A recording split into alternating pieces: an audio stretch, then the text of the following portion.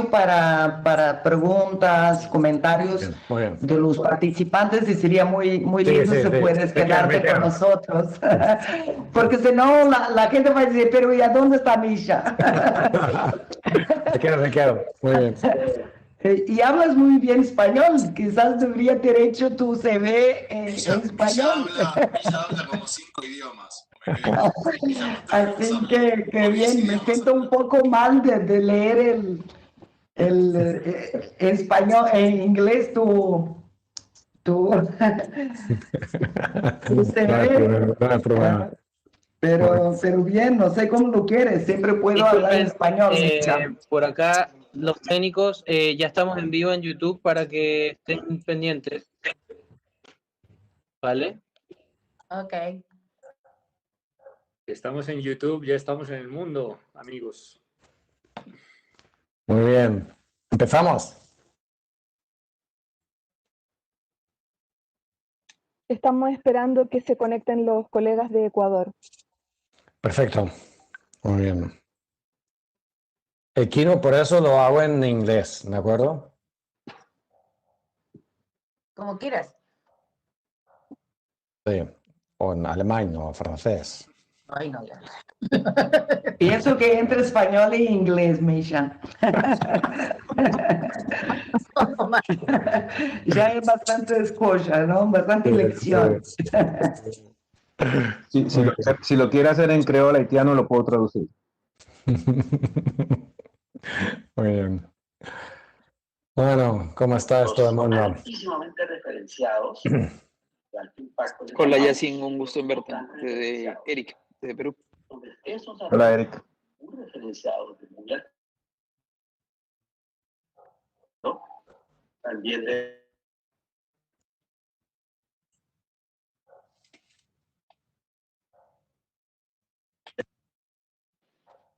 cuando estamos Viceministra haciendo Rodrigo, un gusto en verlos. ¿no? Es uno de los productos del curso. Hola, Eric, son ¿cómo temas estás? centrales de investigación. Bien, bien, en medio de una clase de doctorado. De todos los tiempos. Hablar de historia.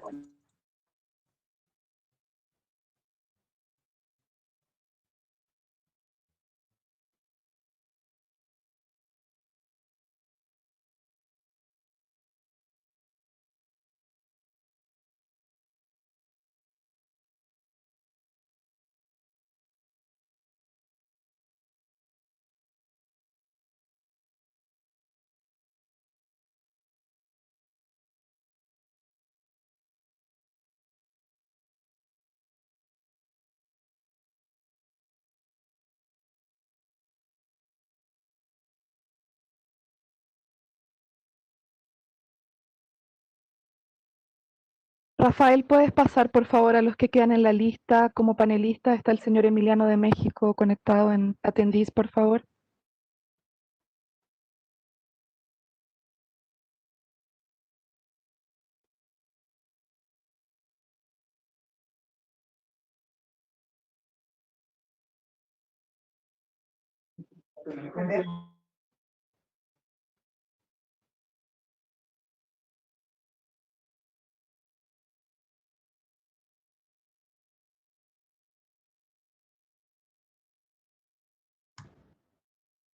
Claudia, soy Mario. Buen día. Claudia, ¿me escuchas? Sí, buen día, señor Chimolí. Claudia, Lo escucho, buen día. no te escucho bien. No sé qué problema tengo acá. Déjame ver. ¿Aló? Yo lo escucho bien, ¿me escucha usted? ¿Me escuchas? Yo sí lo escucho. Yo no. Escucha. ¿Para qué pruebo? Te escuchamos bien, Claudia. Creo que ¿Sí? Es su conexión de Mario. Pedro, Claudia, por favor, ¿le pueden dar a Patricia Falconi? Sí, tiene problemas Patricia con la cámara. Y estaríamos listos para arrancar. Patricia. Ella la señora Falconi está puesta como panelista, ya puede abrir la cámara y puede abrir el micrófono. Si no lo puede abrir es un problema técnico de ellos, porque de acá no hay restricción. Ahora, Patricia, a ver si te escuchamos, si puedes abrir el micrófono. Está el micrófono Muy cerrado. buenos días con todos. Ahora sí, bueno, Patricia, te dejamos entonces que des la introducción al panel. Gracias.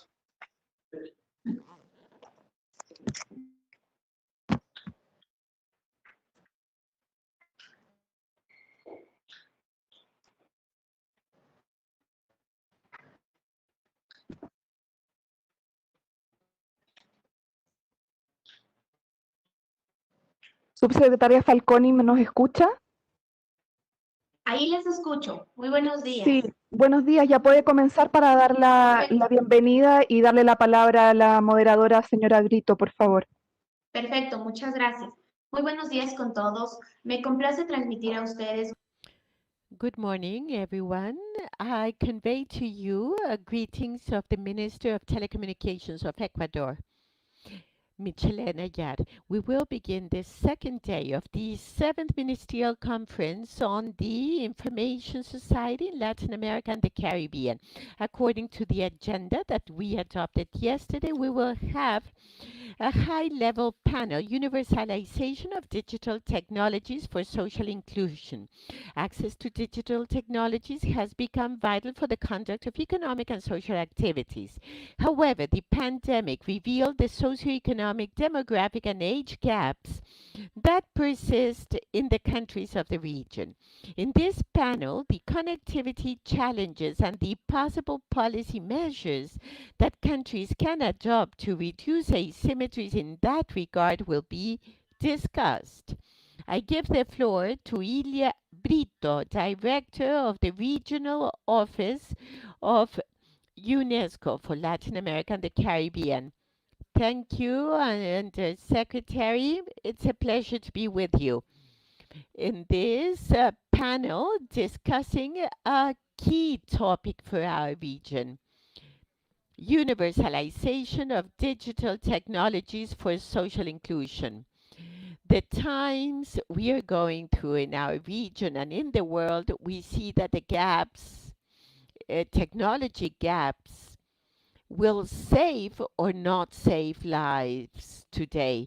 We have an important challenge at the level of education, also an important challenge at labor level, an important challenge of participation in technologies for decision making that will be or need to be evidence-based. Thanks for the invitation to chair this panel in such a key subject for UNESCO's work, that is guaranteeing a digital agenda for inclusion, equity, sustainable development. We have an outstanding panel. We have an initial speaker that is really most renowned and outstanding. Will open up doors to think about that agenda and congratulate ECLAC for this meeting. Yesterday debates were very significant, and today we'll have in-depth discussions on digital technologies, and congratulations to Ecuador for your chair in ELAC 2022.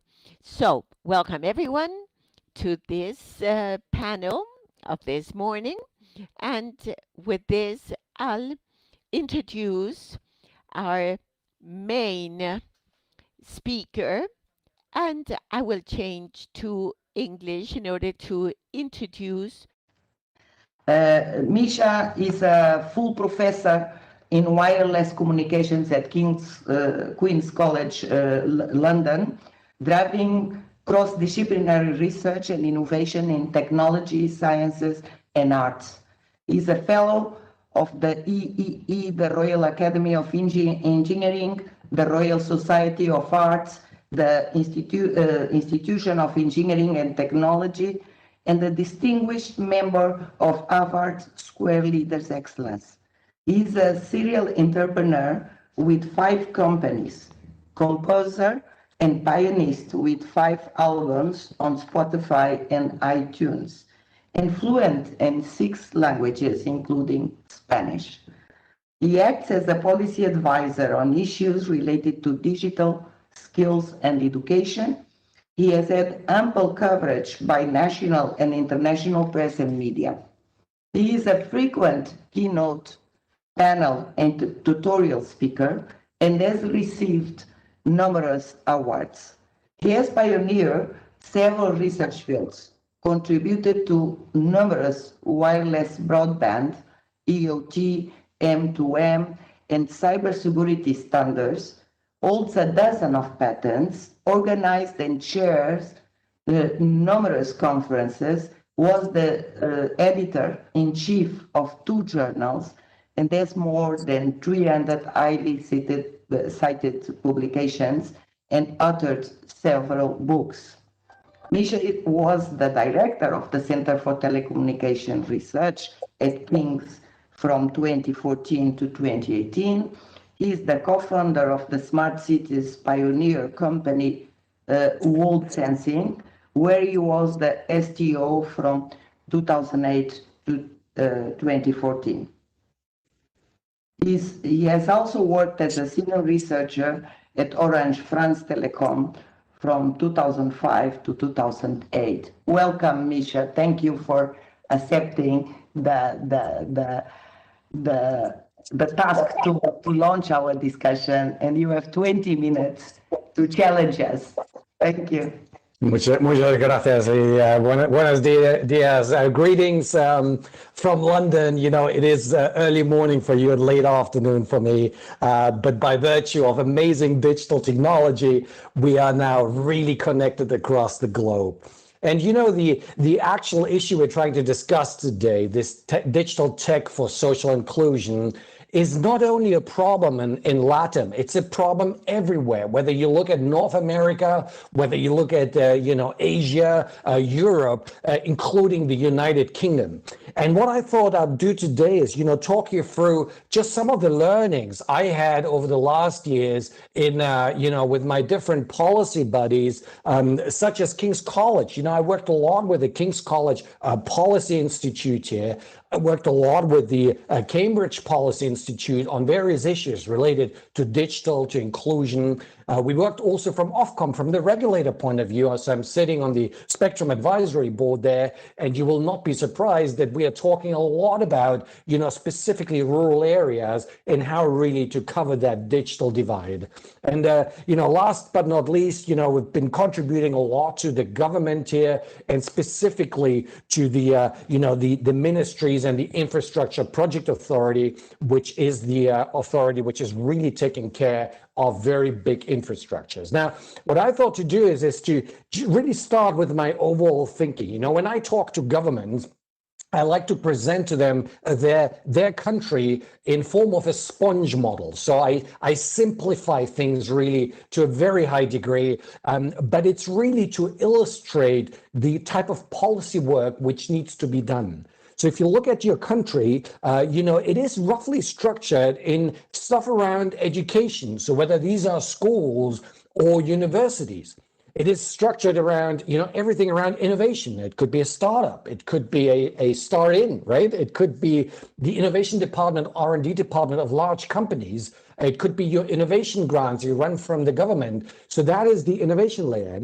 And on top, you have the real market force, the large corporates, which really go out and essentially, sell this stuff and get your GDP really rolling. So education clearly feeds into innovation. Innovation feeds into the large corporates. So I can give you, for instance, a statistics that, about 80% of all the employment is in startups and innovation in the UK, but 80% of the business GDP is done by large corporates. So therefore, from a social and employment point of view, startups and innovation are as important as the large corporates which bring the country's GDP. Now, why do I talk about a sponge model? Well, the challenge I give to the ministries typically is to say, imagine each layer as a sponge, and your task is to grow a tree on top. Now, to grow a tree, you need to make sure that the water level in each of these sponges is really very equilibrium, very, very, equal. Now, imagine that you put a lot of water into the university and school sponge, the lowest layer. The water can't go up because it's too much water. The tree can't absorb it, and the remaining water just falls out. It's a mess. You have a mess essentially there with all the water around. Equally, imagine at large corporate layer, you know, you have a sponge which is very dry because your large institutions, large corporates are not very, very performant on international markets. And equally, your tree cannot grow. So therefore, the role now is to make sure that any policy decision you take is a very balanced decision, which makes sure that you're injecting the right policy framework into essentially each of these layers. And do we have an equilibrium in Europe? Yes, we do. I give you examples from two countries I actually lived in or live in at the moment. So let me talk about Spain. So I'm very fond of Spain. You know, I lived in Spain for a few years, and I can tell you that the schools and university ecosystem is amazing. Education is just really phenomenal. But when it comes then to the startup level and the corporate level, it is not as developed as, let's say, the United Kingdom or the United States. Now, what happens? You have created a really, really good sponge, the educational sponge, great universities, great schools, all paid by the taxpayers, right? So it's all paid by the taxpayers. What do people do? They can't get any jobs in the startups, innovation, or corporate level, so they leave. Okay, that's the messy water you have. They leave to the UK, leave the United States, they leave to other parts in the world. So actually, Spain has seen an exodus of absolutely brilliant talent, which was built by a fantastic educational system, which has been paid by the general population, right? So there's a problem there, okay? So clearly the educational sponge was overdone and the innovation and corporate one was underdone. Now let's go to the UK. So I live in the United Kingdom, and we have the opposite problem. So we have a really strong, you know, innovation ecosystem, a very strong corporate ecosystem, but on the university and schooling side, you know, the talent which comes out is not enough to actually feed into these innovation corporates. The result is that the UK needs a lot of immigration, skilled and talented immigration, to make sure we keep these sponges in equilibrium. And the result is Brexit. Okay, Brexit has happened because you know, the UK, the average UK citizen felt there's too much immigration coming in, taking our jobs, you know, trying to take these very skilled jobs to feed into this innovation and corporate system. So therefore, you know, no matter how you essentially build your government's level, make sure you keep that in equilibrium. It doesn't make sense to fire a lot of money into schools if your innovation system isn't ready. It doesn't make sense to fire a lot of money into innovation if the school system isn't adapted and the corporates aren't ready to absorb all the innovation. Because think of that, everything which cannot be absorbed leaves, it goes somewhere else, right? So you've spent a lot of your national taxpayers' money to essentially feed potentially into another nation. So always remember that. Let's move on to the digital tech. So we are today here to discuss the digital technologies. And let me start, you know, with what I think is really needed. And I think to make it really work in a national level, you need demand, you need a business case, and you need the right regulatory framework. Now, it sounds very obvious because it's almost out of a typical MBA, but for some reasons, loads of corporates and loads of governments get it wrong. The one thing you will miss from this discussion is maybe the supply. And I've left the supply chain out of this because I maintain when there's good demand, there's a good business case, and there's the right regulation, supply will kick in. At the beginning, it might be a bit dry. At the beginning, it might be coming from international sources, but eventually supply will catch up. So therefore, your role as policymakers and as entrepreneurs and as social scientists is to make sure to get the demand right, business case right, and regulation right. So let's talk about the demand a little bit, okay?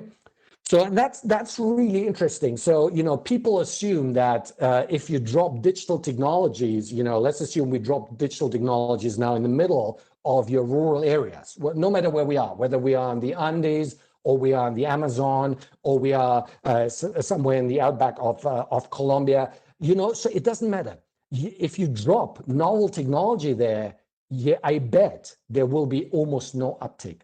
okay? Because people don't really know what to do with this, okay? So therefore, if you really want to make sure that your technology roadmap works, you need to build demand. To build demand for technology, it takes time. I like to compare it to a good bottle of wine, okay? So the wine, before you drink it, you open it, and then you have to wait for a while. And demand is the same thing. Just firing more money at it will not create demand. It just sometimes takes a bit of time. And therefore, if you think that, I give you an example, that by 2023 or 2025, your suburban and rural areas will have 5G, you need to start creating demand today. If you start creating demand in 2025, it's too late. It will be too expensive for you. You need to do that today. And King's College, my colleagues at King's have done a really interesting study showing that actually the demand side, takes typically almost a generation to be adopted. So therefore, if you want to make sure that, your citizens know how to use the new technology, you need to teach them today how to do that. Okay, you need to teach them today how to do that. And how can you do it? Well, for instance, educational platforms. In our world, we use a lot of platforms like Coursera or Udemy, okay, to educate and teach our teenagers who become innovators, who become big entrepreneurs, who become policymakers. So the big question is, do you have enough content today already in your local languages, right? Do you have it in Spanish? Do you have it in Portuguese? Do you have it in Quechua, or in Mayan and Guarani, right? Do you have enough educational content on digital platforms which can, teach and educate the future president, the future policymaker, the future chief executive of your countries? If the answer is no, this is something you should look at. Equally, the industries in, let's say, suburban or rural areas, they need to be educated. They need to be taught, what can you do with data? And I always maintain, just rolling out digital infrastructure in the rural areas for farming or rural industries, to do big data, it's only half of the story. You need to collect data, and then you need to process that, and you need to act on the data. So we need what I call big action. For every big data exercise, you need a big action exercise. Otherwise, big data is only PowerPoints and Excel files. They're useless. They're nice to look at, but they will not move your GDP. So therefore, for every dollar you spend today on big data, digitizing the infrastructure in the rural areas, you need to spend $1 to really make sure you automate the insights on the data, okay? So therefore, think of that from a demand side, consumer, as well as industry. Now let's move on to the business case. Now, business case, you have three scenarios, okay, three. First one, it's a linear business case. Second one, it's an exponential business case. And the third one, there's no business case, okay? So, and we just have to live with that. So let's talk about the linear one. Linear is if you start rolling out fiber, let's say, in the rural areas, and suddenly in the villages, everybody has Netflix, okay? So they start consuming, content in a very linear way. So the more people you have, the more subscription, the more taxes are being paid. It's a very linear relationship. But what you really want is exponential. You want to roll out that technology to make sure that the future, chief executive is being born across the entire country, right? No matter where that person is, where he or she is, doesn't matter. It can be in the rural area, suburban area, or in the urban area. You really want to make sure that connectivity provides that, and the platforms are there for an education, and all the other means are created so you can have your next chief executive coming from that area. So therefore, think about this. The third one is really no business case, and we talk about this on the next slide. Now, coming to regulations. So regulation is quite interesting, and I've been on this boat for quite a while. So from a regulatory point of view, you can do a lot of things. The first thing, we introduced in the United Kingdom is what we call a barrier busting team in the government. So typically, each government is very siloed. Okay, you have government for health, for digital, for transport. Now you figure out very quickly that actually, if you unite all these governments, at least at some policy talking once a week, you suddenly can unlock huge potential. Okay, so and that's what we did, and we call that barrier busting team, and it's very successful because it particularly brought down the barriers between the health department and the digital department. And you understand there are loads of synergies there, and often you can spend a common dollar for both departments to enable that. So my recommendation is introduce barrier busting teams within your governments across Latin. The second one is around, everything telecom. You really need to rethink spectrum usage. So spectrum currently is a very kind of singular commodity. You do run big auctions, which operators pay for, and you build a business model on top. Truth is, you can do so much more. You need to look at, secondary, business usage. And I know that a lot happens in the Latin region. I don't know exactly what's happening in the different countries, but I know that in Colombia, a lot of this spectrum studies has been done in great details. And I recommend you, I'm sure you have done it probably already, to look at these secondary spectrum usage, where maybe you can transform the CapEx model where operators pay upfront billions of dollars into an OpEx model, where essentially it's a subscription model, which works better with the operators, works better with the innovation ecosystem, works better with the citizens. And I'm saying this is because I was in France Telecom when we paid for our 3G license. It cost us billions of euros, okay? And these billions were taken out of the R&D department, and we didn't have any innovation anymore. For 10 years, there's a very shortage of innovation.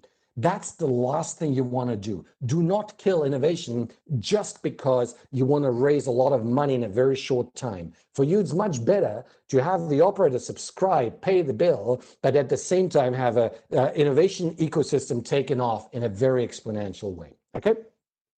The other thing I really, what I recommend you is to look at street furniture. My recommendation a few years back was to make sure that not only spectrum is auctioned, but also what we call, street furniture. It's an English term. It means, rooftops. It means traffic lights, lampposts, where operators put the equipment. Okay, and this is really which is a very big cost to the operators. Could you license that, at least the public street furniture, the same way as you license spectrum? And we have started looking into this, and Germany now is implementing that. So it was found to be a very interesting policy approach, which I had suggested. Now, the other thing is, a lot of other stuff we can discuss maybe in the panel if we have time. But the one thing I would like to mention is also everything around privacy and maybe conspiracy theories, okay? So we had conspiracy theories in every single generation. I had it in 3G, 4G, now 5G, but it's really gone through the roof in 5G because it's the first time we have social media, which are so powerful that they amplify all that.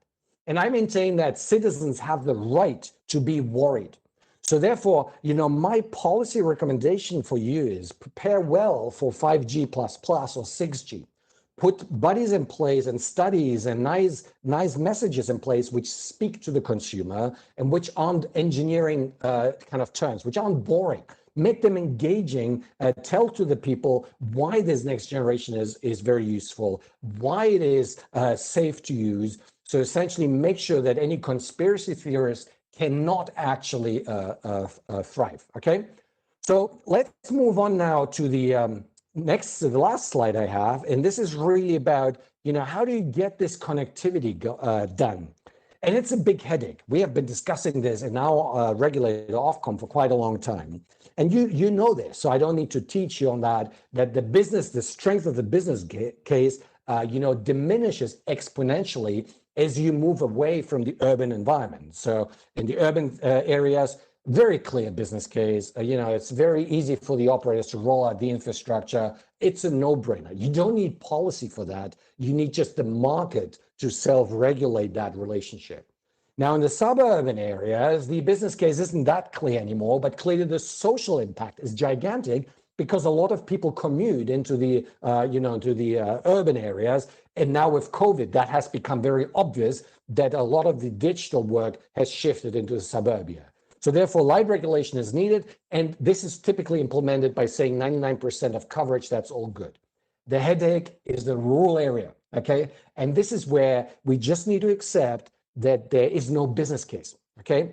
Or maybe there is. Let's discuss that very quickly before I finish my talk. So you can look at the rural area in two ways. One way is you say, okay, so there is no clear short-term business case. The government needs to intervene. And there you can do two things. The first thing we can do is to actually combine your digital agenda with your overall infrastructure agenda. Why am I saying that? So this came out of the barrier busting discussions. To build 1 meter of road in the UK costs about £100,000, 1 meter. To lay 1 meter of fiber, okay, the cost of the fiber is maybe, 1 pence. It's like completely negligible. So therefore, 5 minutes, okay. Therefore, just every time you lay a road, every time you build an electricity connectivity, make sure that you lay fiber. And this is a huge cost to the operators, that transport network, the ISPs, everybody struggles with that cost. You can absorb it easily in big infrastructure projects, no problem, okay? The second thing the government can do is to say, you know what? Let's look beyond our legislative success. And that's the problem with our governments. They change every 4 or 5 years. So anything which is longer than 4 or 5 years typically is a struggle, okay? So, but what could be done is to understand that if you start creating that digital connectivity with the right demand side, put in what I talked on the sponge model, you can create that self-perpetual exponential business case, build new industry, new startup ecosystem, build these clusters. This is how Silicon Valley has started. If you want to really look at the success of an area which was completely sleepy, look at the story, the inception story of Silicon Valley. This could be your rural area in Brazil, in Argentina, in Peru, in Chile, in anywhere in the Latin region, okay? So therefore, the government could say, let's look at the longer horizon. Let's reserve a bit of area, okay? Now, my last thing, and I'm going to close with that, is on the long tail capability. There is actually a business case, okay? There's a business case, and it's what I call the Jeff Bezos Amazon business case. If you think of Jeff Bezos, how he started his Amazon business, he started selling the long tail of the books, which none of the book companies wanted to shelf because they didn't have space. So the typical bookstore would shelf 100 books, and each of them would sell 1 million copies. Jeff Bezos would store 1 million books. Each of them would sell maybe 100 copies, okay? So he realized that this business model doesn't work on just America or just UK or just Brazil. It will not work. But if you build a global business, then the long tail suddenly becomes profitable. And that reminded me that actually our rural connectivity is a long tail business problem. And we have companies now emerging doing the equivalent of Amazon. And these are the Starlink, like, Elon Musk, Starlink. It's Jeff Bezos launching his own constellation. Whilst from a sustainability point of view, I'm not a big fan of this because there's a lot of space junk, a lot of pollution launching the rockets. But an infrastructure is being built, which I think you as a government have really almost an obligation to latch on to provide that long tail connectivity into your rural areas, and also make sure that the other sponges on education, innovation, and corporate firepower are being catered for, okay? So I'll leave you with that. I hope I gave you a little bit of, some discussion points to discuss today, but more importantly, maybe to have also some takeaways for your future policy work. Once COVID is over, visit me in London. This is literally the view from my office, okay? Thank you very much. Muchas gracias. Muchas gracias, Misha. Thank you so much, Isha. The truth is that you started with very important points for this discussion, and now I've got the pleasure now to introduce the luxury panel that we have to continue with this talk about the universalization of digital technologies for social inclusion. So as the members of the panel, we have Pamela Guidi, Undersecretary of Telecommunications in the Ministry of Transport and Telecommunications of Chile, Welcome, Pamela. Thank you for being with us. We also have Rosa Virginia Nakawa, Deputy Minister of Communications of Peru. Welcome, Rosa. Welcome, Deputy Minister. We have Emiliano Calderón Mercado, Coordinator of National Digital Strategy of Mexico. Welcome, Emiliano. We have Lucas Galito, Public Policy Director for Latin America of GSMA. Welcome, Lucas. We have also the honor to have Rodrigo de la Parra, Vice President for Latin America and the Caribbean of the Internet Corporation for Assigned Names and Numbers, ICANN. Welcome, Rodrigo. We have also Ángel Melguizo, Chair of the Inter-American Association of Telecommunication Enterprises, ASIET. And we also have Jacine Keladi, Regional Coordinator for Latin America and the Caribbean Alliance for Affordable Internet, A4AI. So welcome you all and thank you so much for adding to this panel. And after the intervention of Misha, that in some way has set up the ground and all the important pillars to be part of this discussion, from education, the importance of having people and partnerships prepared for this transformation through digital technologies, innovations, large corporations. I liked also the idea of how we can work all together trying to what with procurement, with business case, with regulations, and how all that is now the setting up the guidelines that we need to take into account to have an inclusive digital agenda as part of our public policy. So I would like to talk now to the panel members about these two things which are closely related. The first one has to do with how digital technologies can help to be part of the more inclusive recognition and resilient technologies. Do we have that potential as part of these digital technologies to, reduce the inequalities that we have in the region? Probably Pamela can talk about this. You've got the floor, Pamela.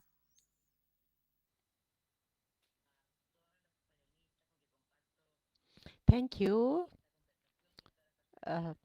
Greetings to all the panel members and audience. Connectivity democratizes society. Indeed, the non-connectivity is a way of marginality and creates a new form of poverty, which is digital poverty.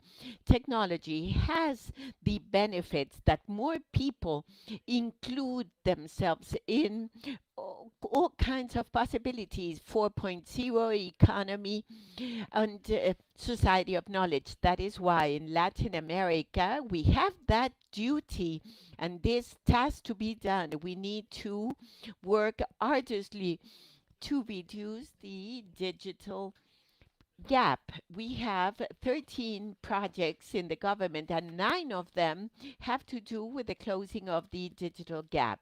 We've done that perfectly in mobile technology. 99% of the population in Chile have internet, but in fixed connection we are below the OECD standard. That is why we need to promote digital inclusion, activities of entrepreneurship, innovation, where everyone needs to participate, not only a few.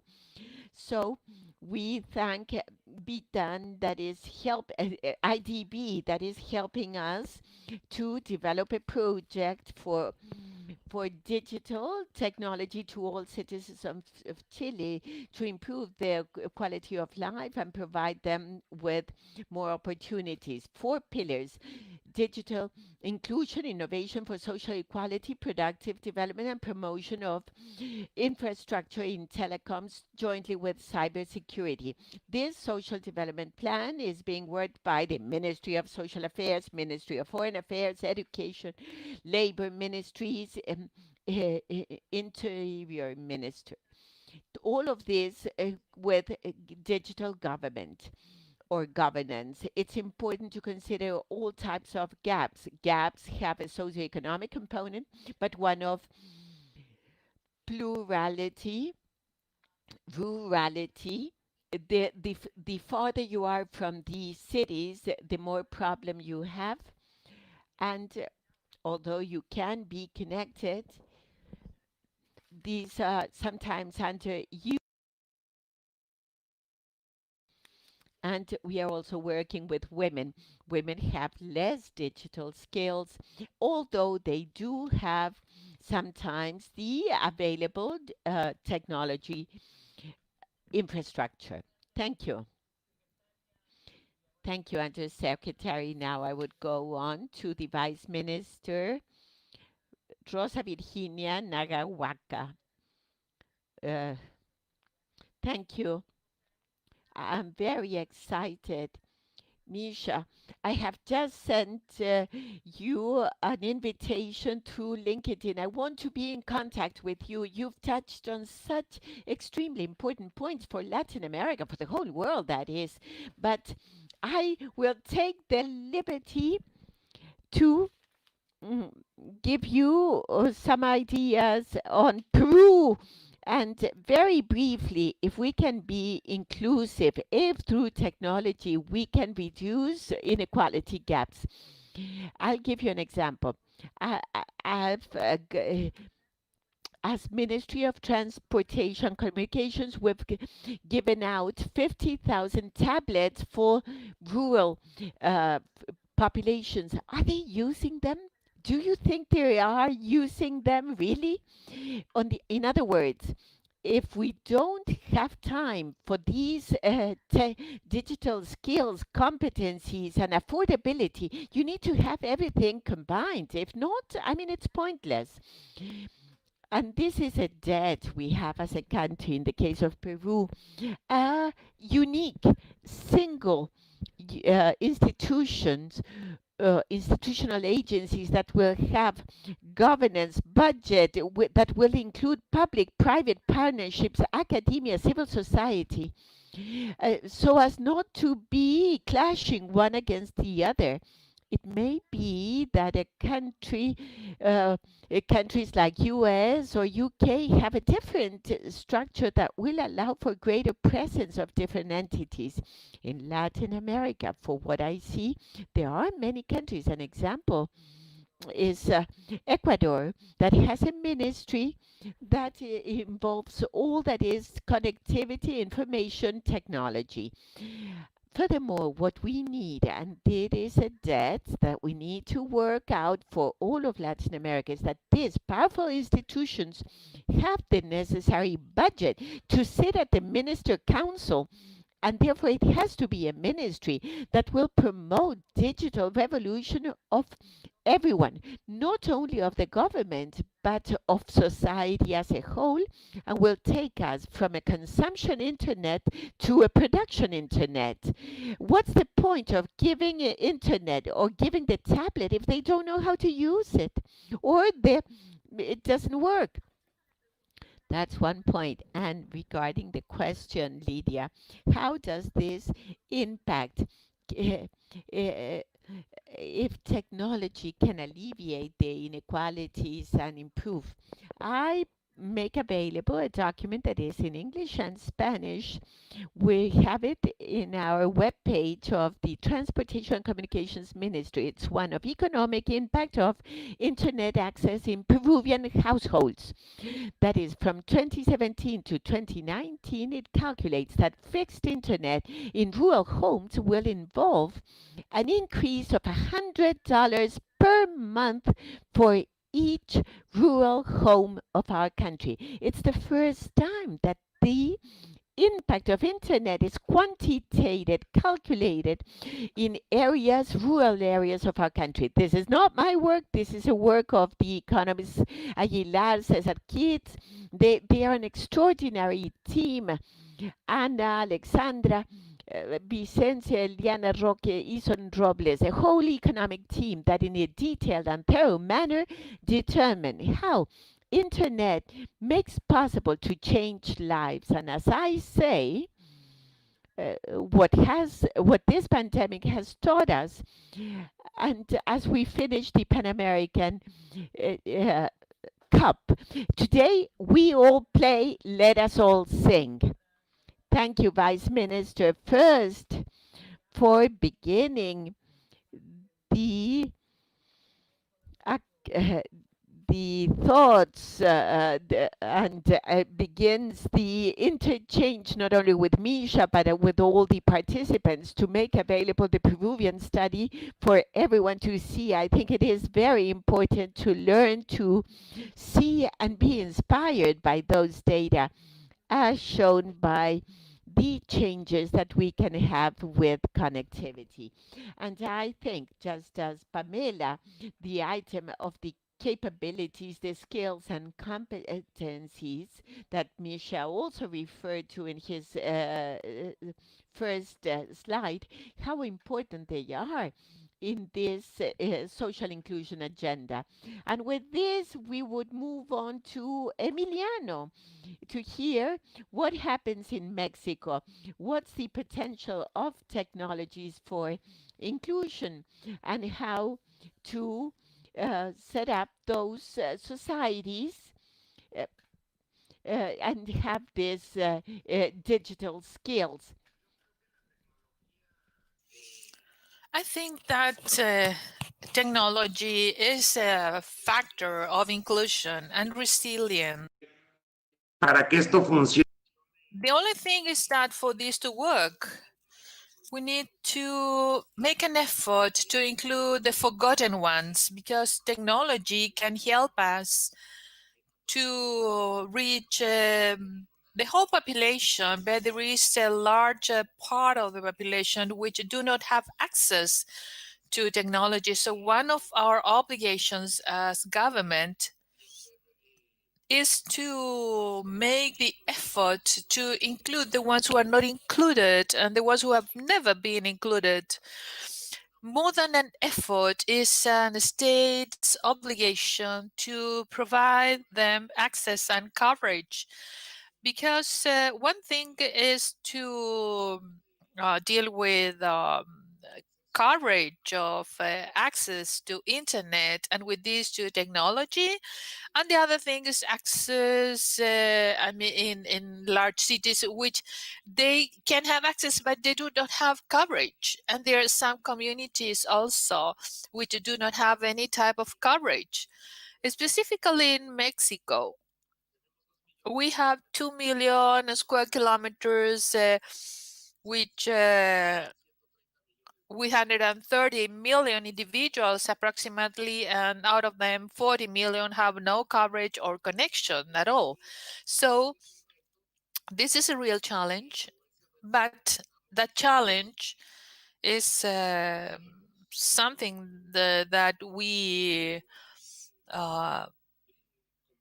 can promise that we are going to do something for this. And one of the main challenges, not only in technology but digital inclusion, is to be able to cover all the national territory, providing access to internet. So I think that this is a real challenge, and technology can provide a lot of people with a lot of influence if we have an ordered digital government and if all the inhabitants have access to this digital world. So the government probably can give the people access to different documents, to different processes and procedures. And this is very important because we can fight corruption if we can systematize all the government procedures and we get the public officials far from the population to try to put to an end to corruption. So we need to guarantee also the access to these instruments and also to train all individuals to make use of these technologies. So this is a challenge indeed, but we are fully convinced that up to some extent, technologies can standardize the population independent from their socioeconomic level, provided that all the population have access to these technologies, and these technologies are well thought to provide services that they're not always efficient in a government. Thank you so much, Emiliano, for reinforcing the importance of connectivity and put on the table all the gaps that we have in terms of connectivity, and also to bring to the table the importance of the government's role in building this more inclusive, resilient, and democratic society that Pamela also mentioned in their initial intervention. And with this, I will give the floor to Lucas. Lucas will bring another perspective. Lucas is bringing a perspective from the mobile operators, and from this perspective of operators, how do you see the potential of these technologies in building this more inclusive, resilient societies, and how these technologies can have that transforming power? Thank you so much, Milia. Thank you to Ecuador for organizing this meeting, and I think that part of the answer is what was covered by Mishat also and others. It's difficult to add something to what they have already said, but part of this question has to do with this possibility that we have to do, the possibility that we have now to be connected virtually and to set up contacts among each other. Over the last weeks, we have been in touch with other panel members also, and this is a demonstration of the potential of this mobile technology. I was in a session, in a meeting not long ago, and the most advanced things are related to the fact that how mobile technologies have enabled the social resilience. Who of these panel members are the ones who are,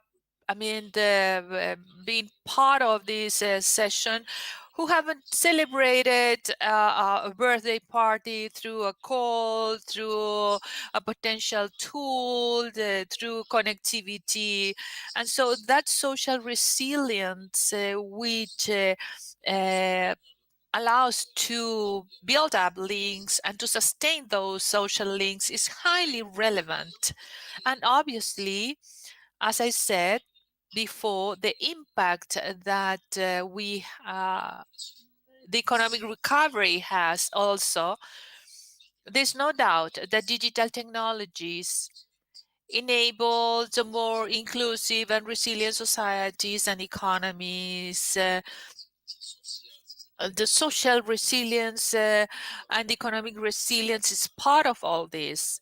We talk about how connectivity and digitization could be that economic recovery engine, and the increase of 10% in this mobile network and the potential to increase GDP in 1.2% based on the recent figure that was published, and the increase of 10% of access in a country results in 1.9% of GDP. So in times of recession, in times of economic impact, digitalization is a strategic allied, and connectivity is the driving engine of that.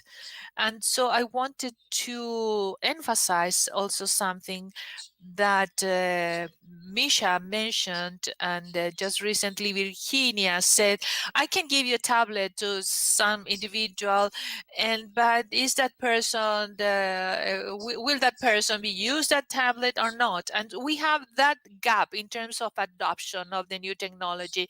Between 93% of the population in Latin America, they already have bandwidth coverage. And we have 40% that do not use them. 40% do not use them. And I'm not going to talk about the 70% of that gap, if we can call it supplied, but probably if my mother is looking at this, they will say, no, this is not so. And sometimes I put my mother as an example because she has the capacity to have access to the mobile services, but she doesn't know how to use it. She calls me every day and say, how can I do this or that with cell phone? And she doesn't know how to use it for productive issues, but only, I mean, for making calls or something like that. So this is another important aspect. Local language was mentioned by Misha, Guarani, Quechua, etc. And that's something very important also that should be included as part of public policies, to provide local content in the local language and relevant content, the content that is desired by people, and people want to have access to this because they have this proximity with the language. And other things, digital skills, you need to know how these devices work. So I think that point that was mentioned, I tried to put this in numbers. 40%, for instance, has the capacity to access, but they don't. And the long tail, as Misha showed, that this 70%, we don't need to leave that aside. And also, what are the incentives to reach to that number?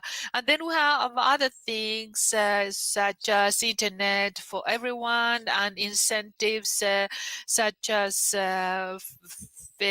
state policies. How can we have a comprehensive state policy? And also what has to do with the policy that Misha mentioned, the access to a spectrum. What are the incentives that we may have to have access to this? And with this, I finish my first intervention, and I hope that I use my 5 minutes rightly. Thank you, Lucas, and apologies.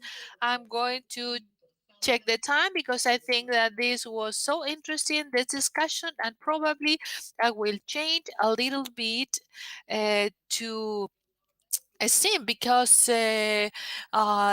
these technologies, they can have a transformative process, a democratizing process. They are influential. They can create resilience.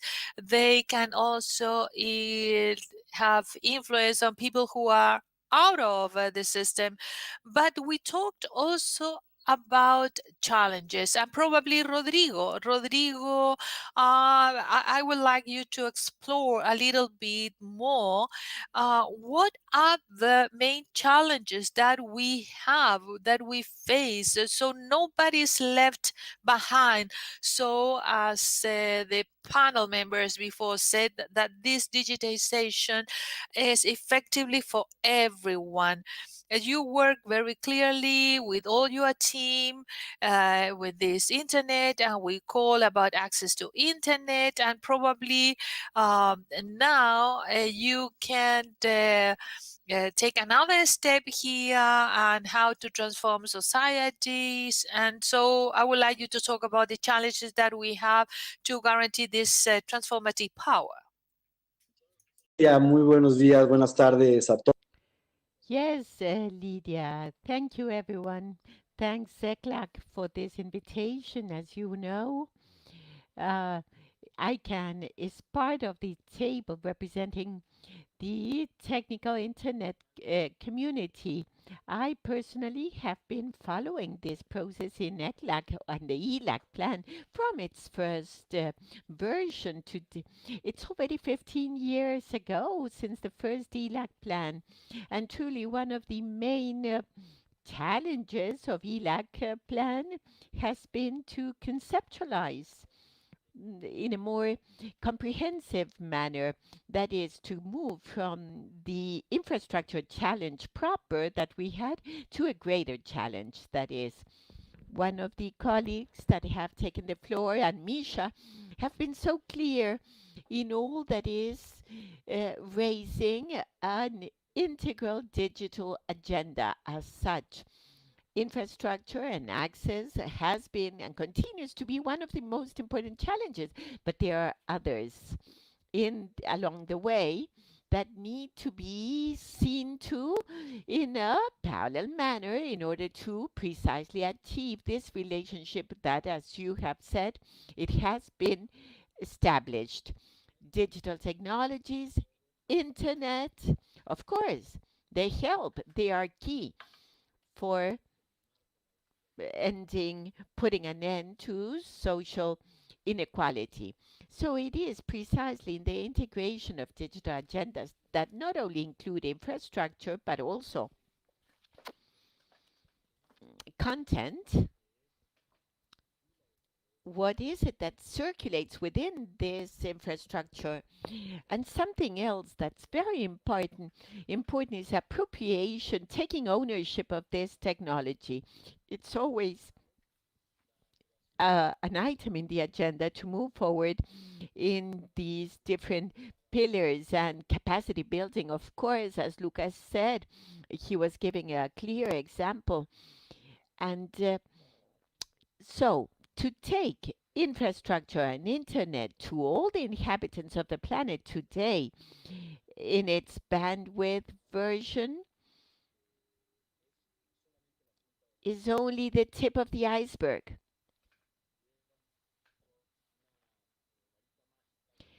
With a magic wand, maybe we could take it to all the planet, but we wouldn't be solving the problem. We would be before an important progress, but there may be examples of past bandwidth where precisely the internet potential is not being leveraged. The pandemic made evident all of these challenges. We've always said that digital technologies and internet facilitate integration of society and help us in economic, productive, social, entertainment activities, of course.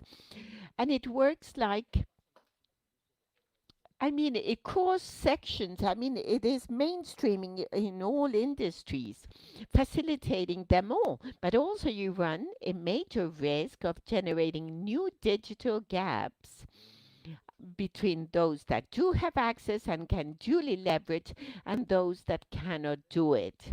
The pandemic, COVID, really made this evident. All of a sudden, people that will continue to produce and people will continue to have opportunities through digital technologies and internet. And there you had the evidence of those who are connected already with the necessary skills to really tackle these technologies, but also evidence the fact that those that are not connected are being isolated in a very significant manner from all these opportunities. Now, from the point of view of technical infrastructure, which is this part in which we work with other organizations of the region and the world, we underwent a stress test. Really, accelerated growth insofar as traffic and use of these technologies during the pandemic really stress tested the internet, technically speaking, And in order to be like a conscience, we are speaking of what happens in internet, and in some way, we are assuming that this technology already works and works fine. Well, our internet, the one we have today, did enable us in the pandemic to be able to keep on connected, continue doing economic activities to a large extent. But it would be worthwhile to think about the design creation in the national and international agendas to see what were the elements that made internet to continue being the infrastructure that allows us to do all these activities. And of course, open architecture is the one, technically speaking, the one that internet has. This open architecture is the one that we need to ensure that it works, that it should continue to work. And this is thanks to the fact that we have open, plural, multi-stakeholder governance. Thanks to these principles that have been adopted by all governments and all stakeholders, is that today in a ministerial meeting of ECLAC, give room to voices as we were hearing the industry and other colleagues, us from the technical community and other groups of societies. That is, that public policy decision or the building of digital agendas should not and inadvertently damage these principles of open architecture of internet. So it's good that we come together and reflect and think. The challenge is to maintain this, that to keep this as a baseline to work together. Yes, go ahead. 2 seconds, please. Yes, but maybe I have an important challenge to refer about security and capacity building, maybe for next round. Yes, the second round will be a more a live panel discussion. You mentioned the indicators that UNESCO developed and were the norm indicators that internet needs to be based on rights and accessible, open, and needs to have a multi-stakeholder governance. Thank you for mentioning that. Precisely to guarantee its transformative potential, and that is why we have several countries of the region using those ROM indicators so as to be a focus for policies to work on so as to guarantee those 4 principles of internet. And now I give the floor to Angel Melguizo. He's the chair of the Inter-American Association of Telecommunication Enterprises. Once again, Angel, you have a key role to play to help member states, government, society to overcome or to face the challenges. And what's the view of your challenges or that have not yet been faced? How to guarantee this? Angel, you have the floor. Thank you, Lydia and ECLAC and Government of Ecuador for the invitation to participate in this ministerial conference. It's true that the TUAL is not the best of worlds. When I heard that 15 years ago we had the first ministerial conference was in Rio de Janeiro. We all want to be in Rio. Hopefully that will happen again. It's a pleasure to speak about connectivity and closing of gaps, which is so important. I'll try to give a step even further from my colleagues because many of the challenges already have been expressed. But I would like to give additional numbers or figures. During the pandemic, 3 of out of 10 Latin Americans have not had any internet in spite of all the progress. And if you are a Latin American in a more vulnerable home, the probability is only 40% of having access to internet. This is twice worse than what you have in OECD. Internet is not only to inform, to entertain. It has AT&T, only media. Well, it's fine that people are entertained with the platforms, but it's important to be educated and to continue working. And here give you another data.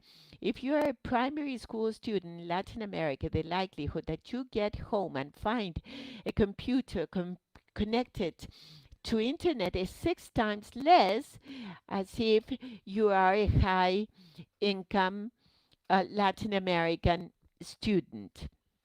These gaps are unacceptable, and these are translated also in the productive environment. For us yet, this is a call to action. And to start enforcing the action agenda, I would divide it into 2: investment in technology and education, and smart regulation of the digital ecosystem. I'll give you the data about these 2 points. Yesterday, Minister Michelin from Ecuador was saying that Latin America needs to mobilize 160 to $200 billion from here to 2025 so as to have connectivity levels equal to high-income countries. Imagine the public-private effort that would mean in a time of economic crisis and stressful. So it's 1 to 2 GDP points, similar to the analysis made by IDB and ECLAC. But of course, there is no digital transformation without education. And today, when we are asked if we find the workers with the skills, competencies, and that we need for jobs, out of 10, it's not like that. I mean, we have a job and we cannot fill that job because they do not have these digital skills or analytical skills. We are all in digital economies, and soft skills as well, because in this virtual and physical world, this exchange of community organizing time and all that, you need soft skills as well. And the second, this investment cannot exist without a smart regulation of the digital system. Where do we see a possibility for innovation to increase connectivity? In the regulation of universal service funds, connectivity that all countries have, but unfortunately are not closing those gaps. 3 out of 10 Latin Americans without connections, and a higher probability if you are a primary student from a vulnerable home. And so let us consider the efficacy of the spending of these funds. These funds have invaluable resources. Let us spend them in connectivity and education and do it right. Identify financing sources. We are speaking that we are in a digital economy. Therefore, all the players contributing can be diversified. And thirdly, ECLAC has just proposed a regulatory sandbox that is experimenting with the use, allowing telecom operators to manage them so as to reach out to the rural areas that today are not connected, or rural areas within urban areas. This is a point that we will discuss it with Misha. It's complicated, but we believe that as a team, we can do it. Thank you very much, Angel. And I think you gave the floor in a very good way to Yasin, because that is the topic of your organization, how to guarantee this partnership and have true internet and start and to have a conversation. How do you envision the proposals that Angel has placed on the table?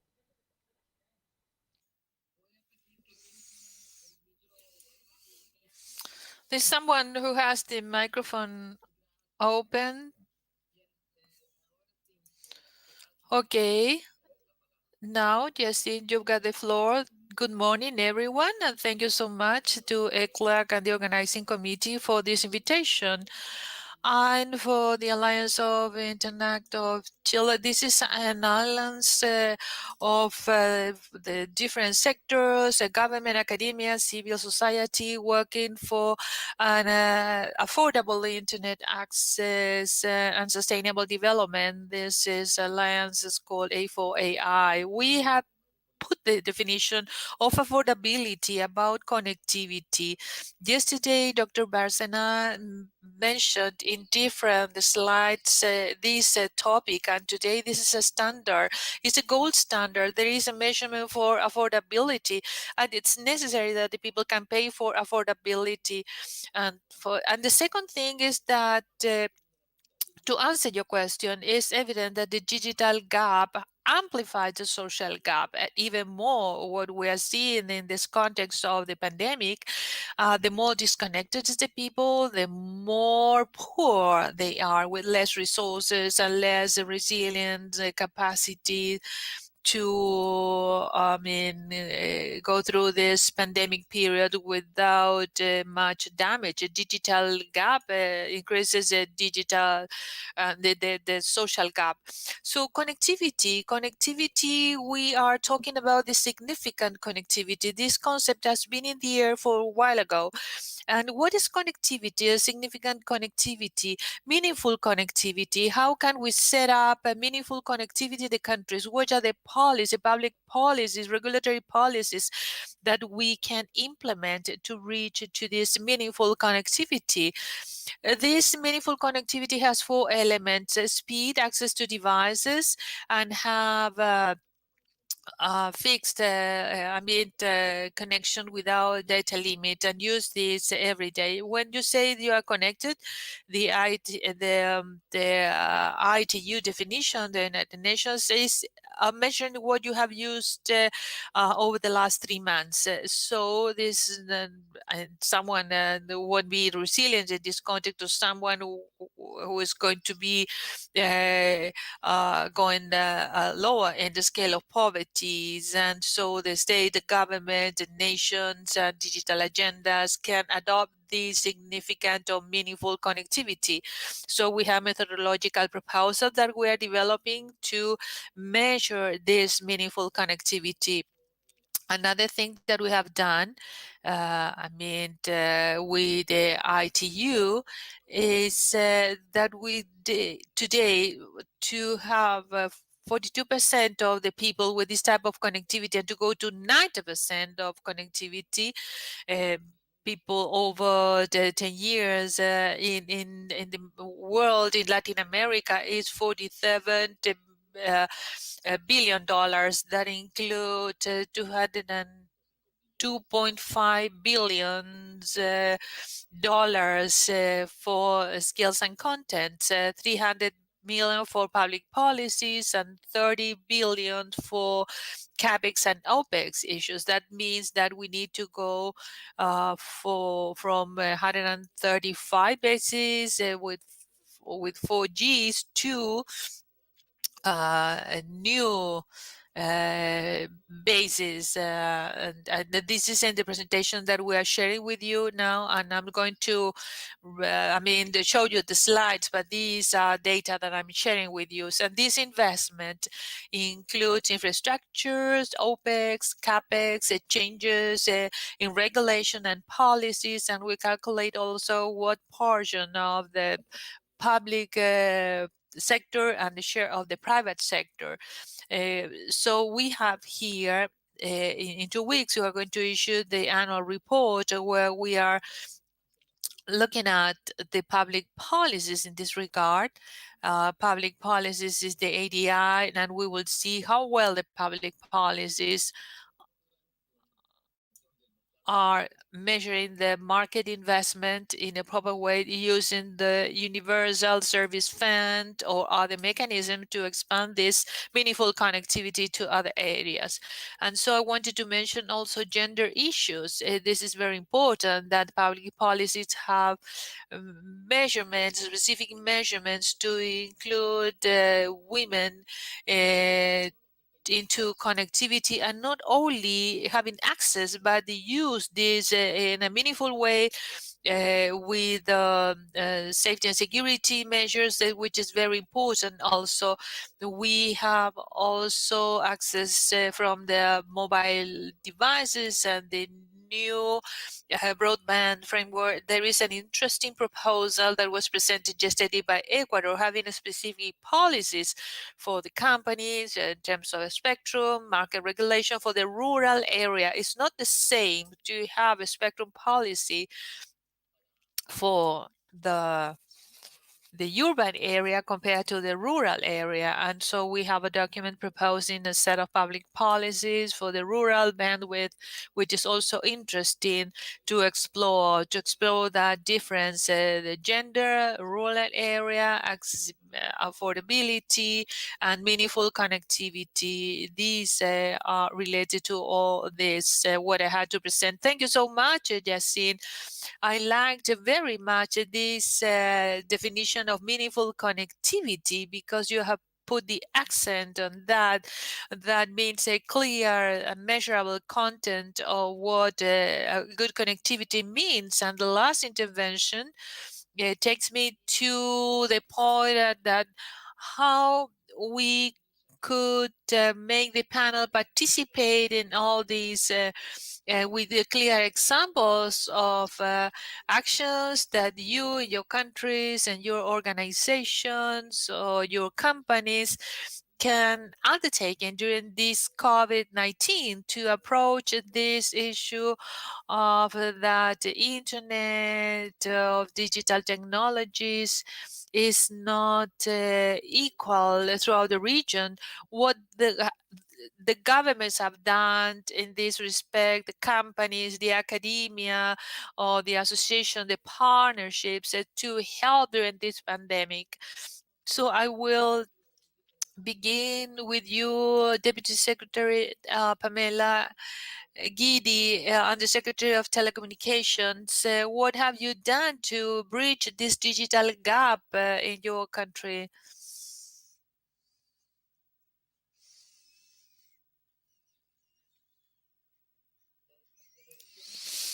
You please open the microphone, Pamela.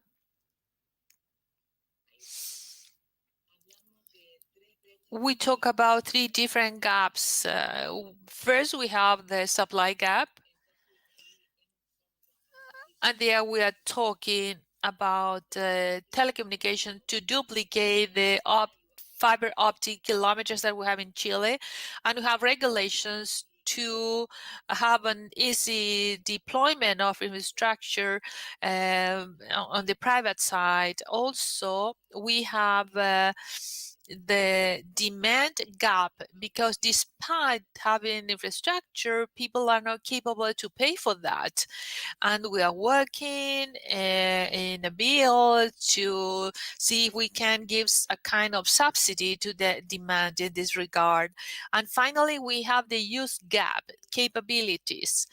And so we're working in different plans with IDB to train different groups of women and elderly people, neighboring associations, and what we're doing with Sense, which is the division of the Ministry of Labor, to provide training to individuals to develop digital competencies and to help them in the labor transformation. And what we are working also with the industry as a whole to have a basic connectivity plan, but free of charge for the people that we have been in this during the lockdown because of the pandemic. This has been a word with the world, the public world, and we have worked with different rural areas to build the 5G services. I'm thinking that 5G can reach the greatest number of people in the shortest possible time. And so we have put a minimum technical regulation to cover 90% of population in a 3 years period. So we're working in multiple measures from every perspective, and all have to advance at the same time. Thank you so much. I think that this is exactly the way to approach this multidimensionally. And I would like to remind the panel members and the participants that we have the possibility for you to participate. We're going to give 50 minutes at the end of this session, so the panel members can also put on the chat some special comments that would like to make, or questions or answers. And now, Deputy Ministers or Undersecretary, what is Peru doing in this regard to reduce these gaps, Deputy Minister Rosa Nakagawa? Yes, I think that in 2 minutes I will try to be very brief in terms of pandemics. And after we knew that we would have the lockdown and all that, we started directly working by approving two important law decrees. One was the fast track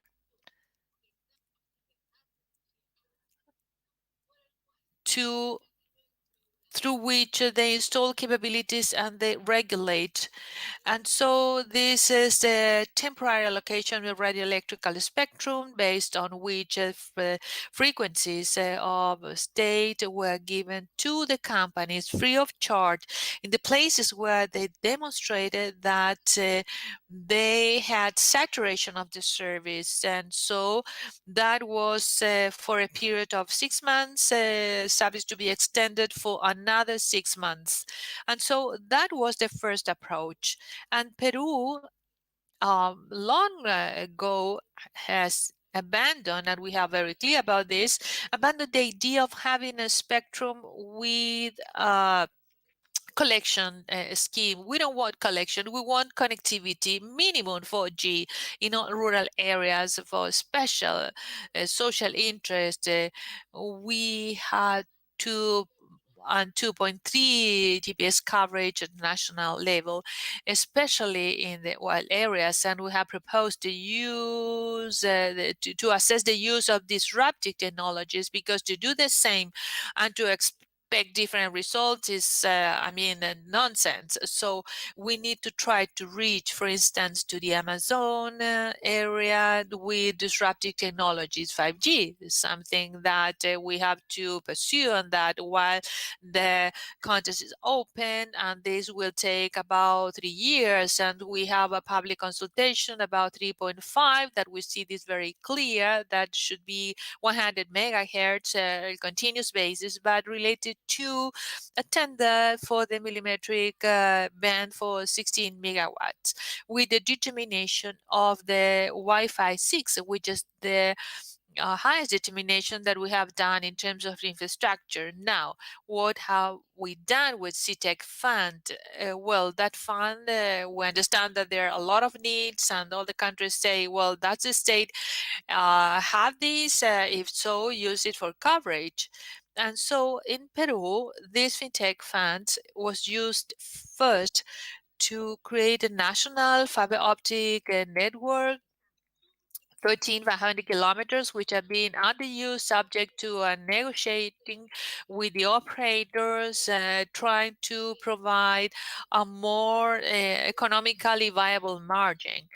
and we have 18 regional projects, and these are not subject to competences, and they are now entering more than $2 million investment, where the state is putting that fiber optic through the most remote and rural areas in the country.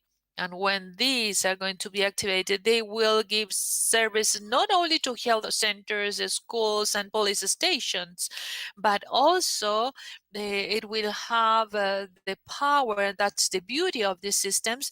You have the power also that the mobile companies having coverage in that area, and they all have, but they don't have infrastructure. When the operator of mobile RAN infrastructure is installed there, through which through the fiber optic use, they install the antennas and they say, okay, mobile companies, come over here and install your equipment here.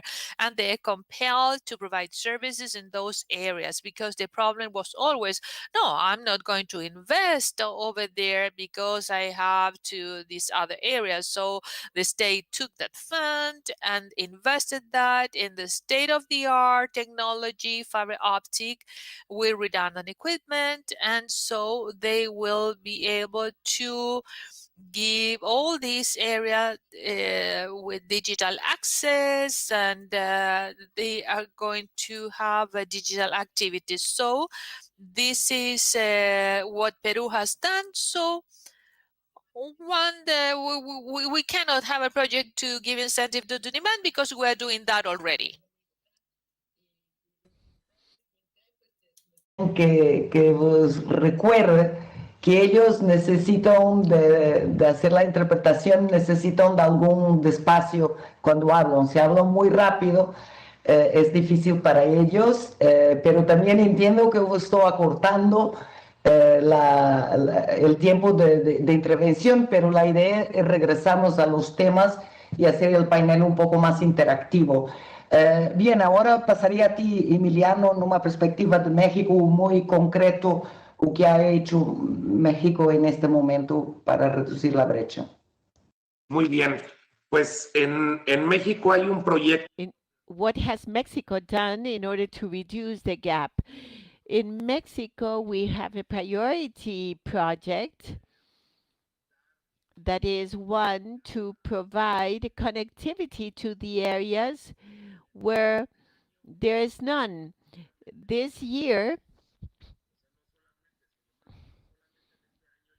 only in this year, we have 40,000 places of less than 150 inhabitants with connectivity already. We are providing connectivity, wireless connectivity in all those points where there will be free internet for the whole population to connect around these wireless devices in access points. And in a parallel manner, there will be 4G coverage in these areas. There is a very important subject that was mentioned already a while ago, and it has to do with the bandwidth definition, because many legislations, including ours, what bandwidth includes 3G, something which is really not bandwidth, or wide. So we need to define that correctly. What is bandwidth, true bandwidth, and then vendors should provide a better service. But that is key. Now, for COVID, we, on an emergency basis, connected all the hospitals of high specialties, hospitals or special hospitals. The government has a new company, CFT, Internet for All, that will be in charge of connecting those areas that are not attractive for telecom enterprises. It's something very similar to what happened 50 years ago with electricity, electric power, remember? Where there were some areas that were not attractive for the companies providing power to communities. And so in the government of Mexico, that issue was taken in order to provide a connection, e-power, electric power to all population. Internet is very similar in this way. There are areas where nobody gets there because they're not economically attractive. And so the government has the obligation to reach out to those areas. Now, for COVID, as to the government, what do we do?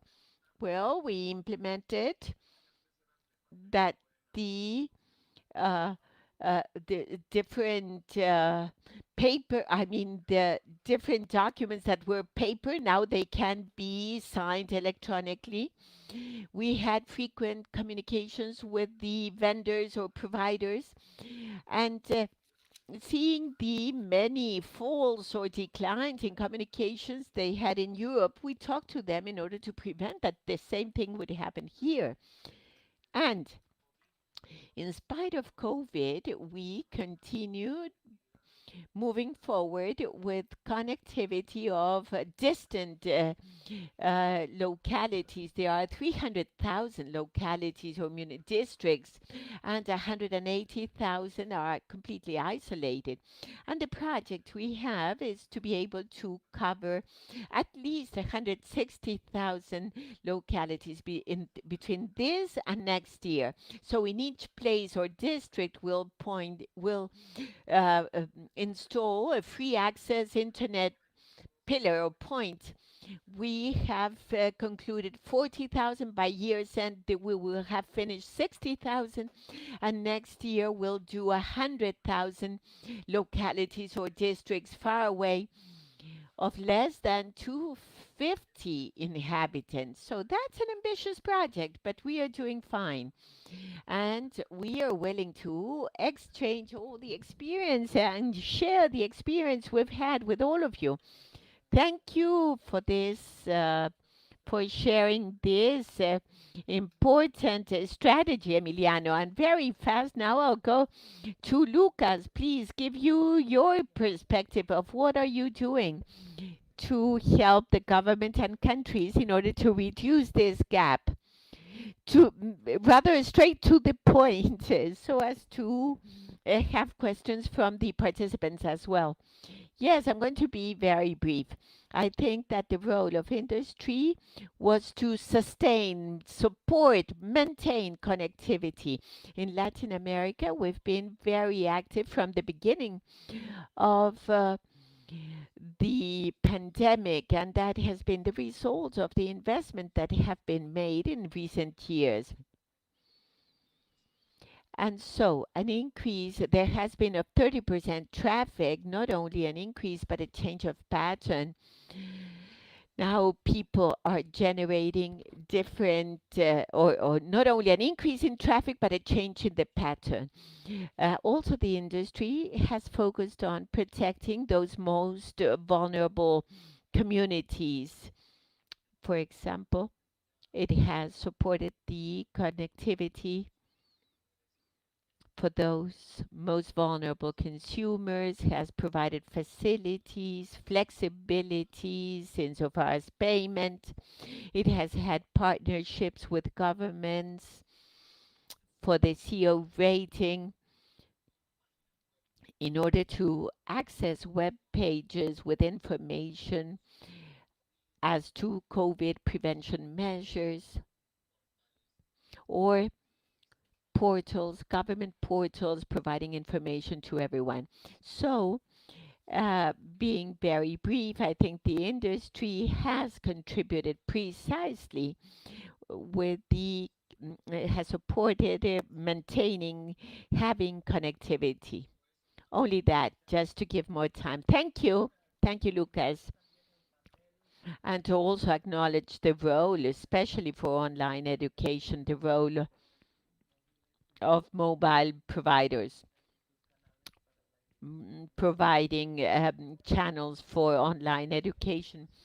Rodrigo, in your perspective, what are you doing in this pandemic in order to deal with these challenges?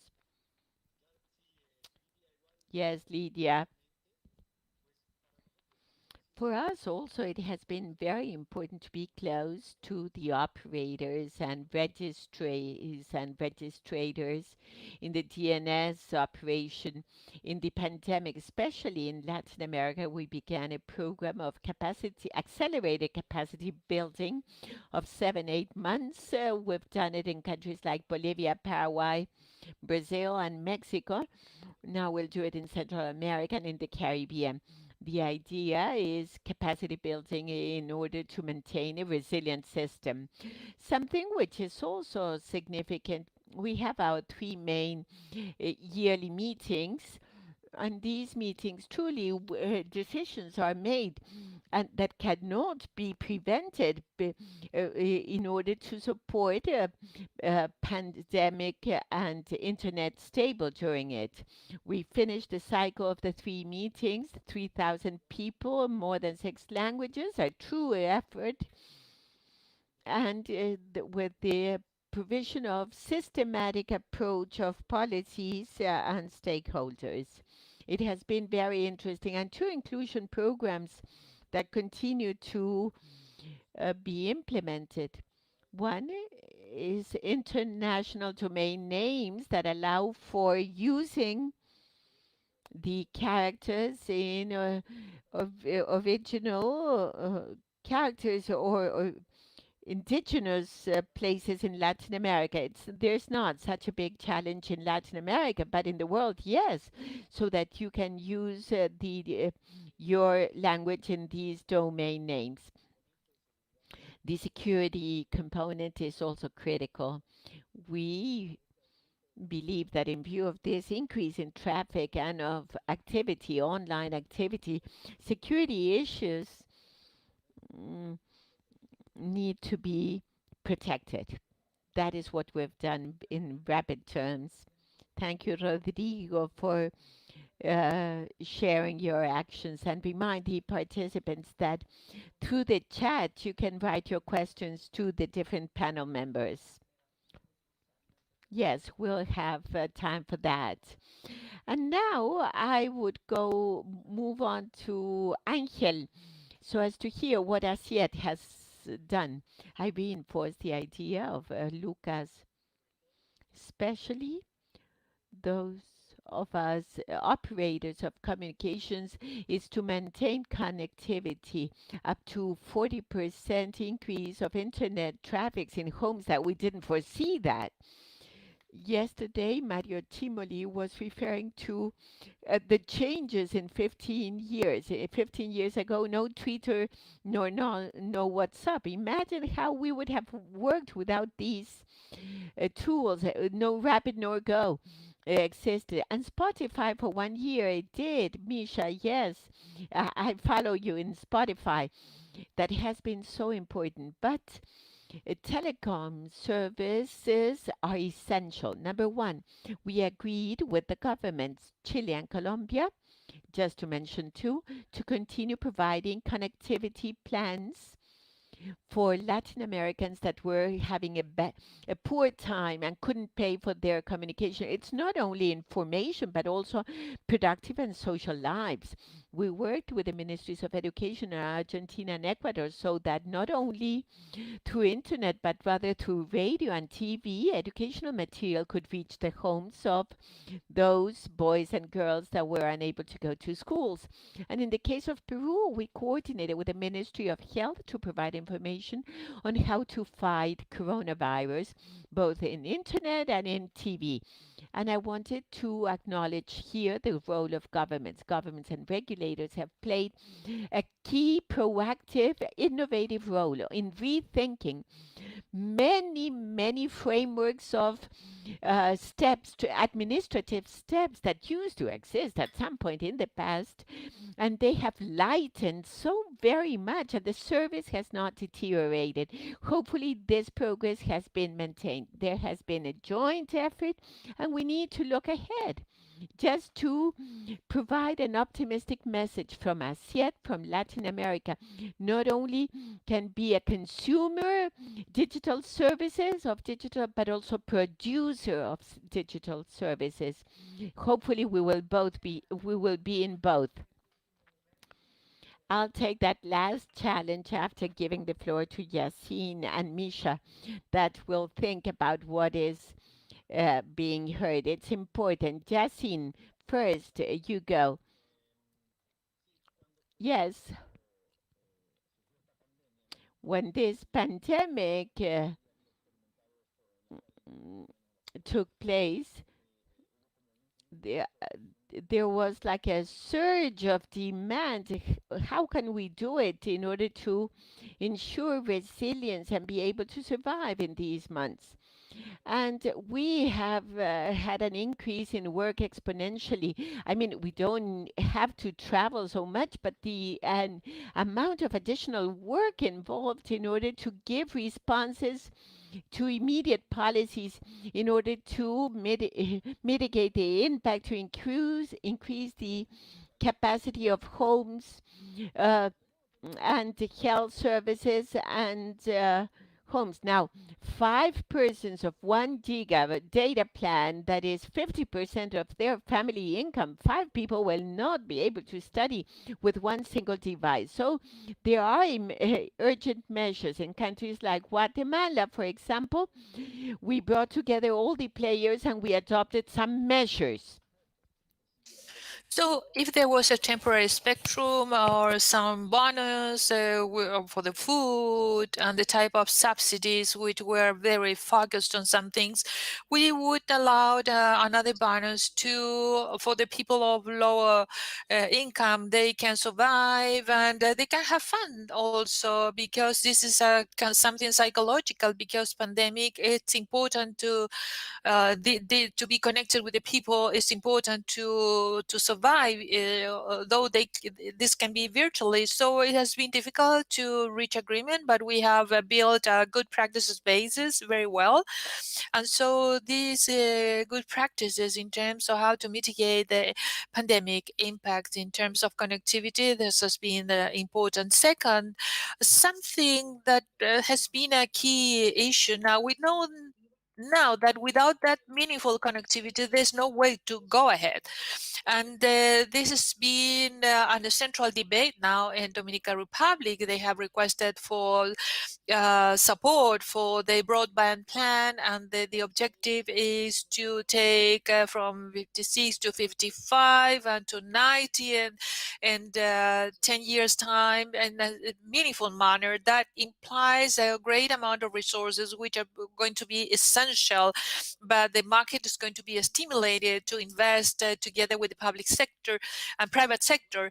And so there's something additional. Digital transformation is something essential, and if we don't do that now, we're going to be very bad and we're not going to survive this crisis. And I think that has compelled us to think a more smart and innovative manner, and to do the things more quicker than we have thought. So to adopt those measures in terms of rural aspect, genders aspects, and to take all that into account has been a priority for the government. It's not only now nice to have, but it's something that we have to have. Thank you so much, Yassine. And now, Misha, you have heard all the different actions, very specific actions, different points of view in terms of business development, regulations, funding, education, all the topics that you tackled in your presentation. So I would like to hear from you some comments on how can we go ahead with these actions and to put more emphasis in this challenge to respond the challenges that we have in the region. Te explico una otra cosa. I can explain you this way. The most important thing for me that I have seen over these months, that is the technology that we have is good. That's okay, but it's not perfect. So we have technology which has been done by services, by applications, but we don't have a technology which has been done by the human being. It's not possible that we have to wait 8, 10 years time to reach to 6G to resolve the problems that we have today with the connectivity from here to London. This is not possible.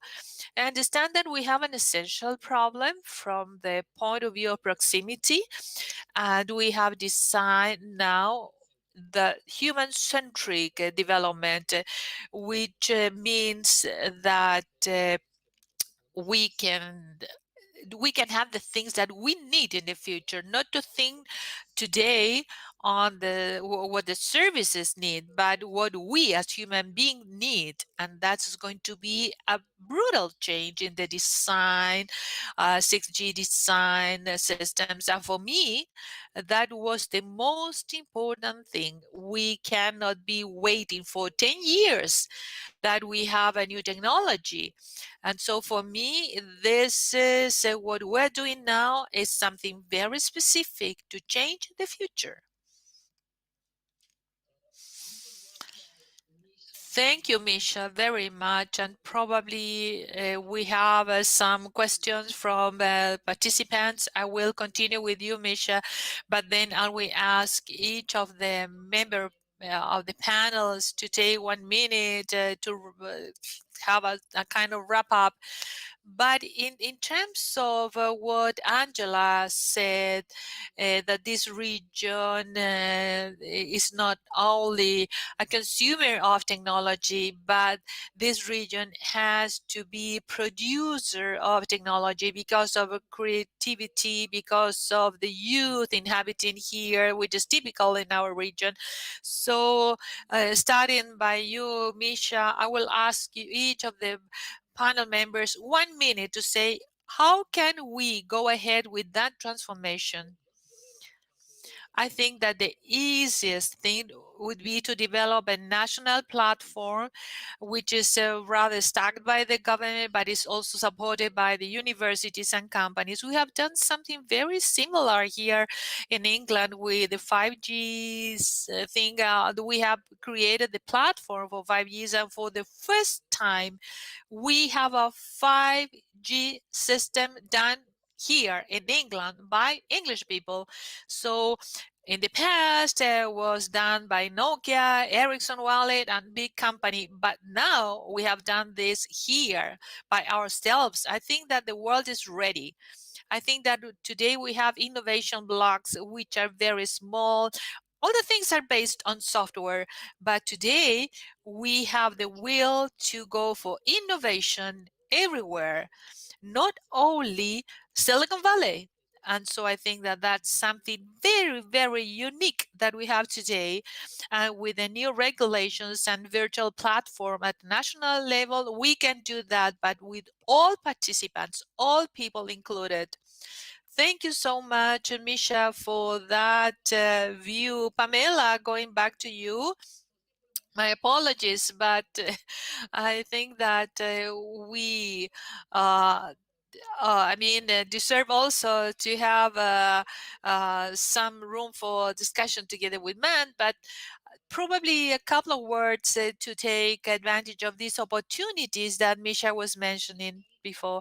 I fully agree with Misha. In fact, the same day that we launched the bidding for 5G, we saw the 5G campus that was to take all the universities to that endeavor, and we're going to be more ambitious. And next week we are going to have a 5G platform innovation that we call it 5G Observatory, where we're going to have the whole system, because it's not enough that the state call for bid and the public companies go for that and finally get concessions for this basic route connectivity, but we need to have all the areas involved, innovation centers, university, the governments, to implement and maintain all the system and to have all the ecosystem working cooperatively. Today, the digital economy is digital, is software. We can do an open source of innovation for 5Gs, which could serve for Chile, and why not to export this to the world? Thank you so much, Pamela. Virginia now. I don't see Virginia. Oh, okay. Deputy Minister Virginia, how can we do this in the region? Of course, I fully agree with what has been mentioned by Misha and Pamela in the specific case of Peru.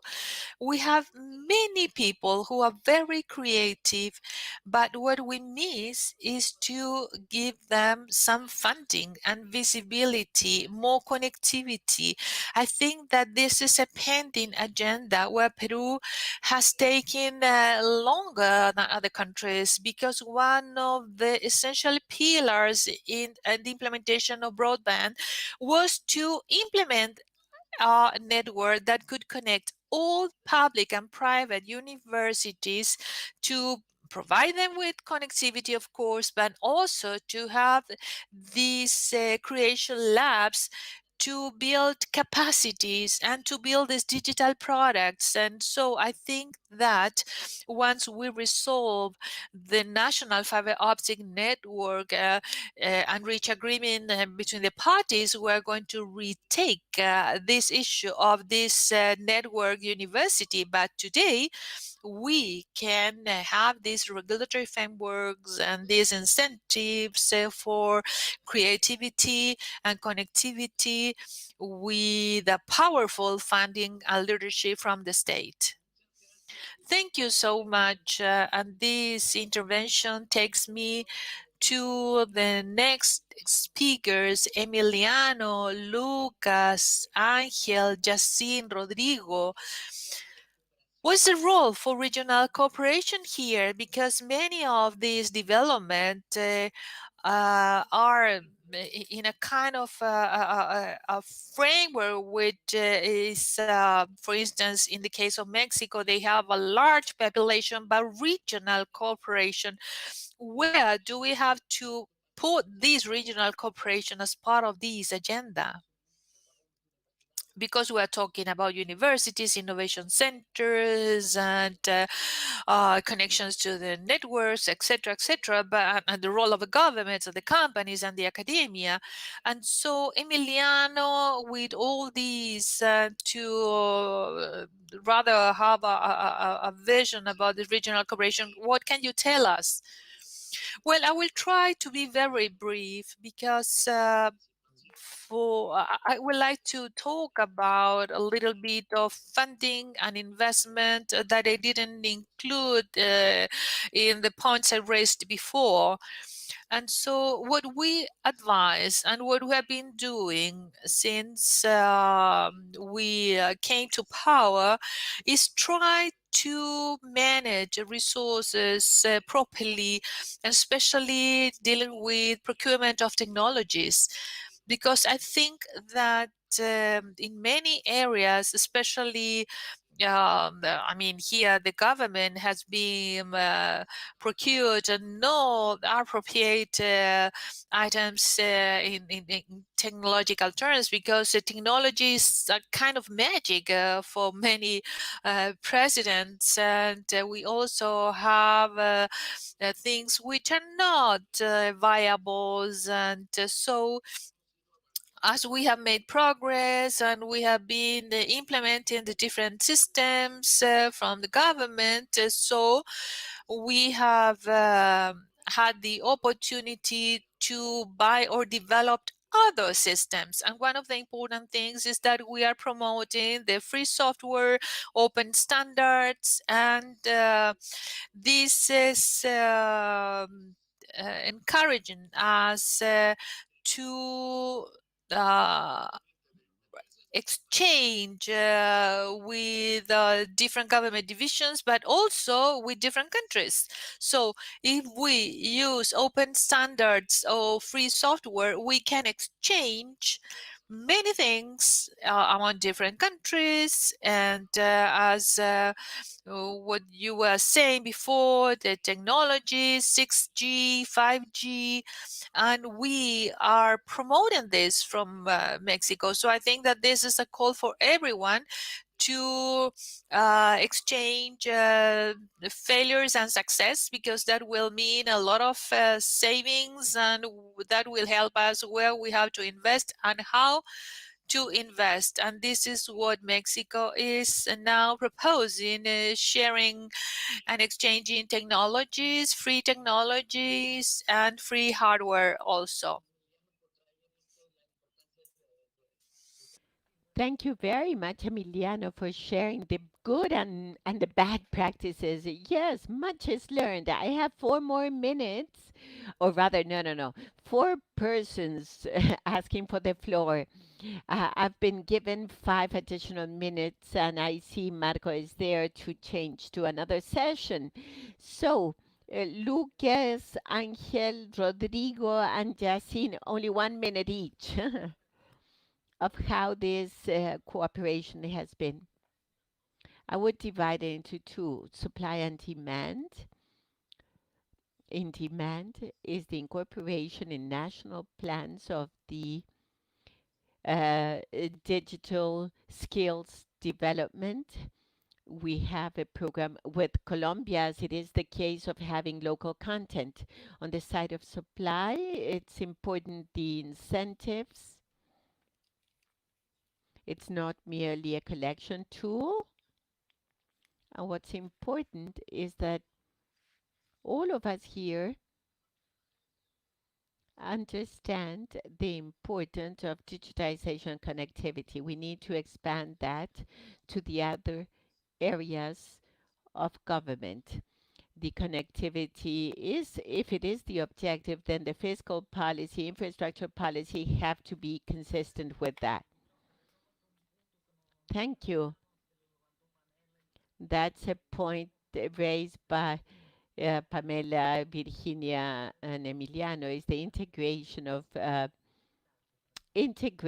of all aspects of government. Rodrigo, Angel. Well, yes. Cooperation, collaboration are precisely the elements that have made internet to be what it is today.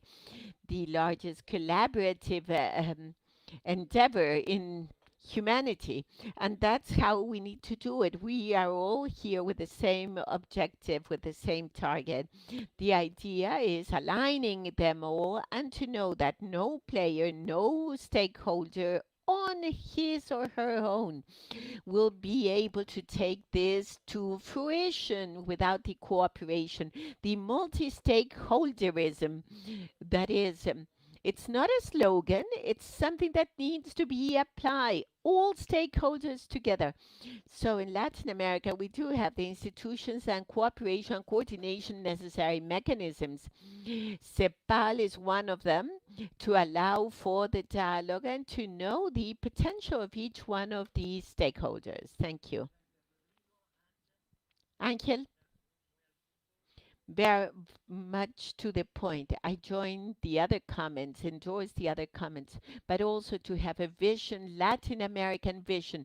Only Mexico and Brazil have the scale at global level to compete with the digital creation. So you need associations between universities, companies, and governments. But from a Latin American standpoint, CEPAL, of course, but we need development banks, active development banks in digital economy and most creative and we have lots of expectations in them, development banks.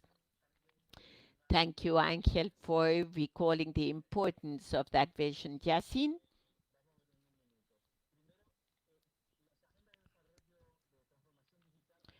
Digital transformation agendas we should delete the word digital. It's transformation agendas. It is a matter of transformation of society for more development. That would be the largest integration.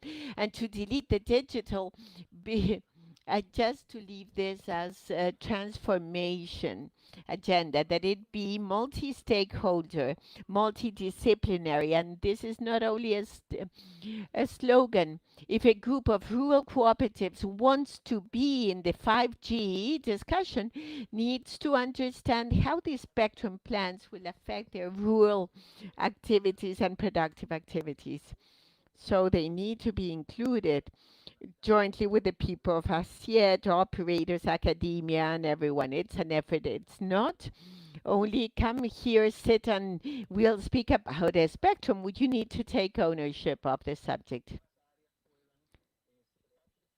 So all areas need to work on that. Thank you. We need to finish because we have other people for the next session that hopefully you will stay, and that is towards policy coherence and digital integration in Latin America and the Caribbean, organized by ECLAC and the Internet and Jurisdiction Policy Network. So thank everyone. Please thank you, panel members, presenter Misha, for this exceedingly important discussion, to all the participants, and many ideas. We have a lot of things to do, not only for ECLAC and UN, but also for UNESCO. For Thank you, Jasim. Thank you, rather, Misha. It was a pleasure to chair this session, and hopefully this will be taken forward. We are all connected. Thanks, ECLAC. Thanks, Ecuador, for the invitation to chair this most interesting panel. So now it's an honor to give the floor to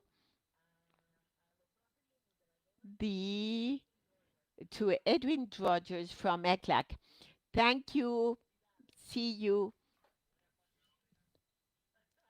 It wasn't easy to chair us. It was very nice, very nice. Thank you. Thank you. Great work, Lydia. See you soon. Thank you.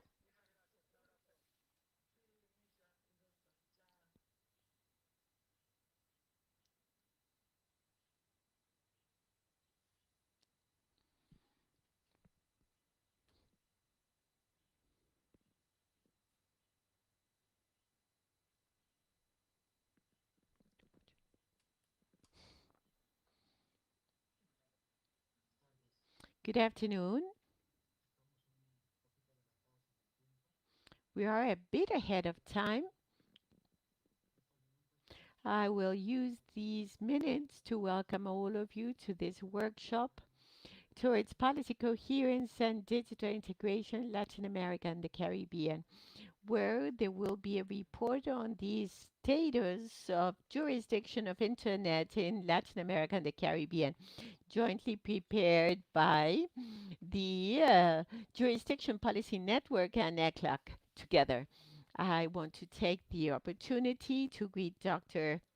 Lorena Naranjo, who is National Director of Public Data Registry of Ecuador.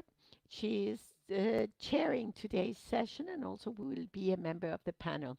Dr. Naranjo, you have the floor.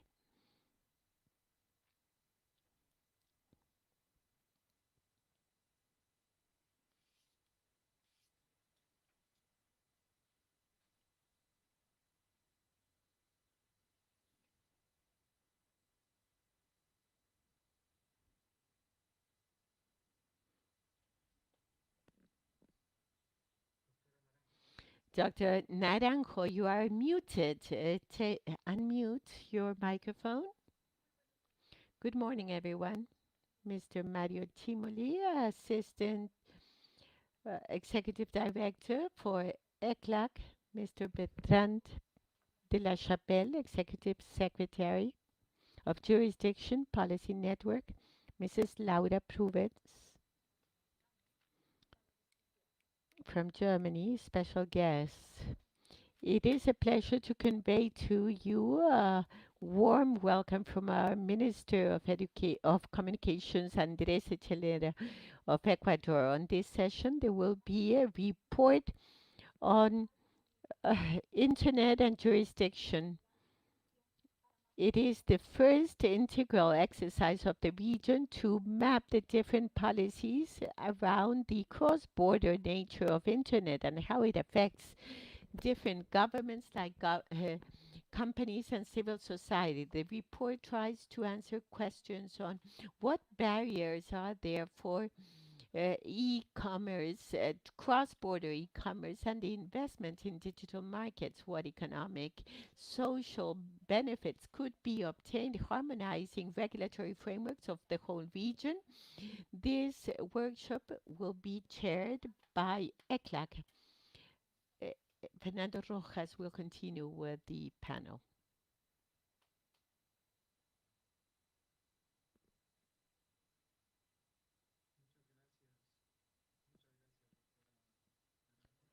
Thank you. I want to thank GIZ of the German Development Agency, MIZ as well, for their great support. Otherwise, this report would have been impossible. Also, Internet Jurisdiction for the commitment and excellent work in preparing the document. So now we will have the opening session where we have the pleasure to have Mr. Mario Timele, Assistant Secretary Executive Director of ECLAC, Mr. Lachapelle of Jurisdiction Policy Network. Now, Mario Timoli has the floor, Assistant Executive Secretary of ECLAC.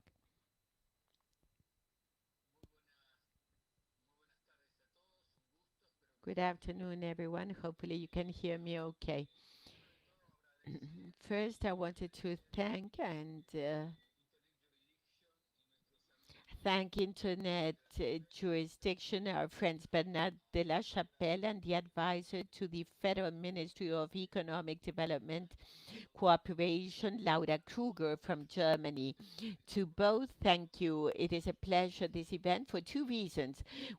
Publication will be launched with Internet Jurisdiction. It is an important one, setting a guideline for the region, a document speaking about governance, about the importance of protection, of security, of regulatory harmonization, privacy and data security, implementation of technology, and how it can be implemented in Latin America. We also want to thank German cooperation, GIZ, MIZ, for the support, the interest and help to the region on this subject. This subject is key, it's fundamental, not only because of the security of each country, or not only for the governance of each country, but also because it's one that encompasses the most important ECLAC proposal, which is one of digital market. We are absolutely certain that all the issues treated in this document are baseline in order to discuss digital markets. They are crucial subjects in order so that everything dealing with data management, data security, governance can be a baseline, an important trigger for Latin American integration. This is also a subject for the future. Very often, ECLAC, and this we have discussed with Internet Jurisdiction and Network. This is something that emerged out of integration a long time ago when Internet did not exist, when data did not exist, or virtually it did not exist. We all thought about integration as a first step for trade. And what happens today is that the subject of the digital is key, fundamental for the integration of Latin America. This process cannot be implemented without the coordination of policies. The document, what is presented here, is a basis, is a foundation for that type of thing. Hopefully it will be useful for countries, for each one, and will allow to disseminate those discussions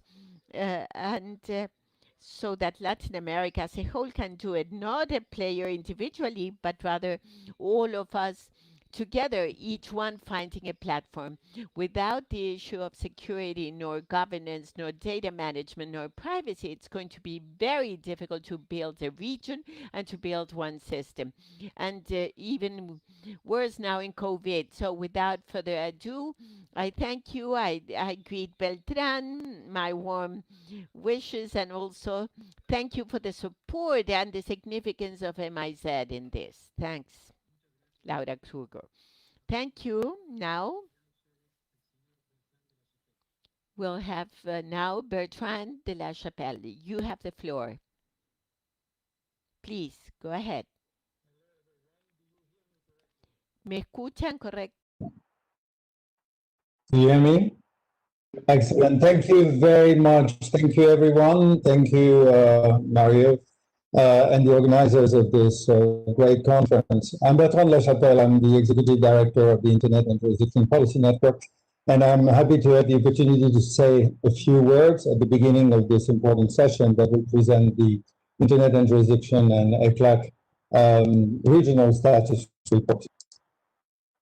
The first thing is that I'm extremely proud, and we are extremely proud of this joint effort between the Internet and Jurisdiction Policy Network, which is a multi-stakeholder organization that basically helps the different stakeholders address the jurisdictional challenges of the Internet, and the UN Economic Commission for Latin America and the Caribbean. It is a remarkable example of cooperation between different entities, and the goal is to ensure that the policy debates are based on factual and evidence information so that there is a joint understanding of the different issues are at stake. I'm extremely grateful for the support that the German Federal Ministry for Economic Cooperation and Development has provided. But also grateful to the team that has produced this report, led by Carlos Alfonso from ITS Rio, and also Martin Helin from the Internet and Jurisdiction Secretariat, who will be presenting more substance.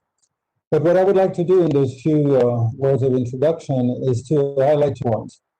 One is that the issues that Latin American region, the Caribbean, is facing are quite similar to the ones that we are facing, all of us, at the global level. And this was clearly demonstrated and illustrated by the global report that produced last year. And those challenges stem from one fundamental structural problem, which is the natural tension between the cross-border nature of the Internet and the applications and the patchwork of national, territorially defined jurisdictions. And this has very negative consequences, this tension. And one of them is the legal uncertainty that plagues all the actors.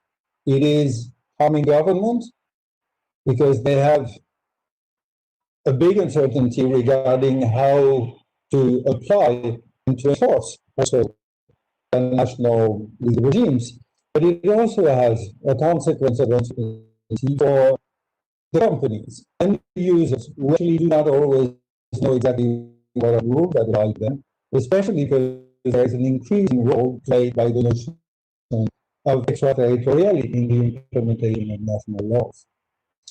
And this general problem that once again has impacted everybody in the world, not only the region, but also all the other regions, leads to a situation where we're confronted with the risk of illegal arms race. Every single country or every single operator is trying to define the rules that are applicable either to the users of their services or the citizens of that country.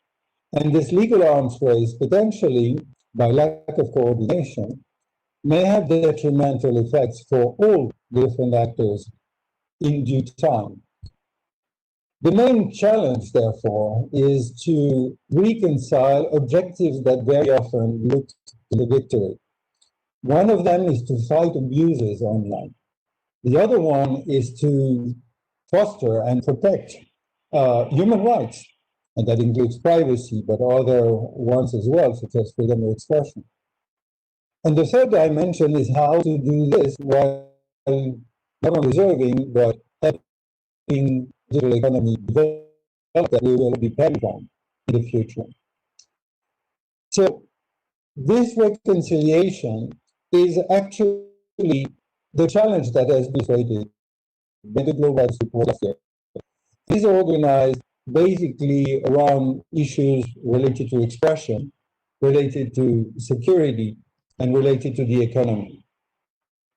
And this is basically the same articulation or the same architecture that has been adopted for the regional status report for Latin America and the Caribbean. And one of the key elements that I want to highlight is the benefits, and that's the second point. Beyond the common issues that we're all confronted with, there are specific issues or specific problems that are related to the different regions. And the report that is being presented today is actually an opportunity to document many of those specificities, as will be indicated in the presentation afterwards.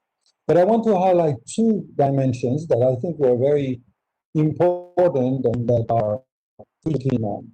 The first one is that in many other regions, this is not only something that affects Latin America, but is an element that is important in that region. There is an increasing influence of national laws or regimes, or even the positions of companies that are located outside of the region. And this is an important element because we're in an environment where the normative power is still exercised by states, but because of the extraterritoriality of some of those relations, other countries than the one who is adopting the law in question may be impacted by this.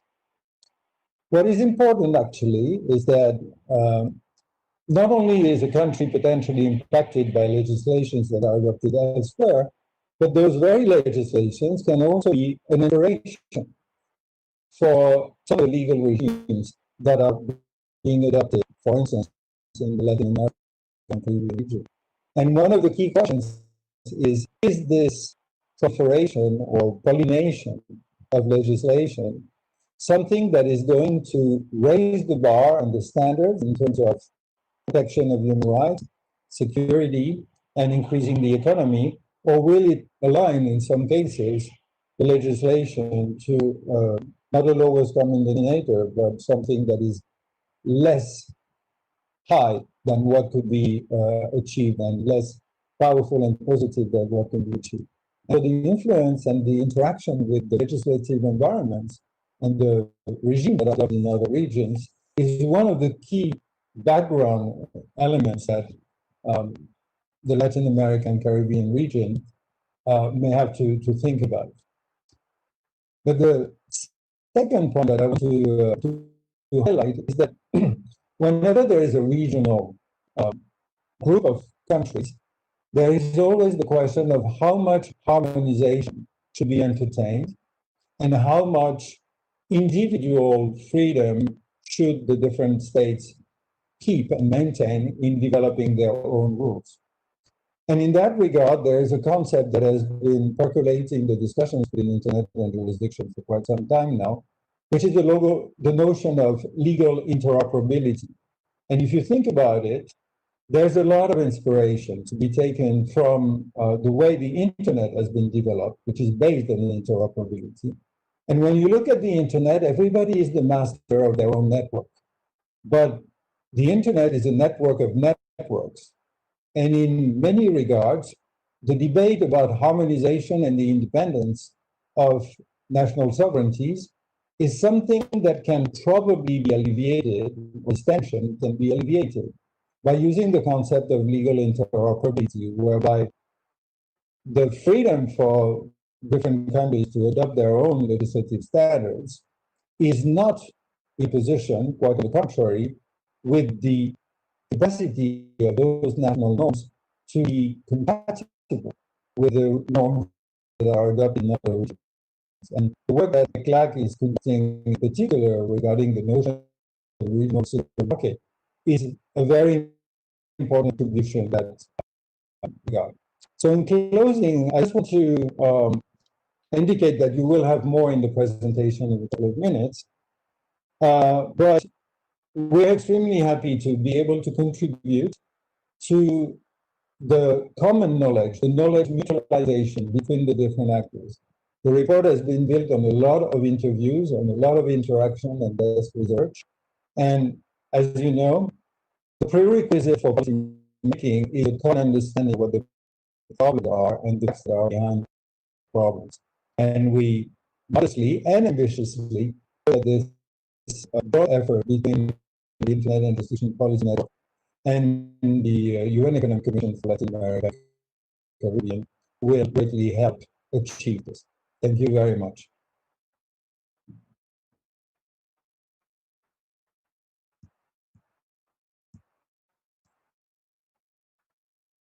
Muchas gracias, señor de la Chapelle. Thank you so much. Now we have the pleasure to have the presentation of Laura Teresa Gruber, representative of GIZ from Germany.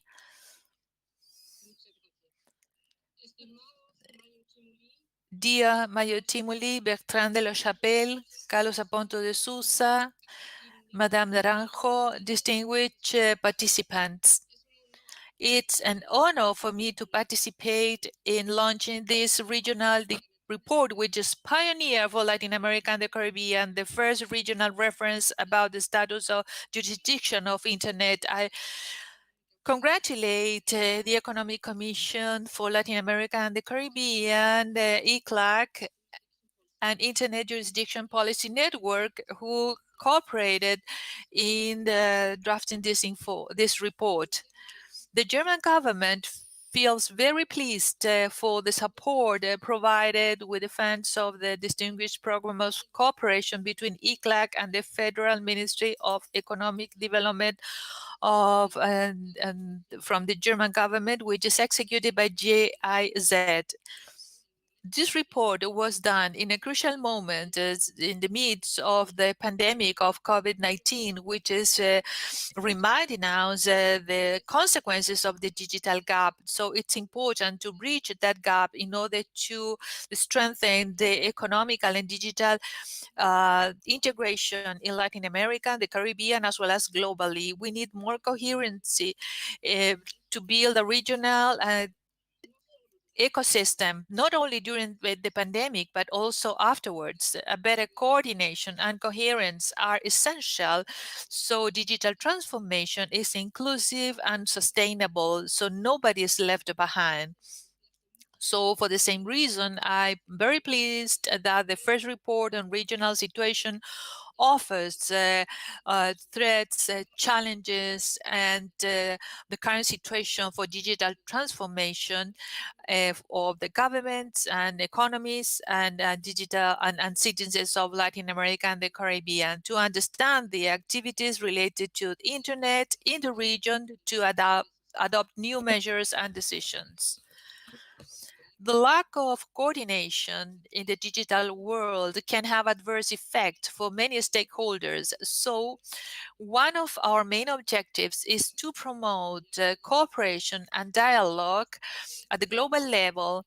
So this conference is a proper example. So we are very pleased to have established a cooperation with trust and to funding the first interjurisdictional global support in the year 2019. The conclusion of the global report as well as the regional report are the basis of the following debates which can serve for the continuous development of all the capacity building of stakeholders. So the importance of standardized juridical framework lies in two main points which are closely related.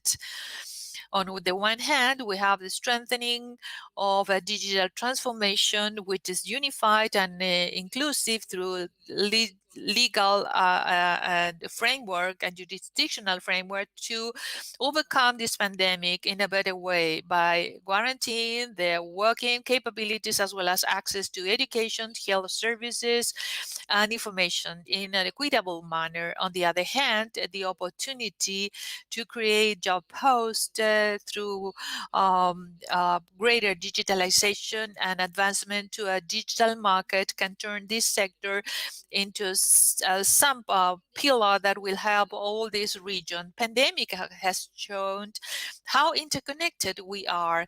Like with the regulation of internet, the lack of coordination can have adverse effect also in other areas. Hence, cooperation is essential for a mutually beneficial development.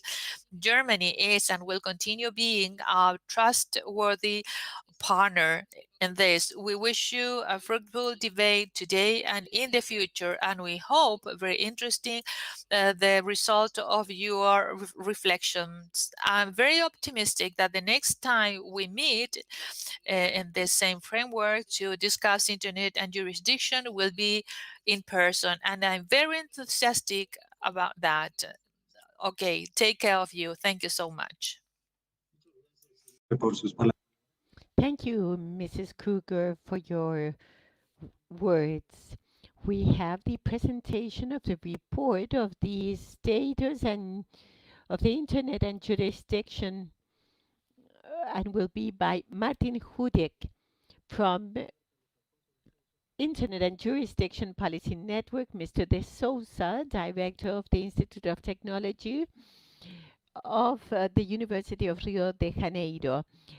It's my great pleasure to kick off the presentation of the findings of the first regional status report on internet and jurisdiction for Latin America and the Caribbean today. So I'll do so in English, and I'll cut my part very short, and Mr. Alfonso Sousa will then keep the presentation in Spanish. So without further ado, I will share my screen with you, and Fernando, please let me know if you can see everything. Excellent. So, as has been said, we've embarked on this project jointly together with the Economic Commission, ECLAC, and it was made possible by the Federal Ministry of Economic Cooperation and Development in conjunction with GIZ, and we greatly appreciate the partnership that enabled us, despite some difficult challenges that were not only COVID related, to bring it to fulfillment and the full launch today. So, as has been said by the representative of the ministry, the regional report is a follow-up to the global status report that we have launched in November 2019 at the IGF in Germany. And this was the first baseline, a global one, that sent a strong message of concern that back then, pre-COVID, participants that we have interviewed for the global report were expecting cross-border legal challenges to rise steeply in the next years to come, and the proliferation of initiatives and the ongoing legal uncertainty is only underlining these projections. We also have found out that the coordination, in effect, is really a must, because only so we can shape the future of the digital societies that we now depend more than ever in a way that can actually encourage cooperation. Because without addressing jurisdictional challenges and the questions on how to regulate and by whom, we really will have a strong battle in front of us. And the task that lies before us all is really the governance innovation question. And when asked whether or not the experts were perceiving sufficient international and cooperation coherence to address those legal challenges, the overwhelming feedback was negative. So there's lots of work to do. So why the regional report? It was a response to a call for regional consolidation, and as part of a collaboration between the Internet and Jurisdiction Policy Network and UN ECLAC of a 5-year memorandum of understanding. The objective was to, and is, to advance the regional debate concerning terminology, the definition and application of online legislation. And we hope it will provide a first mapping of the region and allow for well-informed discussion in order to ensure that solutions that are actionable and relevant for practitioners can be found. In order to do so, we have set up a regional contributors network that we will keep growing. and hope that this will also then act as a capacity development mechanism in order to prevent the impact of the unintended consequences of multitude initiatives and policies coming into play. And before I hand over to Professor Carlos Afonso Sousa, I also want to underline that the methodology for both of these status reports and all the knowledge mutualization work of the Internet and Jurisdiction Policy Network relies on the community. So we have by now hundreds of partners in the contributors network. We have interviewed over 40 esteemed experts from the region for the regional status report in Latin America and the Caribbean. And it's really thanks to those contributors, from some you'll also hear about today, that we can produce those very timely snapshots that are most relevant. And this is really something that we cannot understate. It is the way that we believe we have the most actionable information. And we hope that when you download the report, and you can see the URL on the bottom of our slides, that you will also appreciate the relevance and the practicability of these items. And without further ado, I will then stop my sharing and actually then hand over the virtual microphone to Professor Carlos Afonso Sousa, who will then in his stead share his screen for the next minute.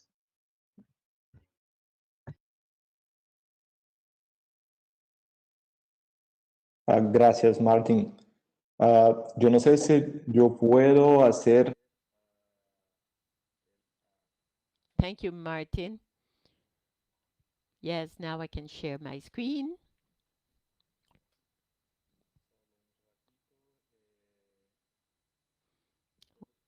One moment, you can see now, yes, can you see the presentation? Right, yes.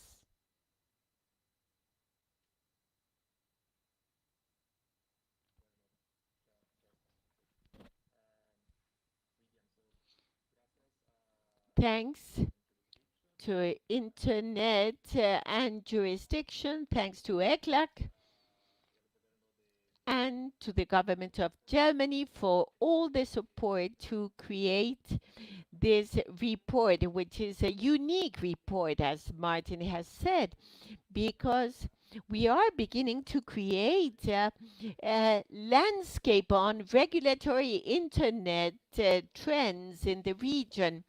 And here, it's so important to bear in mind that this report begins with verifying certain overarching trends, and then it works with three more focal trends on expression, security, and economy.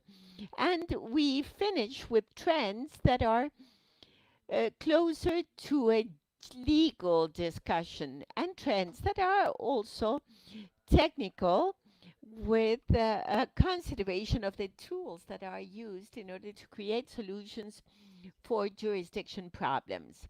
So, in general, overarching trends, we can work here with the issue of connectivity. Connectivity is exceedingly important. We have 67% of the LAC population are internet users, and therefore we need to understand how connection to internet is a fundamental key element for the exercise of basic fundamental rights of all citizens, particularly in this pandemic where combating COVID-19 has created tools that need internet access by the citizen in order to access governmental basic services. Therefore, connectivity is a general trend that we investigate in this report. And also in overarching trends, we have a clear verification that there is a change in the overview on how the impact of new technologies is understood in our life, understanding that cross-border, trans-border is the new normalcy, and therefore there is a major influence of multinational internet companies have strong influence in the region in all countries, but at the same time we need governments to apply their legislation, the laws, enforce them within the borders. And here we need to understand that we are moving from uh, uh, a moment of euphoria on technology to reflect tachyomphoria, which is called techlash, a moment of reflection, of thought of these technologies as one whole. And even as another overarching trend, we need to understand the influence of regulations, foreign regulations in the region, operating as an inspiration, yes, as a way of inspiration, but at the same time understanding that in the region there are regulatory standards that are unique, are original. So we need to have an important dialogue between having an inspiration of foreign initiatives, but at the same time creating unique initiatives inherent to our region. So, as to the focal trends, we can speak about expression, security, and economy. In expression, there is a major trend on the concern about lack of information or a campaign of information situation or lack of information that create damage to electoral processes in different countries, and this was clearly clearly emerged. And if there is a lack of information, cross-border campaigns, how to combat that, and there are some criminalization attempts of certain conducts.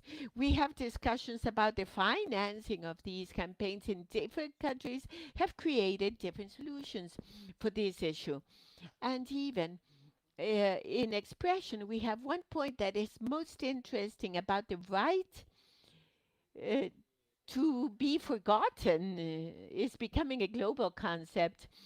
Clearly, this issue is important and has been developed in Europe especially, but when we try in our region, we have seen some important changes. Different countries have different experiences on the right to remember situations of the past. And there are some obstacles, of course, to the obstacles to the right to be forgotten in the region, or at least creating innovative solutions, creating a right to be forgotten that will be original in our region with a very unique terms.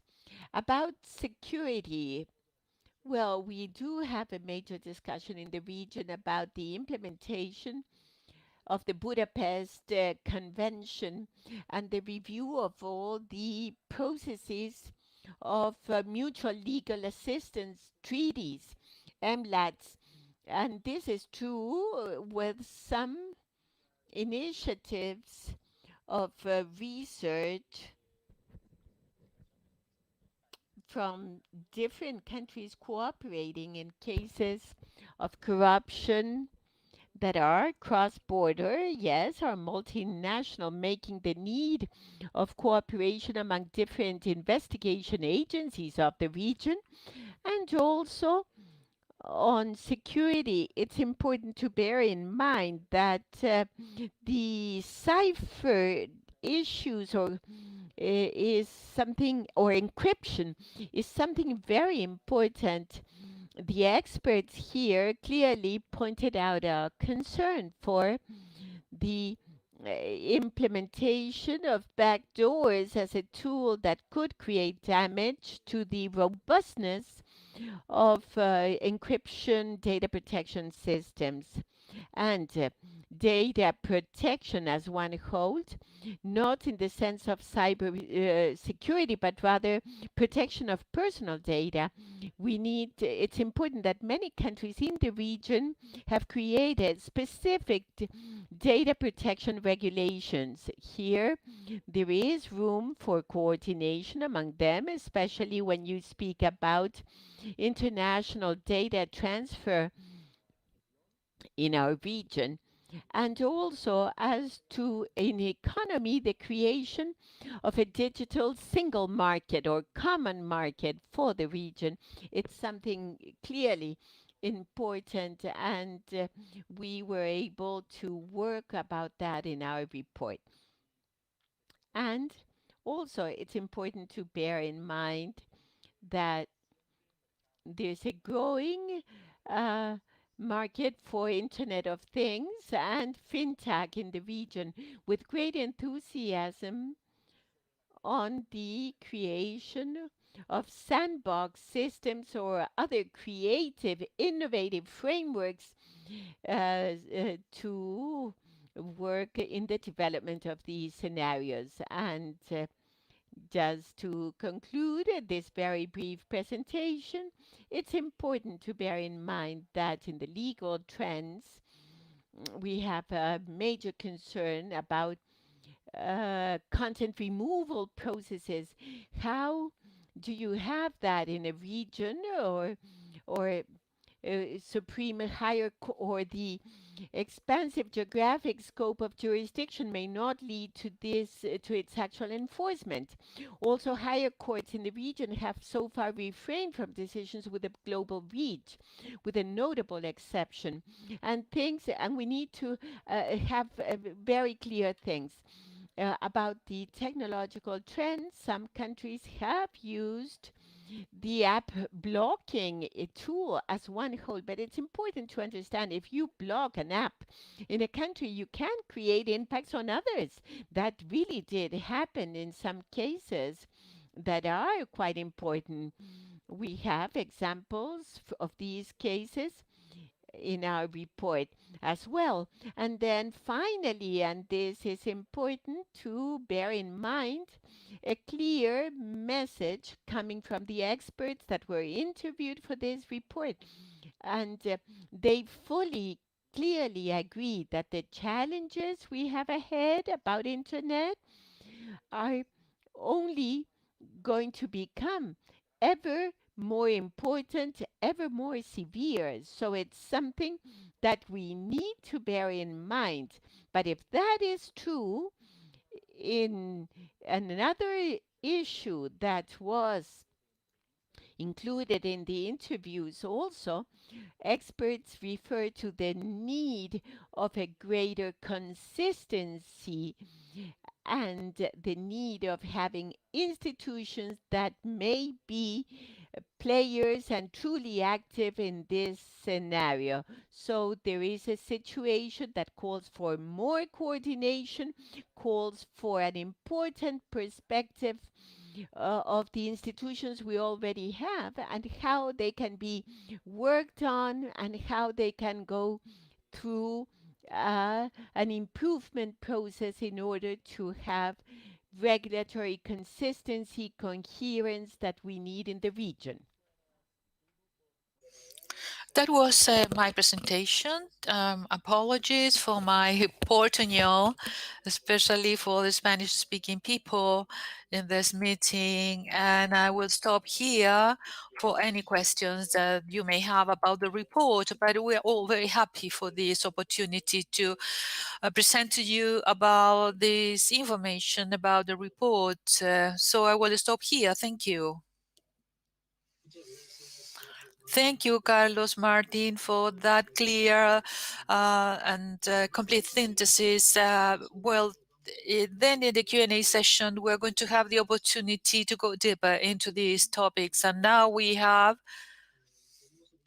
the beginning of the panel, so I will give the floor to my colleague Georgina Núñez, who will moderate and will introduce the different panel members. Georgina, you're recognized. Good afternoon, everyone.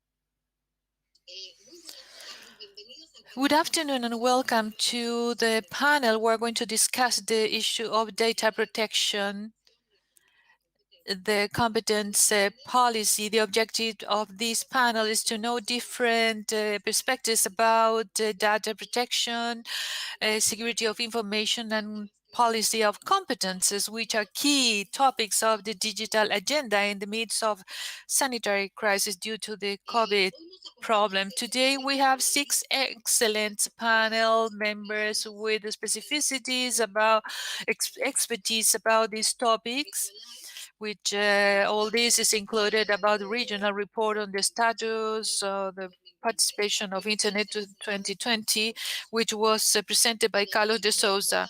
In this panel, we're going to have the participation of Dr. Lorena Dano, National Director of Public Data Record of Ecuador.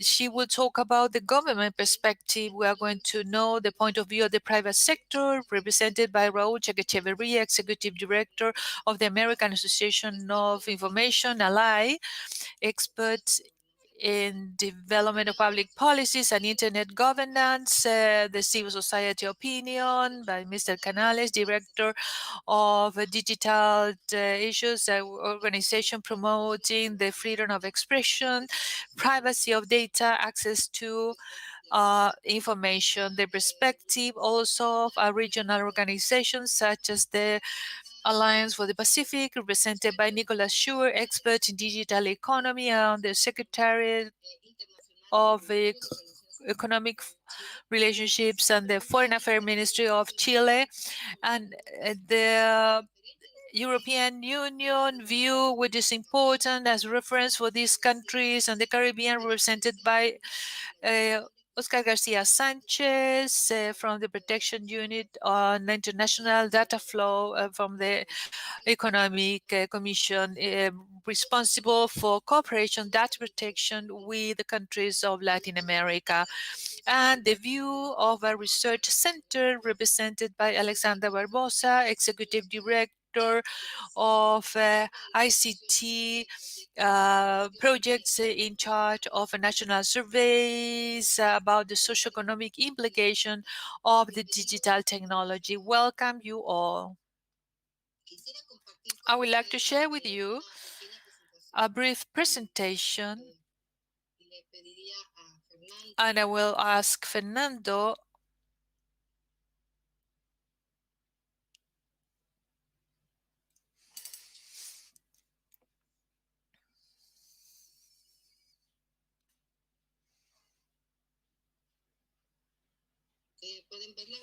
Can you see the presentation on the slide? Yes.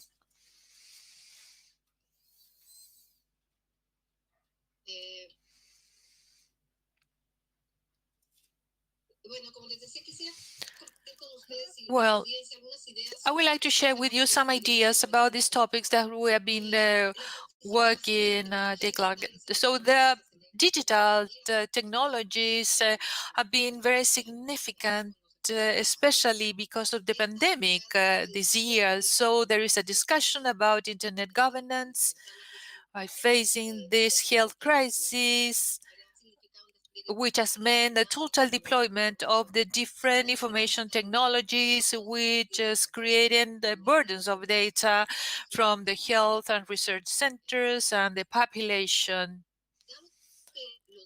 Given that data are the main production factor for digital economy and are competitive asset, regulation should focus on not use these data in a competitive manner, allowing the users fair access to this information, and the domain of digital platform, which is part of the anti-monopoly regulations as well. Accelerated digitization, defined property, and protection of data is critical for regulation, especially at the light of market fails. The competition law appears to be significant. The protection of data and privacy adopted the perspective of these essential aspects. So the digital platform should be analyzed from other perspectives.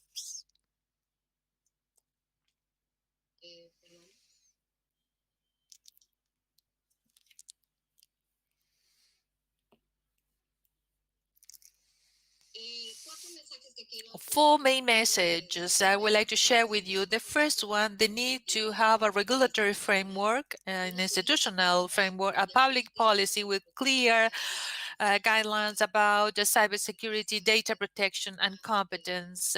This is increasingly necessary. Second, data protection, security of data represents a coordinated effort at national and international level. Concentration of private data and the main digital platform require more protection and coordination among the different authorities, and the public-private partnerships contribute to the success of national strategies, including cybersecurity, as well as the competition policies.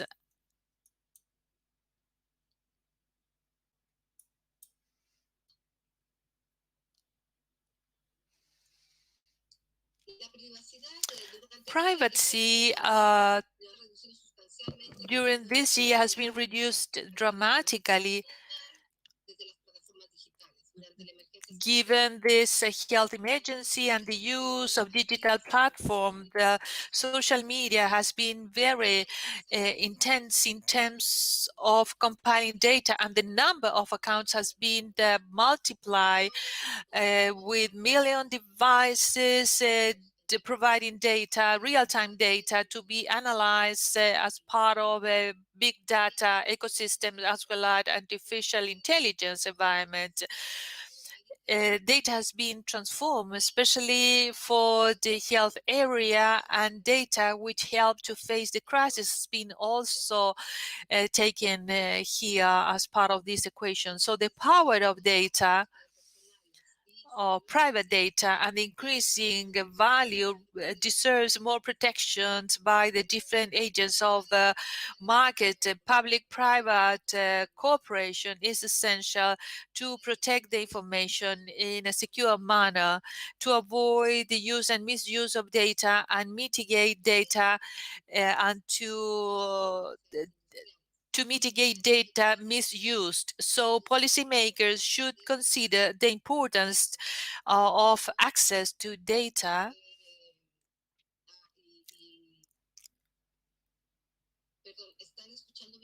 Are you listening properly? Can you hear me?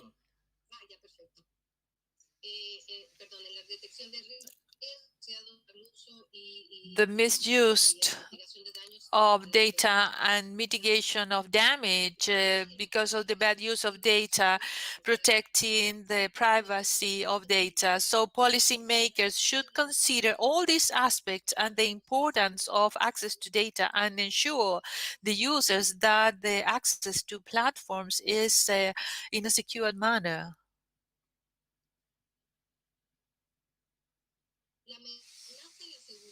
Threat to basic data security has boosted public-private partnership to help in a coordinated manner these threats. So cybersecurity standards in the region consist of data protection, especially to avoid data thefts and also block to access this past. The large technical companies are creating their own infrastructure, and they provide cloud services and hardwares in an increasing use of data. The risk also increases in terms of cyber attacks.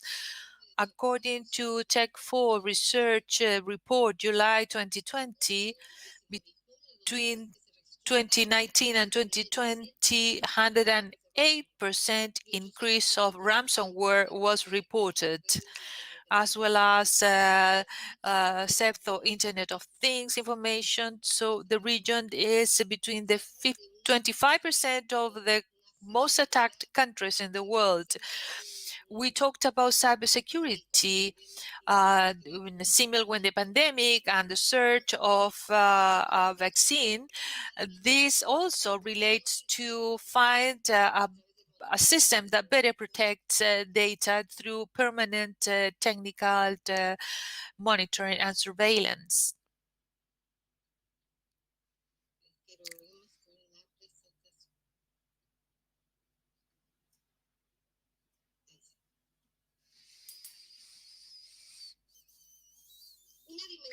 One dimension that is very interesting to talk about is the role of competition and the protection of consumer. Digital economy could consider data protection of some aspects of welfare state. So data protection is considered an asset for the company, which should be part of their competitive approach. Innovations and dominance positions and even market value are fostered and promoted by data. So strategic data can turn into the entry door for new competition, given the algorithms having impact on prices, and the users or consumers, they do not have the power on data under the current rules. Data are controlled by the platforms they have access to. Users do not know the value of their data, and so they offer data related to platform and security of information. When the demand of the platform grows exponentially, is very important. And despite all the development of opt-linked and opt-out system to manage the personal consent and the use other protection system, do not create a scale to restore competition. We talked about need for some policies to have more competitors of a larger size, so market agents can have fair access to data, with two objectives: reduce inequality in terms of data access and reduce concentration, and creating the competition that the region deserves. The next slide is just to show you which has been the behavior during the pandemic. The trend of the market value of the main platforms in the world and in the region. Specifically, we can see here the free Mercado Libre platform, which has grown very significantly in line with the digital services, which increased the value of the market value of digital companies. This opposes to the situation of many companies which are still in the traditional economic model, which had been damaged by this new approach, such as tourism, the automotive industry, etc.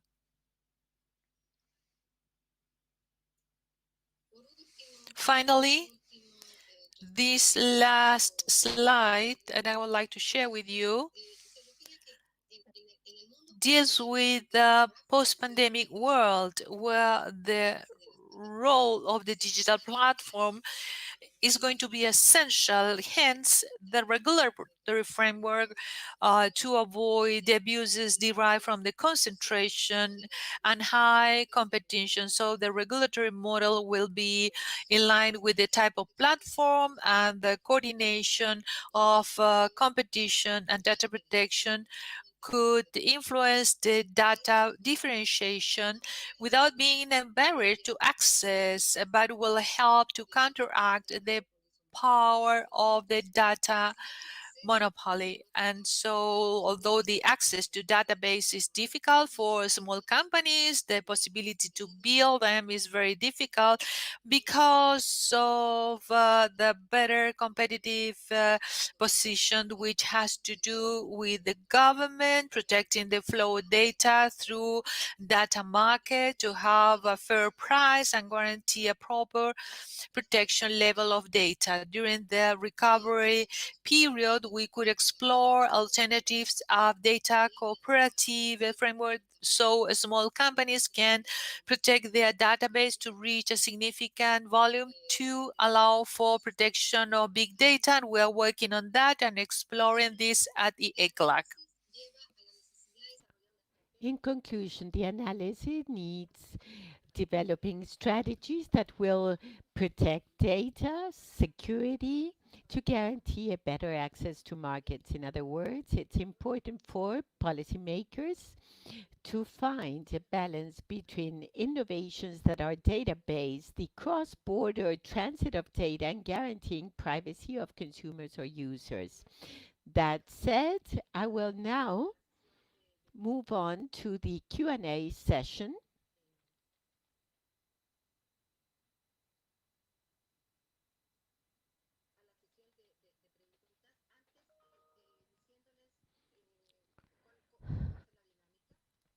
Explaining the dynamics. We have 2 rounds of questions. The first one is a general question for our 6 panel members, and the second round would be 1 question for each. So we can leave a few minutes at the end for questions coming from the audience. The first question is one in the present context of the pandemic, where health authorities demand greater access to personal sensitive data, in addition to the accelerated digitization of data. It is a key factor how to reconcile privacy policies and containing the expansion or the spread of the pandemic. I would like to recognize Dr. Lorena Naranjo Godoy for her to give us the government perspective. Yes, please. Good morning. Yes, indeed. The greatest difficulty lies in delivering that information without impacting the owners.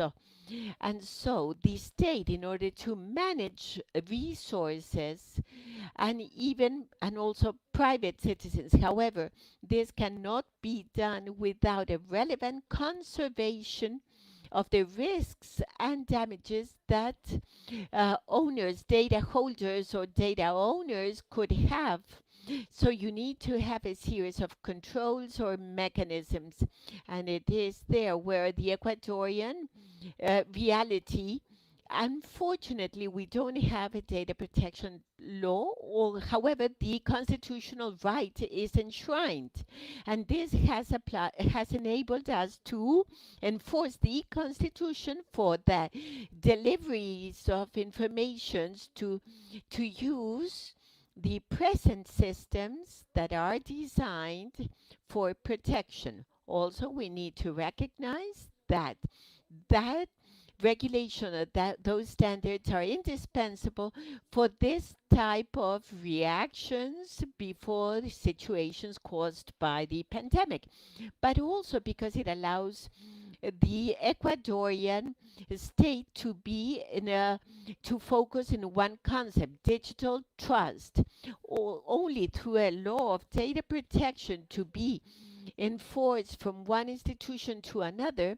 Only then can we generate a space for growth, for developers, for the management of activities and skills of private and public sectors, and from the perspective of privacy in the design, so as to have a possibility to face these problems with respect for the human rights, which are fundamental for our citizens. Thank you.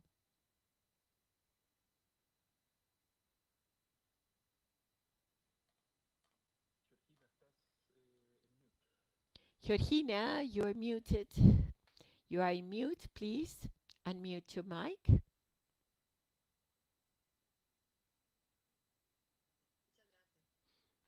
Thank you. Yes, it's very interesting.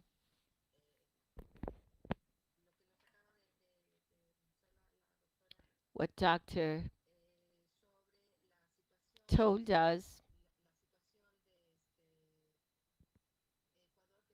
about the situation of Ecuador, that in spite of not having enforced data protection law, you've used many instruments in order to act vis-a-vis the pandemic and be able to coordinate and the population providing their data to the specialized centers.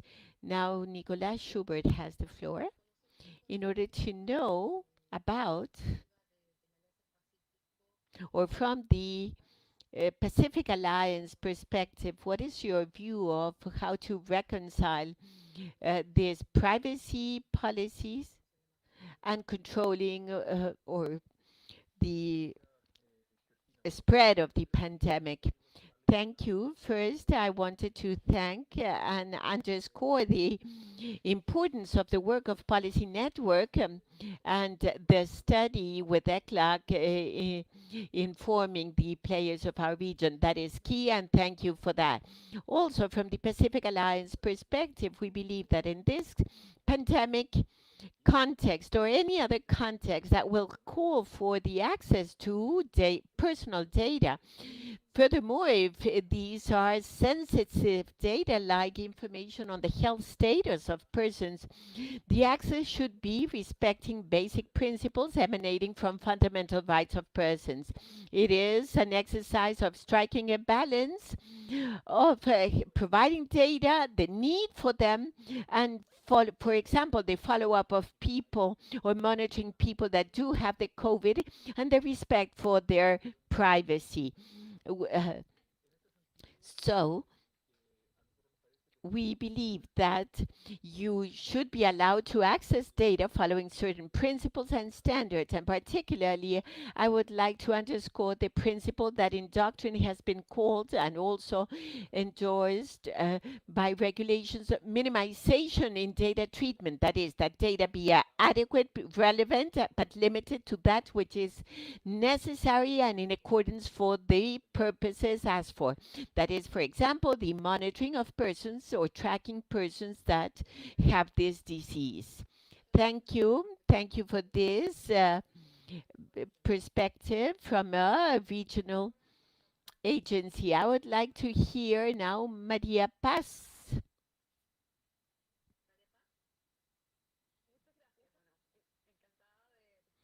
Delighted to be here with you. Thank you for the invitation.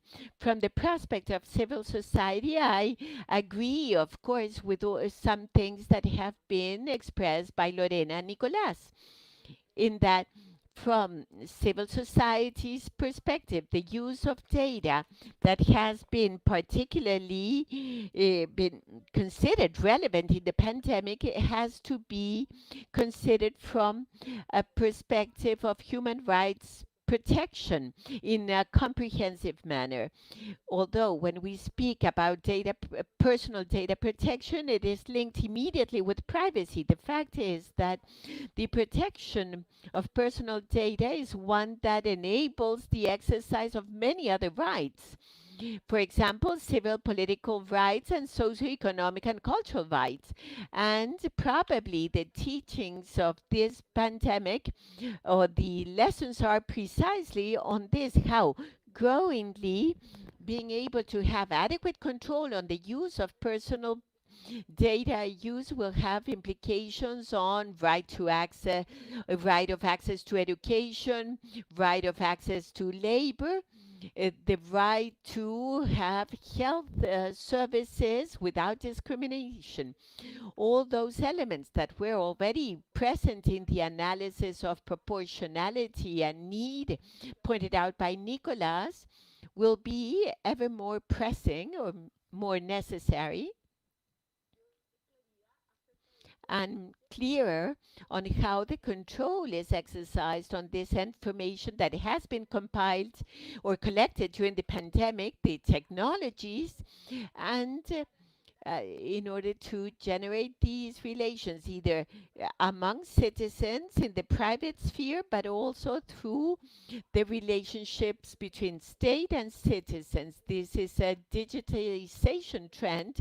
We saw it before pre-pandemic, and it has become even more profound now and so we are forced to rethink, and the considerations shared by Georgina insofar as the different innovative views of ECLAC of seeing the potential of developing some issues like to the right to portability or carrier or regulation that can promote data cooperatives and other alternative models in order to seek solutions that will be ever more balanced and tend to the best protection of rights in a comprehensive manner towards the future.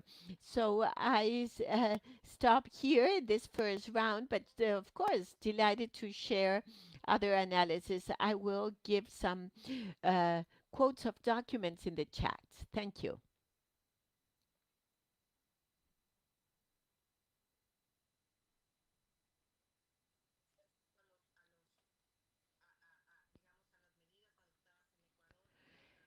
Yes, measures adopted in Ecuador protecting the fundamental rights of the population. Now I would like to give the floor to Alexandra Barbosa. Please give us your views from a research center. Thank you, Georgina. It's a pleasure to greet you. I would like to thank ECLAC and Internet Jurisdiction for the invitation, and also congratulate you for launching the regional report. I had the pleasure of being interviewed, and my view is that it is a very necessary initiative, given that the report identifies the political challenges around the internet development and the very complex digital ecosystem, particularly in data protection issues and information security, as has been already mentioned. In this report as to mapping of trends and policies, it's even clear the relevance of dealing with those subjects in these times of COVID-19 pandemic. So, the process of digital transformation, digitization of economies that was already being developed in the region, this has been impacted by the pandemic, accelerated to some extent, and leveraging the process of transformation because it has forced us to see and focus on the digital. The pandemic is changing the digital overview very rapidly, and this change has brought an increase of the threats in personal data protection, cyber security, and trust in digital means. Of course, the health authorities in our country started asking for more access to our personal data, many times sensitive data in terms of infected people. And here we have just things and challenges which are important I would like to tackle on. Taking as an example the case of Brazil, the first one has to do with the citizens' participation in the digital transformation. Although we have done, we have made a lot of progress in terms of digital inclusion in our country, the pandemic because of COVID-19 has surfaced the problems in the digital gaps that we have in Brazil more evidently. So I'm not talking about access gap, but I'm talking also about something that is the most important aspect is the gap of digital skills that has to do with the way people deal with the data protection, their own personal data, and how aware they are about the problems related to digital risks in terms of security of data. But I mean, this is more evident when we deal with the low skill level or educational level of the citizens, but also the companies which are giving testimony of this. The second point has to do with the legal framework and policies in terms of personal data protection and cybersecurity, something that was mentioned by the former speakers. And over the last years, many countries in the regions have created their own political, the legal framework along this topic. But at the beginning of the pandemic in Latin America, there were 6 countries which didn't have a data protection law. And so they have been developing their own apps to follow up COVID-19 cases. Brazil was one of those countries, but the general personal data protection law was passed about a few months ago in August. It came into force. So this creates a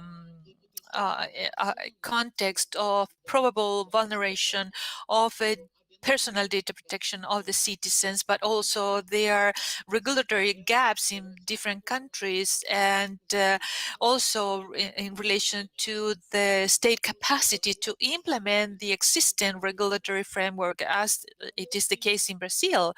So in my opinion, the need of having the data and statistics which are relevant for public policies, that goes in hand with the digital era that we are in the midst of, especially during the pandemic, because data are the key ingredient to design successful policies which can back up an effective data protection, developing the necessary digital skills, and to create also a digital infrastructure which is reliable in such a way that this requires legal frameworks and development of citizen skills to conciliate this with the use of digital assets. Well, this is my comment by now. Thank you.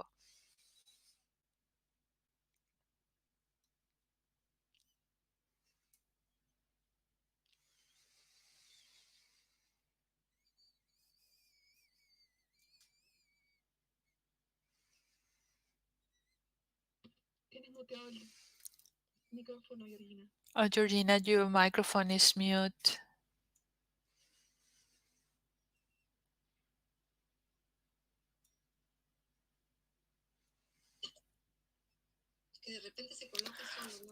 No, I don't know why this is muted. Well, I said that before going to the next panel member, I would like to tell you that in the chat, we have the link to the document, to the report that we are discussing now. If you want to have a look of that, I would like to give the floor now to Raúl Echeverría to know what's the view of the company from the group of ally associate that he represents. Raúl, you are recognized. Good afternoon. It's a pleasure to be here. Thank you very much for this invitation. And I would like first to congratulate you all for the report. I see many interesting things here which deserve a more detailed reading, but some of the points our colleague already presented, such as the call for attention to the need for encryption, the sandboxes also, and the need to deal very carefully with content removal. So there are many things which are very promising, and I think that they are all in the right track. In terms of personal data management during the pandemic, I fully endorsed what our colleagues have said in terms of the importance of the right to privacy, and I liked very much the approach in terms of that privacy is an enabling factor for many other exercises of the citizens, so something that we need to take into account. But I would like also to focus on the different things that has been already mentioned in the previous presentations, which has to do with, I mean, we understand that those data need to be protected, that will require a legislation to protect the privacy of data, and when data is requested by the government to work during this pandemic is something important. But we also recognize that the need to manage this data. Sometimes we talk about a data-based economy, but what we see is a society based on data. So the governments need data to make decisions, and we need protection.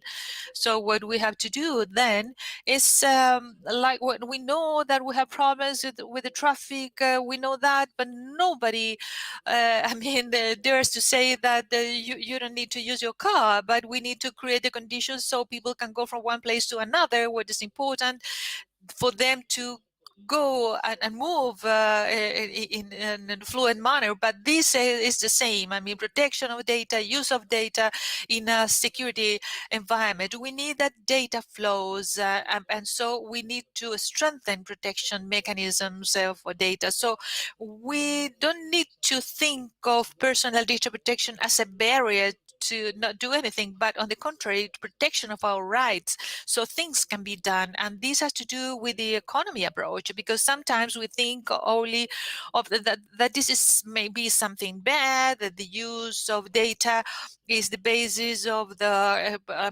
economy functioning, but this is a reality. We are in the midst of a data-based economy, and we need our region goes through an economic recovery process, and that will be possible only through digital transformation of SMEs, at least in Latin America. Our main asset are the SMEs, and we need that the SMEs go through this digital transformation, that they use data, that they are stakeholders within this type of economy. We need to create frameworks, but not to prevent company from doing things, but to create a framework to protect our citizens, as Maria Paz said, privacy as enabling different rights, but in a way that we do not commit the development of a digital economy. Is not the digital economy development of data protection. No, we need to advance in both aspects, and we need to take into account this when we are standardizing our legislations. Otherwise, we will never have a digital market. We won't have a regional digital market if we do not have an important flow of data protected, of course, but with the protection of this framework of personal data protection. I discovered the problem is that we cannot have two microphones open, so I'm going to pay attention to this. Thank you very much, Raul, and very appropriate and in line with the vision provided by Maria Paz. Data harmonization requires agreement in basic aspects to create these sort of standards. And the first thing is that the countries which do not have a data protection law, they need to develop a legal framework. So this is the main objective of inviting representatives of the Alliance for the Pacific and representatives of the European Union. So now I'm going to give the floor to Manuel Garcia from the European Union. Manuel, you are recognized. Thank you, Georgina. Good morning. In Latin America, good afternoon, and good evening here in Brussels. Well, just to thank you and to thank ICLAC for the possibility to be here with you today in this panel. I fully agree with many comments that you have made before, as well as statements of Georgina during her presentation. What is clear to me in this context in the pandemic is that the data privacy and protection play a key role in terms of that they will allows us to manage personal information within this context of the pandemic, but at the same time, we can guarantee data protection according to the enforced regulation. So we need to see data protection regulation not as a barrier, but as a warranty of legal protection for the ones who want to manage that data in the public and private sphere, as well as the trust of citizens that their data will be dealt with duly protected in this case, and the common effort against this disease. Data protection is not a barrier, but is a help, is an element that will allow us to develop this digital society, the digital economy. So within the context of the European Union, data protection regulation is one of the foundational elements of the single market and the digital market that we are working in. As rendered, the commissioner said from the European Commission in the presentation of one of the guidelines that had been prepared to guarantee data protection in the different applications which have been used in this struggle against the pandemic, we are going to get rid of this health crisis, but will be out of this keeping our fundamental rights protected.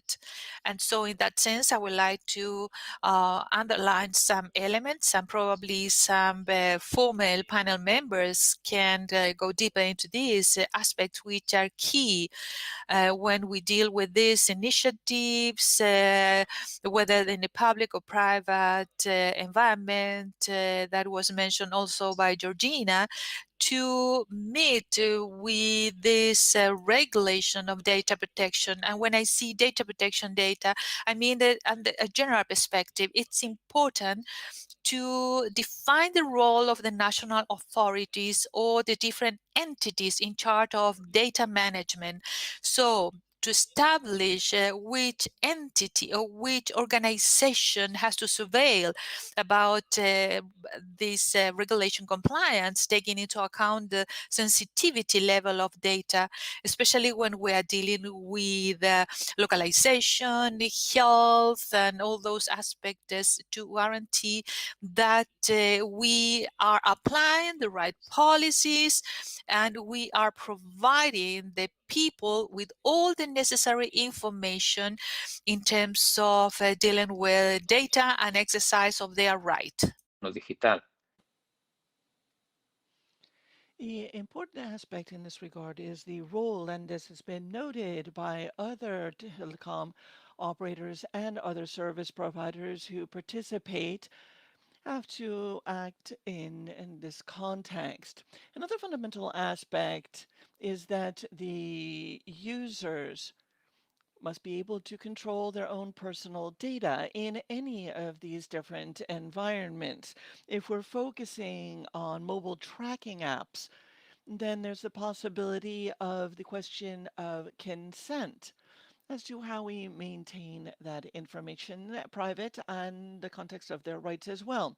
One of the panelists said previously noted the private use of data would also allow for certain limitations on how data is stored, the insurance and the guarantees that have to do with minimization and so forth. I also would like to note that, again, since one of the panelists mentioned the importance of providing technical and institutional capabilities when instituting these policies and highlighted the role of national data protection officials and the crucial role they play in this context. For example, in the context of the EU, as you well know, the new regulations reinforce the role of these officials. It gives them the opportunity to be a key player in defining policies and defining the regulations, and also gives them an opportunity to open up to international cooperation and to do so within the strict confines of the EU regulations. There are a couple of other things that I wanted to note. We talk a lot about data protection and health data protection in the context of the pandemic, but we also need to keep in mind other areas in which we are also in a variety of critical issues. For example, the question of consumption, of use, and secondly, law enforcement and fundamentally compliance in the context of cooperation in the legal law enforcement context, again, in terms of data protection. That is what I wanted to share at this juncture. Thank you. Thank you very much for those very interesting remarks. Clearly, this coordination and a regulatory framework that does not go hand in hand with a solid structure will not have the same impact. So it is very interesting to see this more comprehensive view of this data protection policy. I have a few questions, but we're going to move on to the next round and then we'll bring together all of the questions for the very end. I am going to ask you to speak no longer than 3 to 4 minutes in your remarks so that we do have time for questions. Let's now turn to the second round of questions. The next question is for Dr. Lorena Naranjo. Traditionally, policies. Just a moment, interpreter is unable to hear the speaker clearly.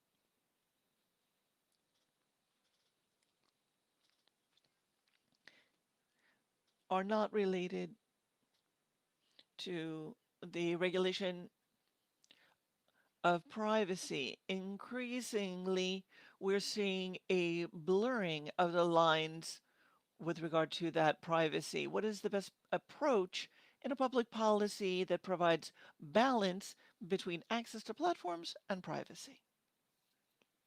Dr. Naranjo, you have the floor. That is a complex question, but an important one. And indeed, the antitrust regulations emerge when there is a reactivation or emerged in Europe to allow for reactivation in the post-war period. And what they're trying to do is to see how we can keep the peace through this free trade in which one country provides iron, the other wood, and so forth. That logic of cooperation, of balance, of equity is the one that we need to look at in terms of access to information. So therefore, those elements that enable us to establish a worldwide market and that have further allowed for our societies to grow and to create wealth physically can now be moved into this concept of a single or sole digital market. And the understanding that today we have to look at the individual and the dignity of the individual. As markets slowly had to realize that at the center of the market is the individual and the individual's dignity, we also need to ensure that those who are responsible for data treatment and for handling the data, that is the platforms, they need to understand that without people, they can do nothing. Without that information, we cannot generate new forms of wealth. The way that this is the way that we are handling our new business transactions. So therefore, cross-border efforts have to focus on the individual, on human beings. And that means that we have to reflect the same principles as we see in antitrust or free competition. competitiveness, satisfying the consumer, efficiency, egalitarian access, fair access to data. All of this in an effort to avoid collusion that we see in economic markets and financial markets that we then have to translate that into the online market to avoid abuse, collusion, and other forms of antitrust behavior so that we can have an effective regulation. Obviously, in these markets, we need to look at what the report also notes, which is the extraterritorial effect of these regulations. That is a overarching comprehensive view that enables us to have a substantive view of three things. It's just through a healthy digital economy that we will be able to have these opportunities for flows, and we can continue to build companies, to build and reactivate the economy as needed, while at the same time, and I go back to what Raul Echeverria just said, that is, this has to be done simultaneously with innovation, development, respect for human rights, and it is in terms of the protection of personal data is our gateway to ensuring that it is not affected or there's no negative impact on it, while at the same time we are protecting other individual rights and liberties. Thank you.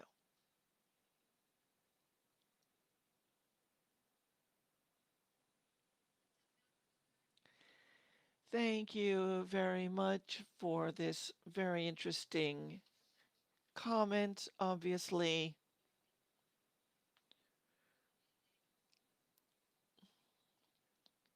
this allows for us to generate cohesive policies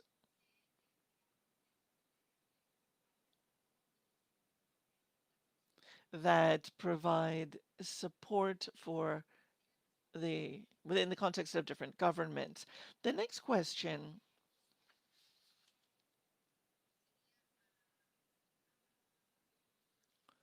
is from Nicolas Schubert.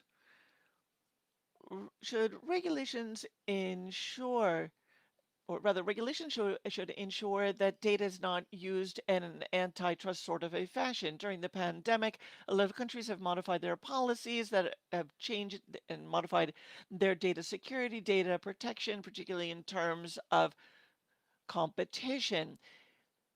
Alliances such as the Alliance of the Pacific, what is the accent or where is it placed in terms of ensuring the fair sharing of data between among the members, as well as ensuring security of information and data privacy? Thank you, Georgina, for that question.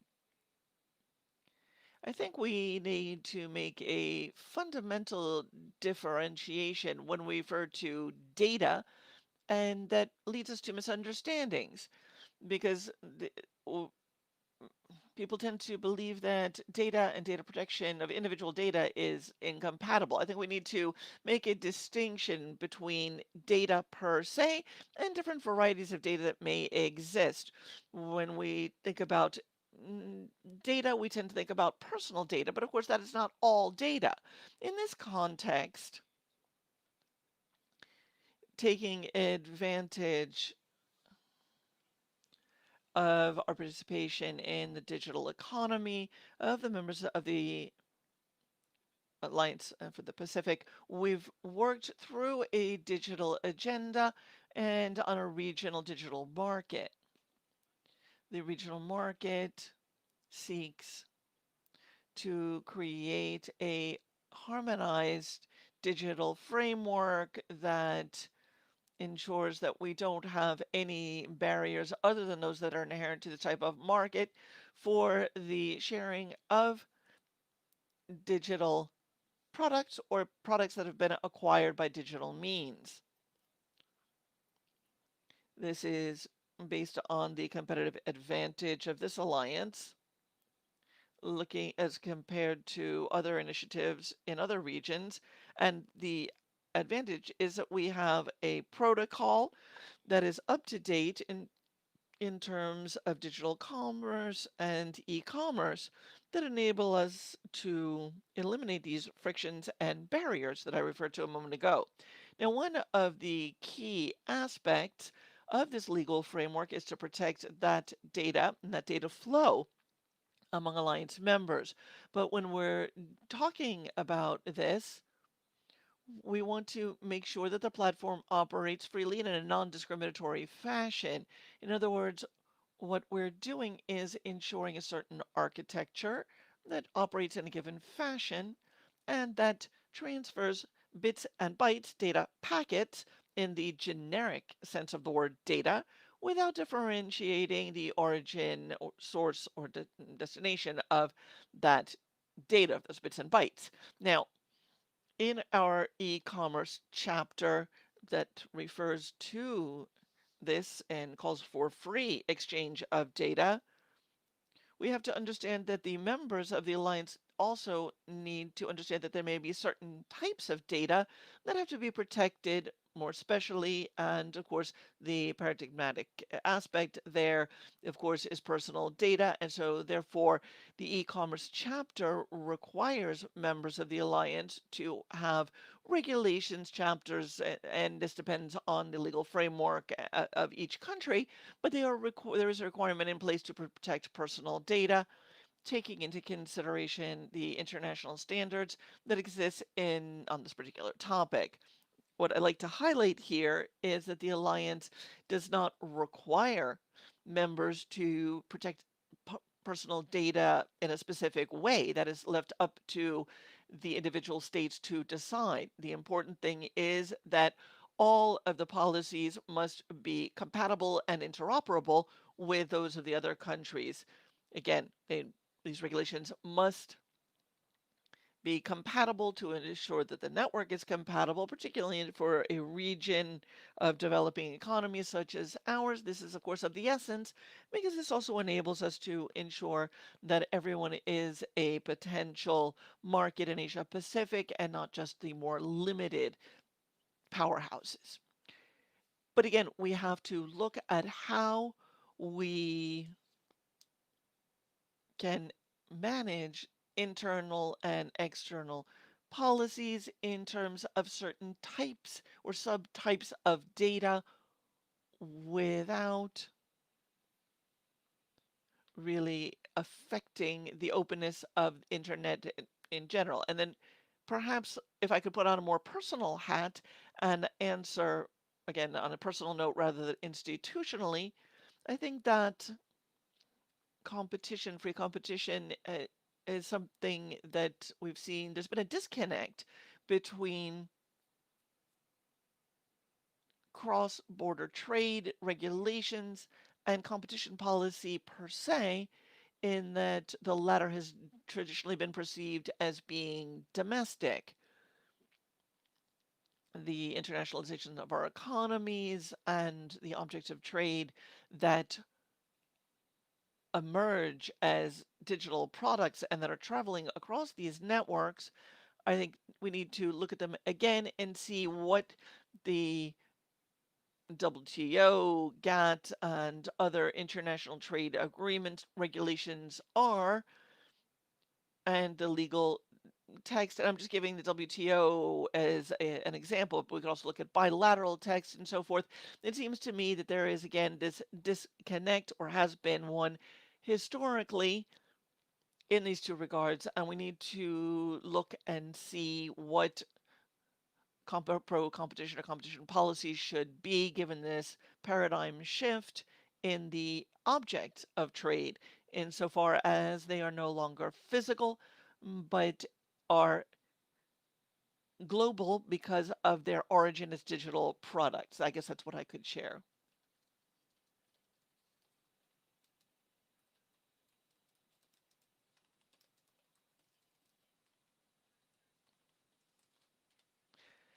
Thank you very much, Nicolas. Of course, for the countries in the alliance, there is domestic agreement or domestic policy.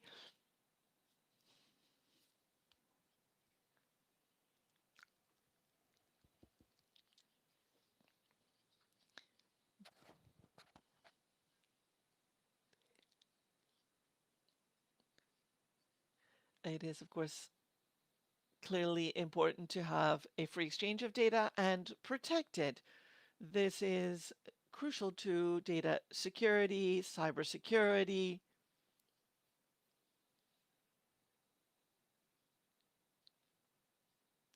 and all of the issues that we're seeing in the region is very important, as is the topic that you addressed, which has to do with competition and this linkage between data protection and competition in a digital economy. Again, this is of the utmost importance today. Data is an intangible, but is a highly valued intangible, and it requires insurance. It is an intangible product, but it's still a product and should be insurable. So thank you very much, Nicolas. Let me now turn to the next question, which is for Maria Paz Canales. Maria Paz, we can see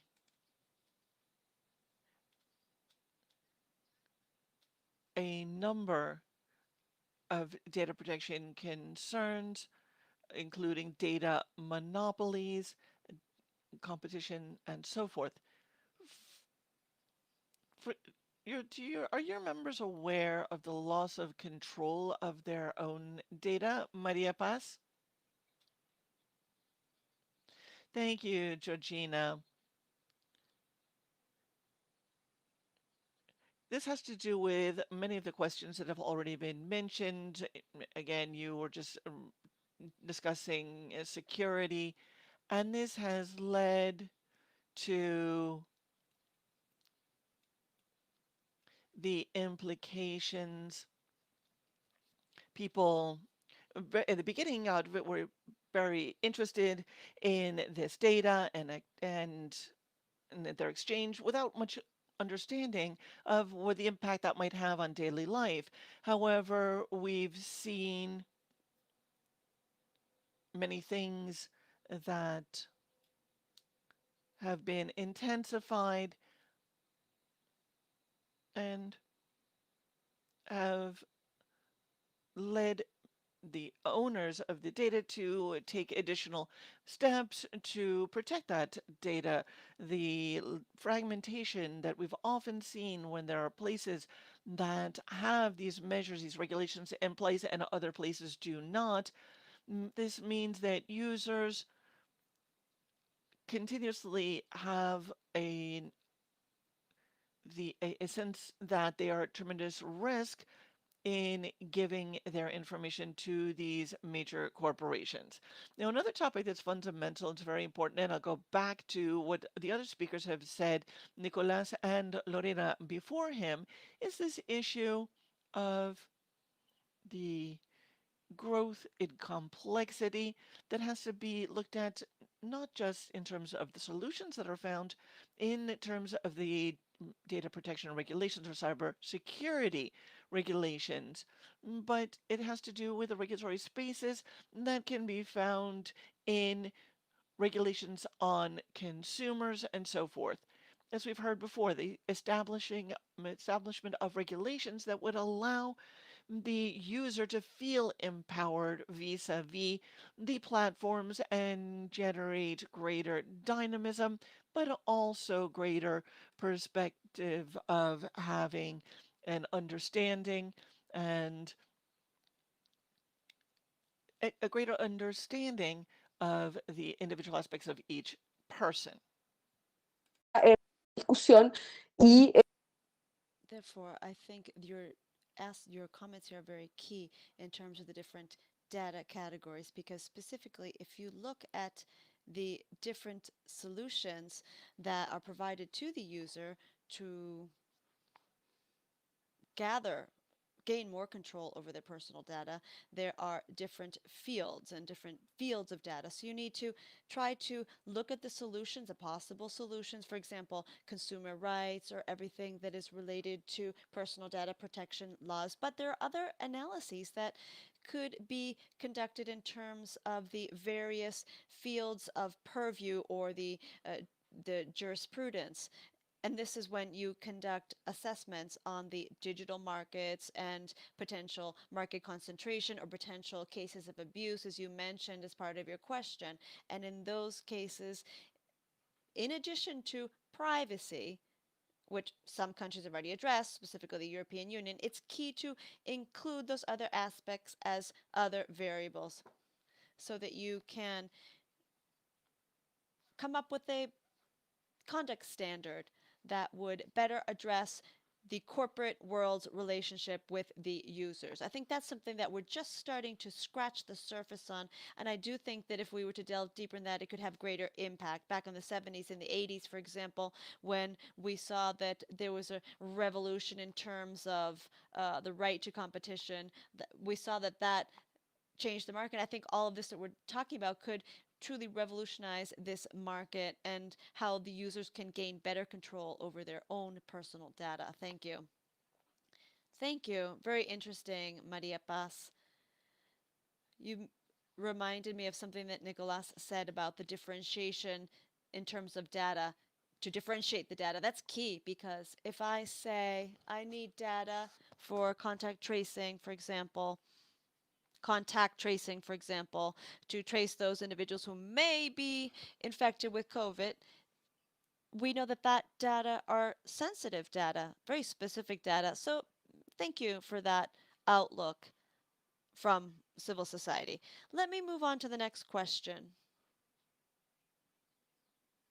The next question is for Raúl Echeverría. Now, the increased number of cyber attacks represents a cost to companies, private and public, specifically when we're dealing with attacks to critical infrastructure. This calls for coordinated public-private efforts to address this issue globally, regionally. Now, what is the private sector doing with regard to coming up with a strategy to address this? Raúl, you have the floor.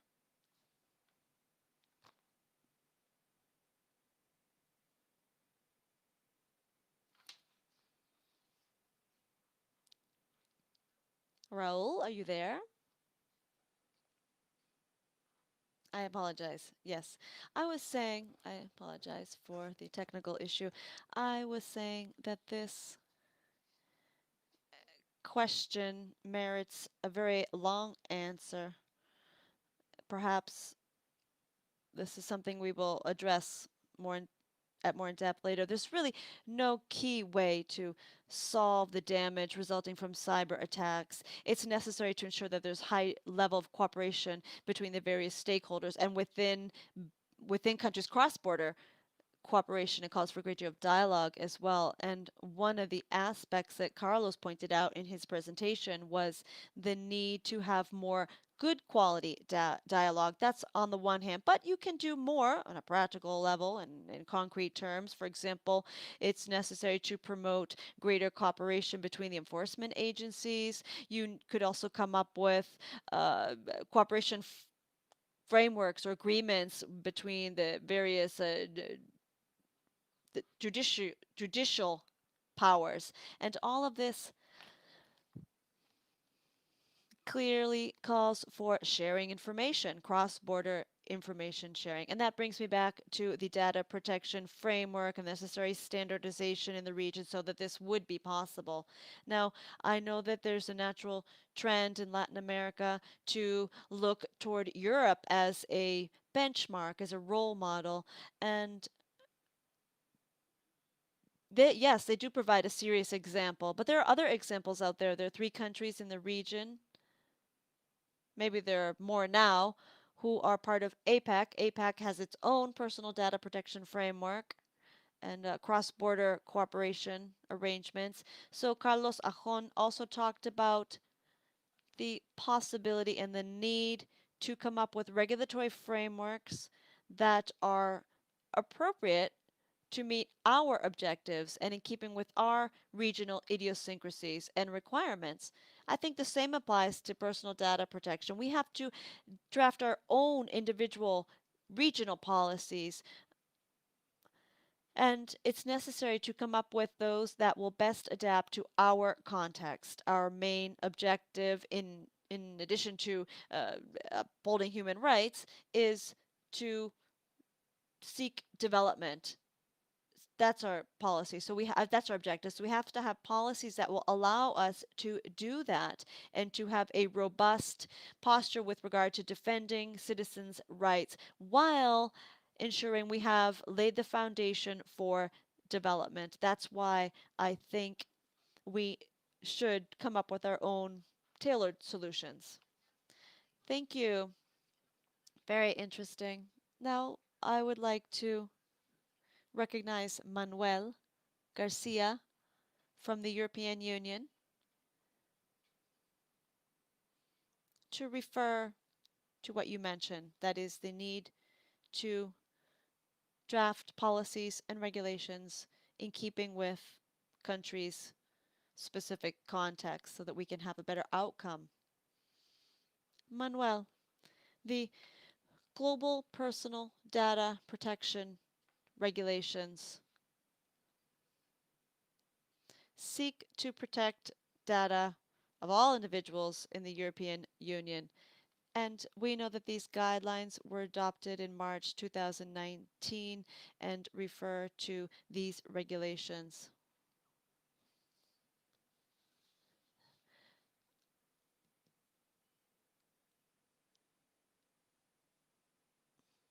So the question is, Latin American countries that have agreements with the European Union, to what extent would this apply to them? Would they be eligible for support, collaboration, for example, from the European Union? Unfortunately, the speaker's connection is very weak. Thank you, Georgina, for the question. And thank you to the other panelists for their remarks. They are very interesting, in fact. With regard to your specific comment, well, the answer is simple. The Article 13 of the regulations related to territorial application is actually Article 3.3. That's a specific component that I would like to refer to, and that refers to very specific cases such as diplomatic conditions outside of the European Union, or there are other examples with regard to the guidelines of the EPB, the European Council for Data Protection, for example, ships with a European Union flag. And those are some of the examples where the regulations would apply. Now, the second paragraph of the article does stipulate a certain degree of application, extraterritorial application, implementation, but that would be limited to certain entities from Latin America that would directly provide goods and services to individuals located in the European Union. Now, likewise, that treatment, that application, does refer to individuals located in the European Union and also aims to assess conduct, behavior. So in that regard, the linkages of this with the previous debate refer to the directives from the European Council for Data Protection.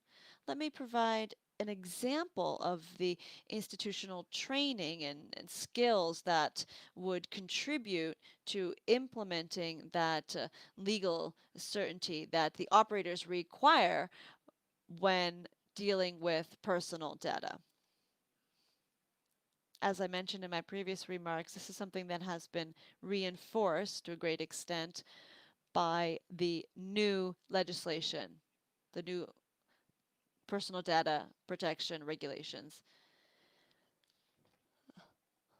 And this is the result of our vision with regard to globalization, the vision with regard to data protection as a fundamental right, and it's a result of 20 years of experience in terms of implementing the previous directives.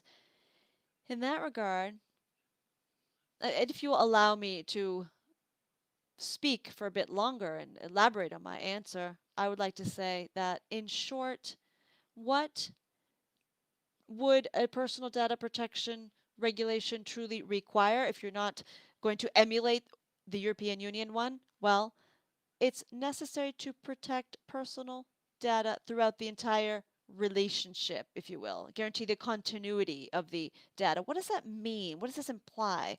Well, we live in a globalized world, we know that, and it's necessary to include in the regulation instruments that actually will facilitate the flow of data, as mentioned by other panelists, but at the same time maintaining those levels of protection.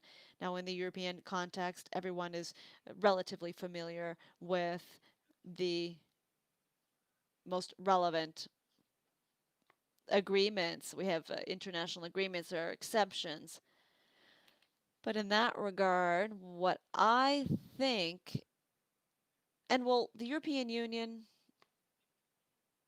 aims to define the concept of data protection, and bearing in mind its global nature. Today there are more than 120 countries, and I'm sure that that figure is not up to date, that have data protection regulations. Many of these countries are actually located in Latin America. And the key aspect that could actually define this harmonization that other panelists have referred to that we're looking for is what we call the convergence of regulations, to create a set of guiding principles that would allow for making this legal, judicial, interoperable nature more solidified. So you need a general horizontal law that would apply to all sectors. You need a basic set of common data protection principles, aspects regarding legality, quality, etc. All of these principles, in fact, are present in most of the Latin American countries' legislation, and then it's necessary for the individuals to be able to exercise their individual rights. And finally, something I mentioned in my previous marks, ensuring that there's a data protection enforcement agency overseeing all this with institutional and technical independence. Now, if we are able to meet all of those objectives at all the various levels, we would be able to secure the interoperable nature of the systems, because we would all be speaking the same language, and that would result in mutual trust and reliance. I would also like to mention that regardless of the regional effort, it's important to bear in mind the global effort. So what do we have today? The Agreement 108 has recently been standardized, harmonized. Uruguay, Mexico, Costa Rica, they are applying to be part of this. Some are observer nations, and that agreement to date is the only binding multilateral instrument that contributes to this convergence. It also contributes to generating this trust, this mutual trust. And regarding the final part of your question, the Commission has pledged, if you will, to continue fostering this convergence that I've referred to. They recently issued a statement that addressed the assessment following 2 years of application of the regulations. And the statement includes a series of pledges, for example, to ensure that there's data protection dialogue with third-party countries, for example, with our preferential partners. Also, to support other countries that are working on creating these regulations by way of exchanging experiences and best practices. The idea is not to impose, but rather to share our experience of having applied these regulations over the years, and to support other nations in developing their own regulations, making our experience available to other countries in Latin American countries in order to aid them to the extent possible in drafting their regulations. And then finally, something that is very key for the Commission is to promote international cooperation with regard to data protection among authorities and the other parties. So all of these aspects, there are more than that, but I do not have time to list them all off, but all of this is part of what the Commission has pledged to do, and the Commission has proven to be quite willing. And then finally, I'd like to say that I think Latin America is spearheading this at a good time. There are several efforts underway at the national level. Brazil, for example, has a new law. Chile, Paraguay, Ecuador are working on their regulations. Apparently, they're quite along in the process. And there's a key regional forum.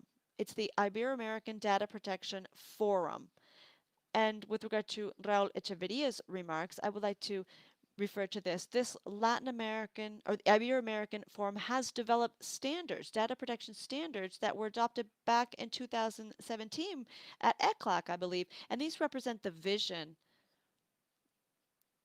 with regard to this regional convergence in terms of data protection regulations. As I understand it, these guidelines were developed jointly in the region, and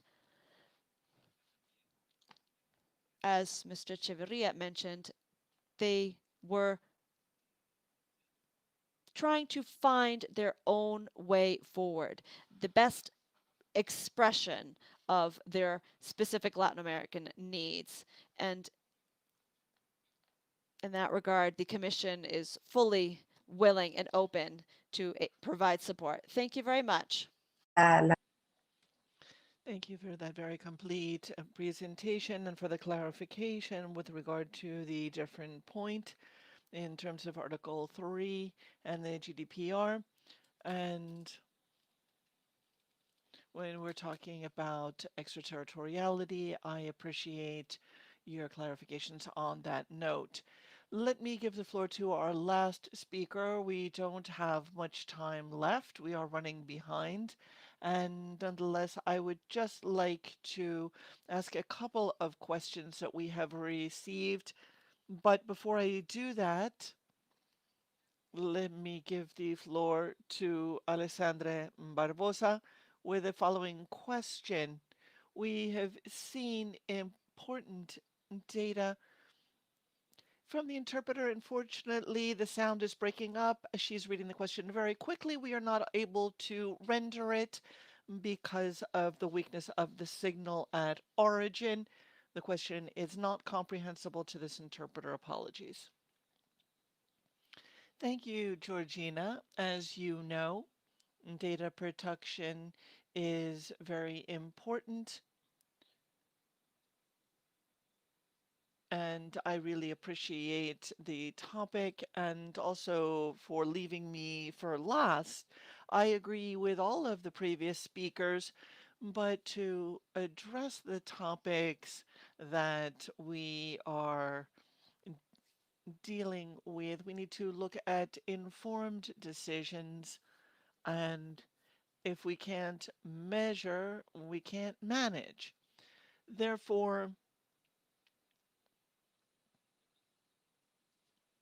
The question is how to use evidence-based instruments that focused on data and that allow us to engage in inclusive data preservation and protecting that data privacy and security both. In that regard, our organization is responsible for producing this type of data that can help our legislators find an effective, efficient solution to the issues that we face. The data that we have collected are used in the follow-on of public policies. And we also seek to contribute to the debate, the discussion on digital technology to involve the stakeholders in producing data and following the multi-stakeholder governance model that we have in Brazil. Here at CETIC, we would like to highlight that we have recently created a methodological lab to identify new forms of data collection and new sources such as big data, administrative data, web scraping, and we've also created a point-to-point quality approach that is backed by a group of experts, again, from multiple stakeholders that allow for greater transparency in all of that data. In terms of methodological innovation, we have just published a few weeks ago a publication on information technologies, ICTs, and COVID-19 that has been quite innovative. We've also done a survey with companies on the question of digital risks and data protection in keeping with the recommendations of Eurostat and others. And we, in January and February, will be publishing a new study, a report actually, on the digital risks in Brazil. So to conclude, the pandemic really has brought to the forefront the importance of having timely, correct, accurate data to respond to policy needs. And I would say that CETIC's approach, again, is multi-stakeholder in terms of the data production, and having that multi-stakeholder approach is of the utmost importance in terms of data sharing, as well as for methodological production of data per se. In terms of the context of the market, the idea of defining standards using principles that are shared is, of course, fundamental. So let me stop on that note. Thank you very much, Georgina. Thank you, Alexander. We indeed have left you for last because it is information that is of the utmost interest to share with our audience for the design of public policies. I would like to thank our 6 panelists for this very interesting discussion, their responses, their efforts to be brief. And on that note, I would like to give the floor to my colleague Fernando, because we have a couple of questions.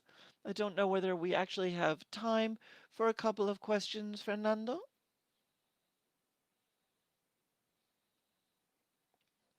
Questions from the audience.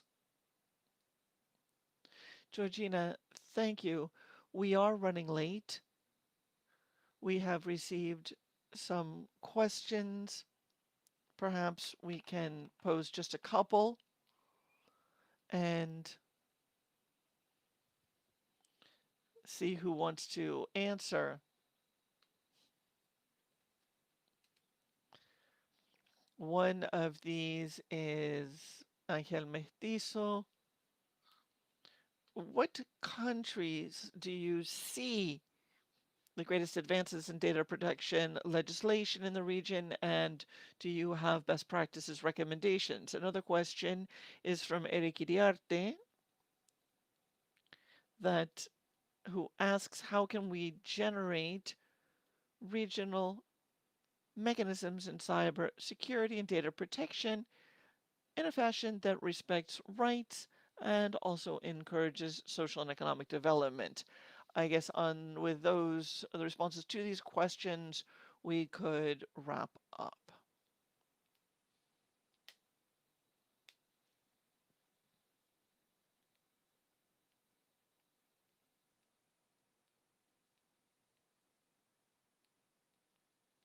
Fernando, perhaps I can take Eric's question, if you agree. Great. Thank you. Thank you. Thank you, Eric, for the question. I think that the answer to that and the perspective that we've had in the Alliance for the Pacific is something that has been commented on in this session, which has to do with cooperation. The Alliance has a chapter on e-commerce, and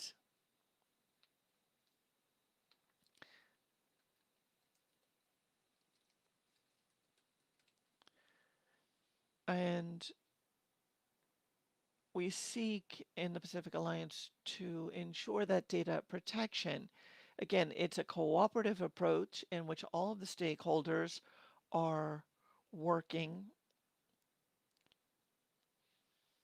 to ensure transparency on the one hand, and that particularly in terms of what Eric has noted,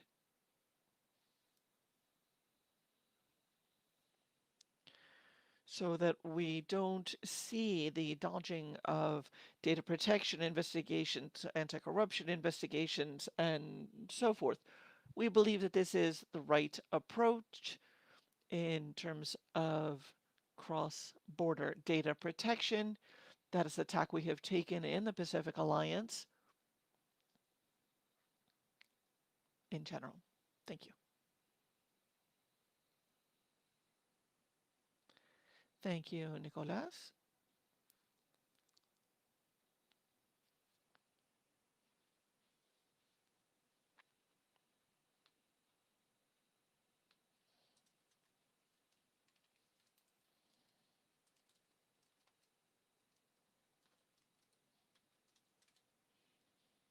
Well, perhaps in terms of the first question, perhaps looking at this from the outside, although we're of course in ongoing contact with the region, in principle, as I said previously, there is a lot going on today in Latin American data protection. In recent years, we can see that there has been a set of countries that have focused on legislation. Argentina, Uruguay are countries that are very active in data protection domestically and internationally. They've signed in Convention 108 and are in the process of ratifying the protocols to 108. But although some countries have had older or longer standing laws, such as Chile, that began a reform effort to their legislation. But we also need to remember that we have countries that, in terms of surveillance, Mexico, Colombia, and even Brazil itself has had certain initiatives in the civil context, but we have new data protection laws there. The data protection officials have just established these new regulations, and there are discussions in terms of data protection in the court and law enforcement environments. Again, Brazil is also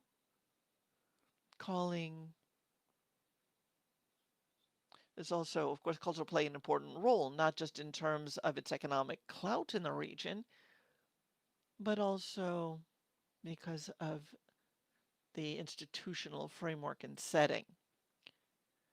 There are, of course, other countries that are in process in the Caribbean. There is a lot of movement going on. We have countries such as Ecuador, which was noted earlier, is in the process of instituting its data protection. Peru has it. Paraguay is perhaps the last of the Mercosur countries that is moving into the effort to update its regulations. But once again, we're seeing that data protection in the region is an ongoing effort. There is a lot of movement. Certainly there is room for improvement, but there is a convergence, a harmonization, as was noted, not just in the Ibero-American Data Protection Network, but also within the context of the Organization of American States and others. We're seeing real dovetailing of these approaches and a real data protection vision for the region, as several panelists have noted in their remarks. Thank you.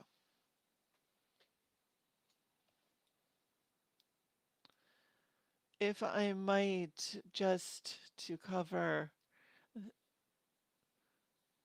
or to supplement what the previous speaker just said, in terms of the Andean countries within the CAN, we are looking at telecom, and we have a new chapter on protection of personal data. And we can see there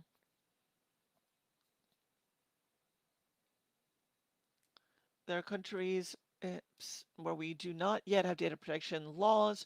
We're seeing how these regulations that, of course, are binding for our countries, we can create a regional market that will be much more reinforced, much stronger vis-a-vis international platforms and other forms of data. So these types of agreements are important as we move forward in introducing greater transparency in these types of regulations across the region. Thank you.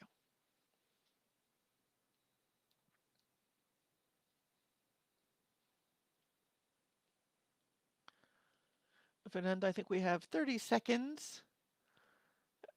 Do we? Oh, yes. Wonderful. Well, I just wanted to make a comment on the last comment, which is very important.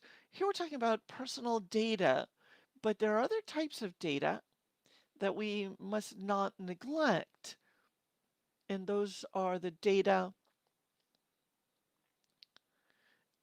generated by the robots in industry, the metadata for telecom companies, the Internet of Things, and CDRs, and so forth. And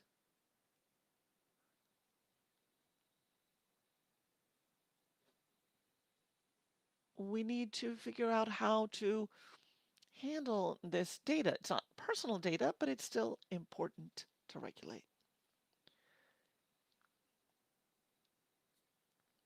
Thank you. Just to supplement that last comment by Alessandra, again, it is important to look at different regulatory frameworks to, again, recognize the different categories of data. That's it. Thanks.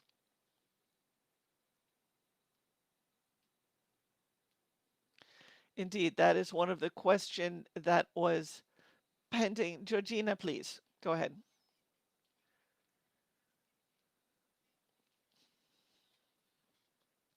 I was just looking at this last question that was actually Maria Paz y Alessandra just answered. Actually, it was addressed to Maria Paz, so thank you for that answer. I would just like to particularly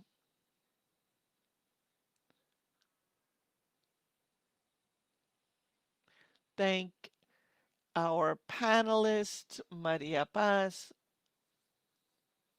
Raúl Echeverría, Manuel Garcia, and everyone who joined us on this panel that you have addressed very important and substantive topics and that will support us here at ECLAC in our efforts as we look at this digital regional market. So thank you very much to those who have supported the effort and our colleagues, again at ECLAC, who have provided all of the infrastructure to enable this to take place. Thank you, everyone. Thank you, Fernando.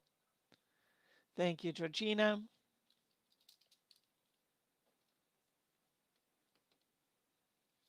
We will have a break now until 2:30 Ecuador time, and we will then continue with our dialogue of senior representatives of Latin America and the Caribbean on the regional agenda and its role in grappling with the COVID-19 pandemic. Thank you very much.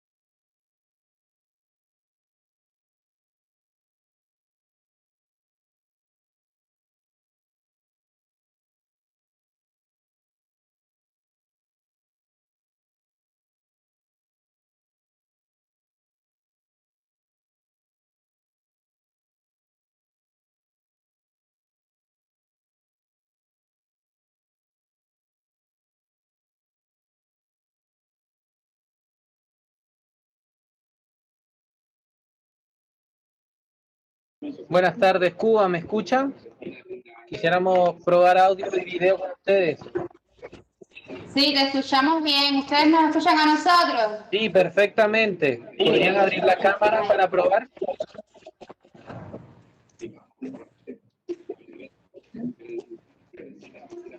Sí, ya. Utilizaron el tema.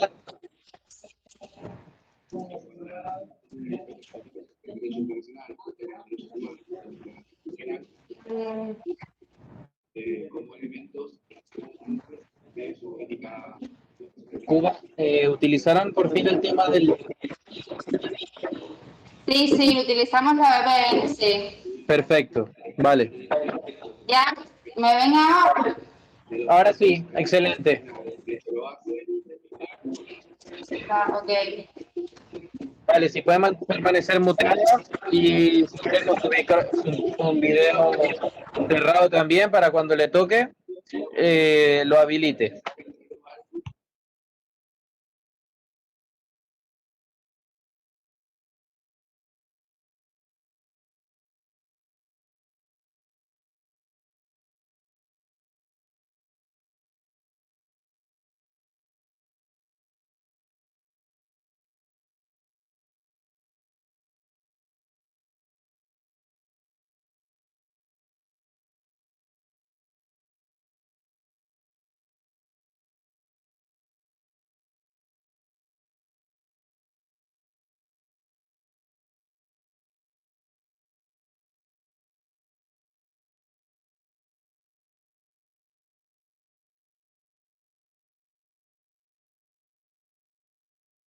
Buenas tardes, si algún delegado quisiera hacer alguna prueba de sonido, alguna prueba de audio, por favor, lo pueden hacer. Hay 5 minutos para hacer alguna prueba.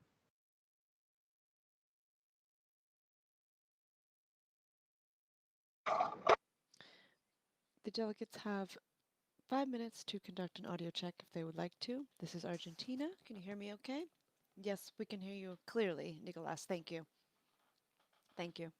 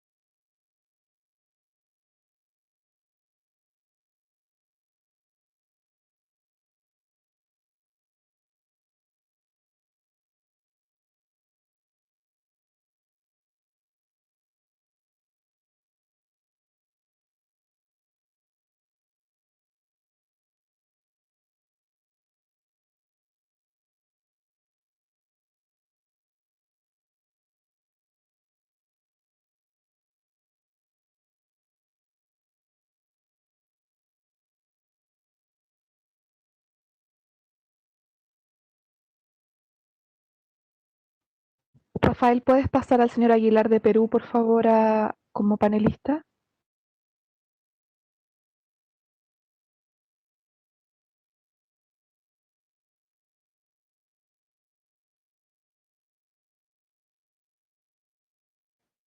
Señor Aguilar ya está como panelista, si gusta puede probar el sonido. ¿Qué tal? Buenas tardes, muchas gracias. ¿Se me escucha? Perfecto.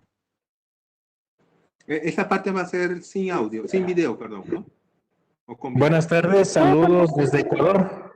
¿Nos escuchan? Los escuchamos perfecto. No hay problema en usar la cámara, señor Aguilar, mientras no se vaya la señal por el ancho de banda, pero no hay problema en usar la cámara.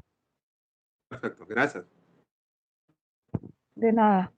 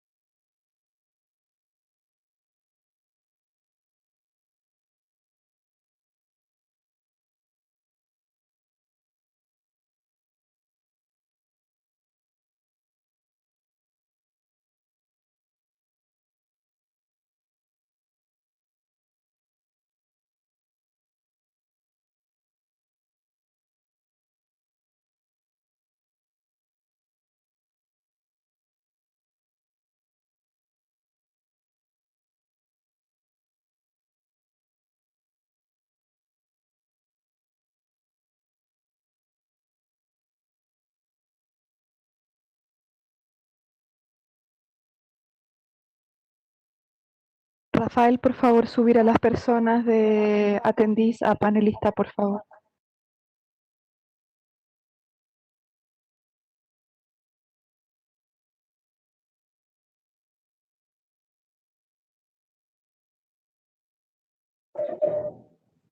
Buenas tardes con todos. Qué gusto acompañarles desde Ecuador como presidente.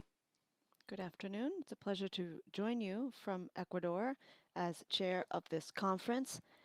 I would like to greet all of the representatives of the member states of ECLAC, ladies and gentlemen from observer organizations, from the the Executive Council, and others who are joining us online.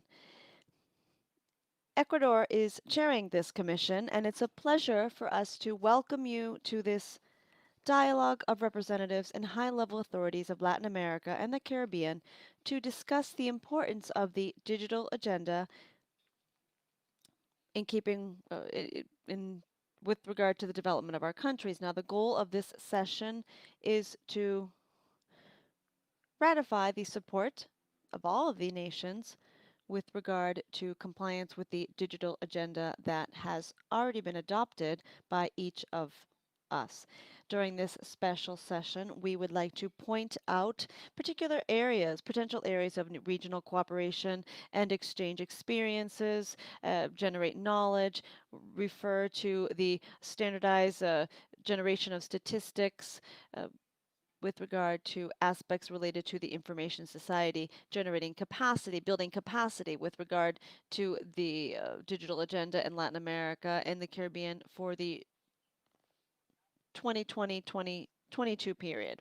One of the goals that we have is to draft a schedule of activities related to regional cooperation for the digital agenda. Now, the digital agenda aims to favor compliance with the objectives defined thereunder and to create a structure for cooperation activities within this framework. Therefore, we would like to invite the delegations to provide us with their suggestions, recommendations, comments with regard to the schedule of activities for cooperative actions during the period of sessions. I would like to mention that we are joined by the we'd like to refer to the comments by the Minister Michelana and the Minister from Colombia and the Executive Secretary of ECLAC with regard to where the region is headed and how the region will aim to close the digital gap.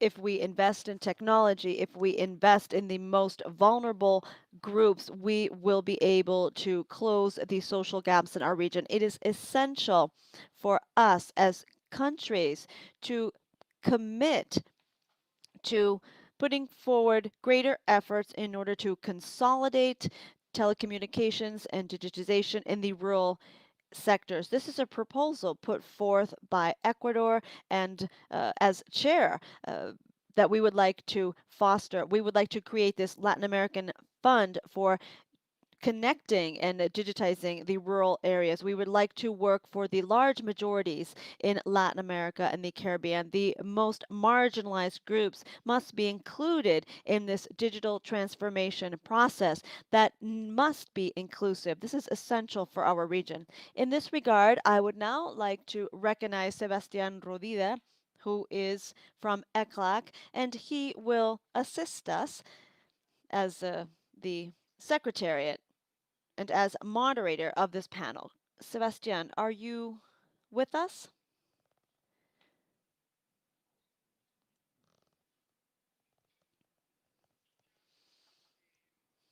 Please let me know if you can hear me. Just briefly, I would like to refer to some of the comments by the Vice Minister and Ecuador as the chair of this digital regional agenda. I would like to briefly explain the purpose of this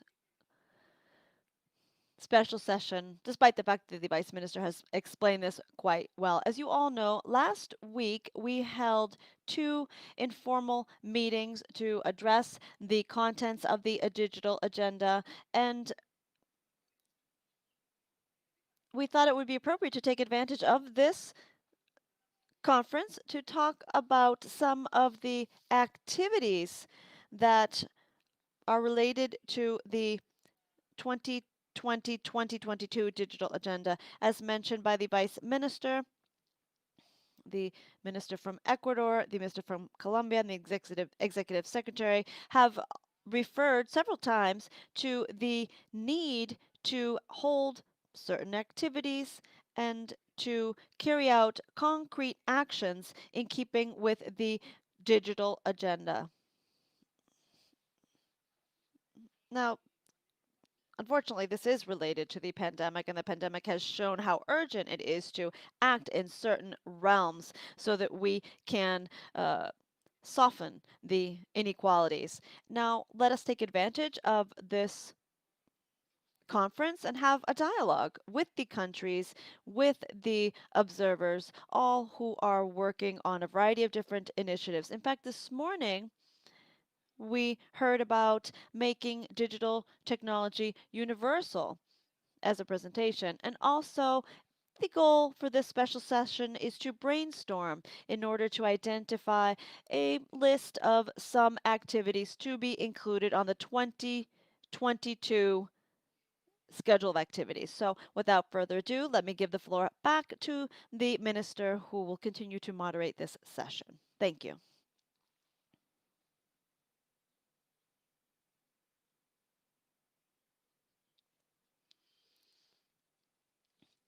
Let me talk a bit about the methodology for today's session. I know that some of the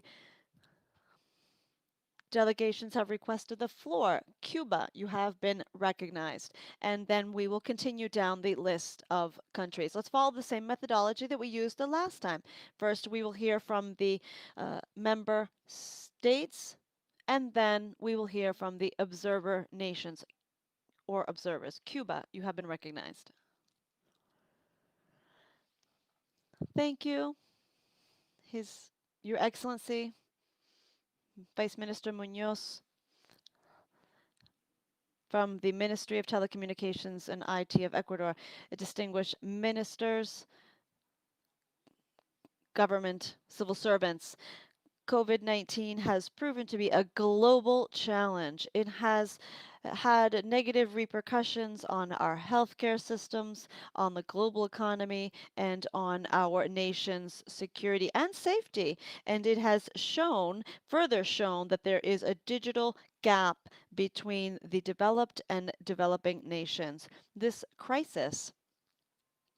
During this crisis, Cuba has made an appeal to international cooperation and solidarity and has called for the end of multilateral coercive efforts and an appeal to the UN Charter. We know that some of these actions limit the states' universal access to telecommunications, safe ICTs as tools to effectively address the pandemic and cope with the pandemic. This situation clearly shows that it's necessary to have a communications infrastructure that will allow for equal access to sources of reliable sources of information, and that will provide assistance to the health care services, other public agencies, and that will also contribute to ensuring the continuity of education processes. Now, the Secretary General of the UN mentioned how COVID-19 has had a global negative impact on healthcare systems, on our economies, on countries' safety and security, and has underscored the painful existing digital gap. Your Excellencies, the Digital Agenda for Latin America and the Caribbean, ELAC 2020, aims primarily to contribute to constructively meeting the large looming challenges that the region faces in the digital realm and to meet the key needs and requirements of our training program in Cuba. And there are 8 areas of action and their respective objectives or targets. Cuba would like to reiterate that we have this current situation that we mentioned, and we would like to make an appeal for international solidarity and cooperation to try to develop and share good practices and initiatives with regard to the use of ICTs as an essential tool for coping with the pandemic. We would like to urge the Economic Commission for Latin America and the Caribbean to continue supporting the development of ICTs throughout the region in order to contribute and aid us all in effectively addressing emergency situations. There have been many experiences with regard to coping with this crisis, many that are known for being an expression of solidarity, all in order to foster better well-being of our people. Thank you very much. Thank you to the delegation of Cuba. Now let me give the floor to the delegation of Uruguay. Uruguay, you have been recognized.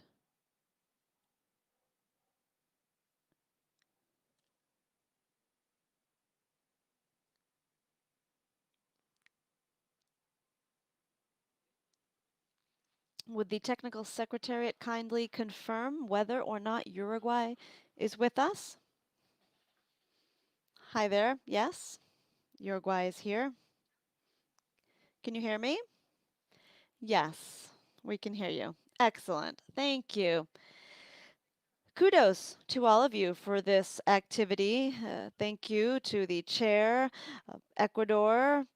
So far, so good. I think we are fully meeting all of the expectations we had when we started planning this summit. So thank you. Now, I think you and Sebastian have referred to the key issues. That is, this seminar, this conference is a milestone. We have adopted the new digital agenda, and so now it's time to determine the specific schedule of activities. I think that is part of the challenge lying ahead. That is to implement concrete actions that will provide us with valuable outcomes and allow us to meet the wealth of objectives enshrined in the document, the goals. And I think that will involve having a strategic approach to the working plan, in addition to monitoring, supervision, enforcement, following up of the activities. I think this is something that is essential. We all know that in Uruguay, we are key proponents of monitoring and overseeing actions implemented. I think that will allow us to be successful. Also, it's important to have realistic goals that can be met. I think through concrete actions, each country will give the best. And I think with all of that, we will be able to reach a good endpoint. And we are pleased to be part of the steering committee. We will provide all of our know-how and expertise and resources that will allow us to reach a specific level of cooperation with the other nations. Let me take advantage of this moment to publicly state that the government of Uruguay is very much interested in organizing the next ministerial conference in 2022, hopefully in person in Uruguay. This is one of the interests of the incoming government, and that government has stated this, and this is one way to implicitly and back our pledge to work closely on ensuring this digital agenda will be a success, and so that we will have valuable outcomes that will have an impact on the countries in our region. Now, I will request for the floor later on to comment on specific aspects. Thank you. Thank you, Virginia, for your remarks, and it's nice to see that the Republic of Uruguay is interested in presiding over the 2020 Ministerial Conference. Clearly, we will follow the process defined by ECLAC to this end, but nonetheless, it's very pleasant to see that the countries are interested in spearheading actions with regard to these changes. The representative from Peru has requested the floor. You are hereby recognized.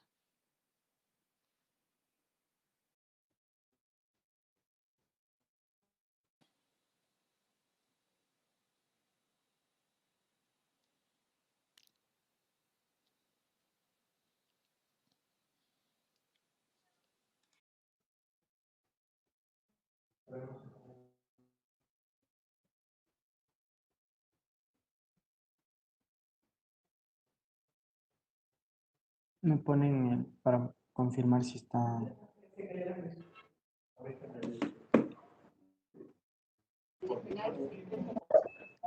Hola, Sí, buenas hola, tardes. buenas tardes. ¿Se escucha? Adelante, Marush.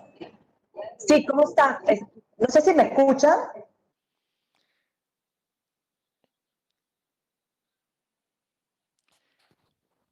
Thank you, Jose. Good afternoon. Thank you for this opportunity to participate from Peru.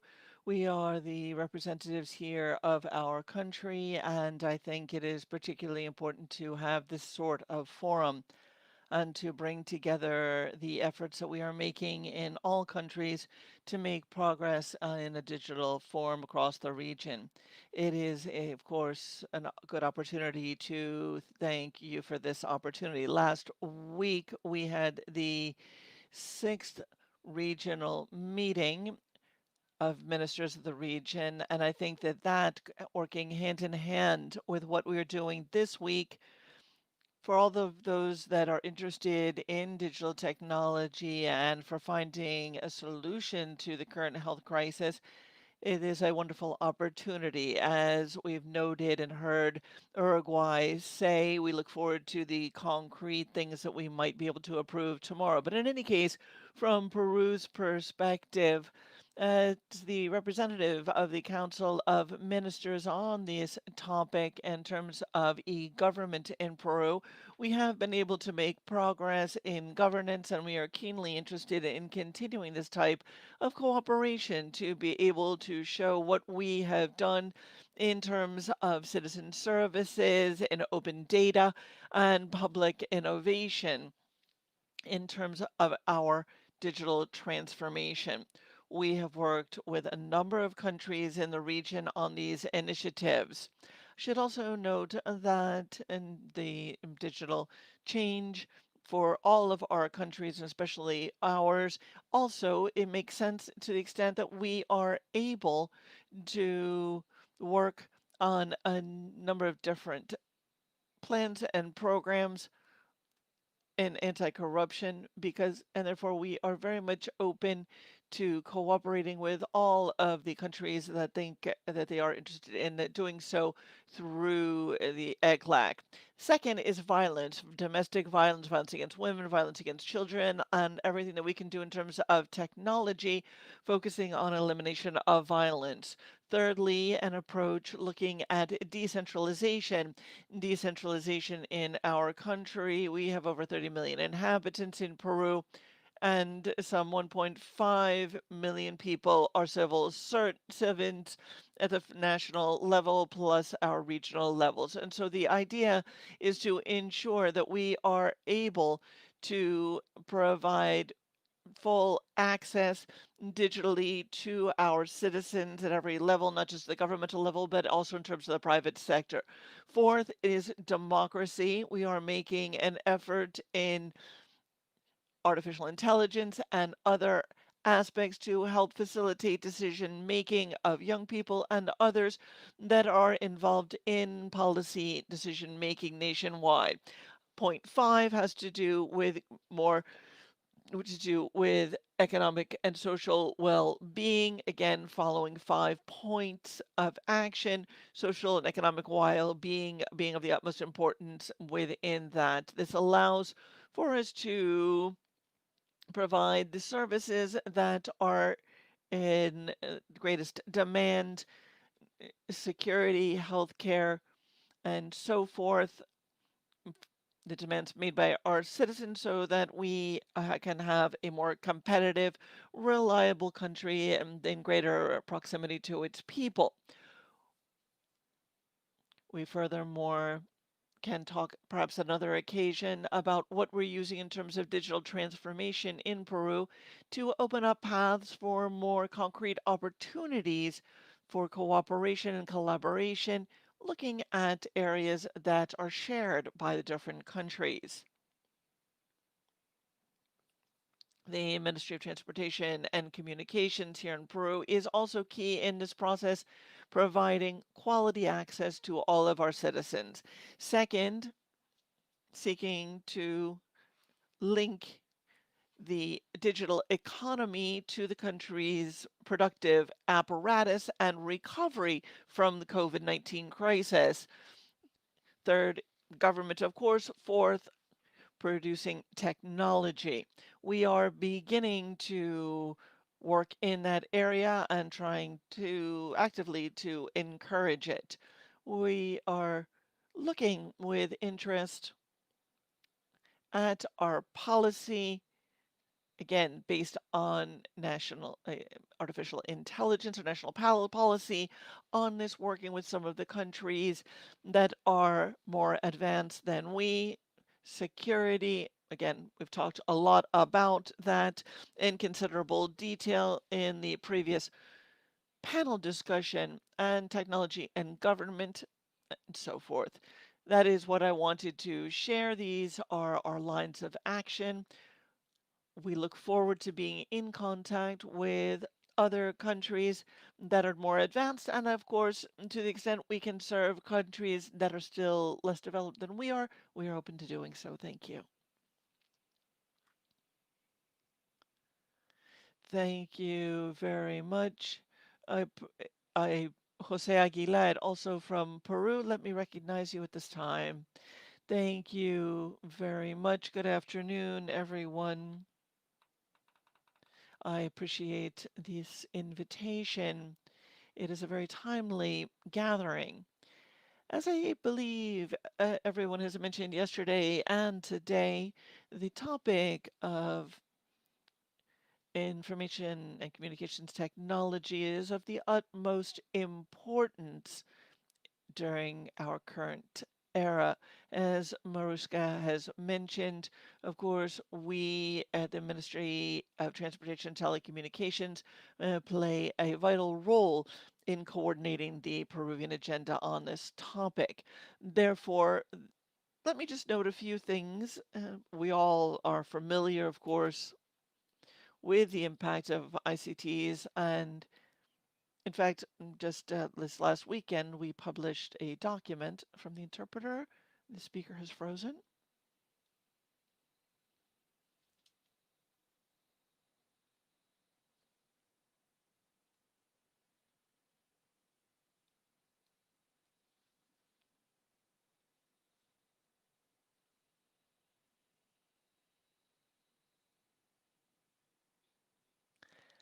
I believe that we have lost Jose Aguilar from Peru.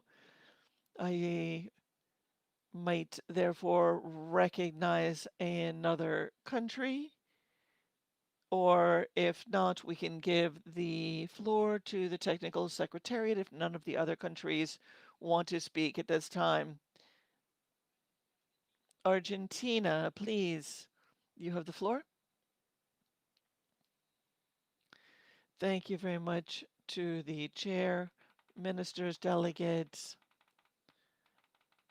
Thank you all for being here, and thank you to ECLAC and Ecuador for serving as the host. Digital technology is increasingly the last bastion of long-term economic growth in terms of the rights and freedoms of individuals as well as economic growth. From the interpreter, the sound at origin is very much wanting. We will do our best. Trying to ensure the provision of services in ICTs in terms of communications and the competencies in terms of governmental regulations. Excuse me, can the audience hear me? Argentina, please continue. Although again, from the interpreter, the sound on our end is very much wanting.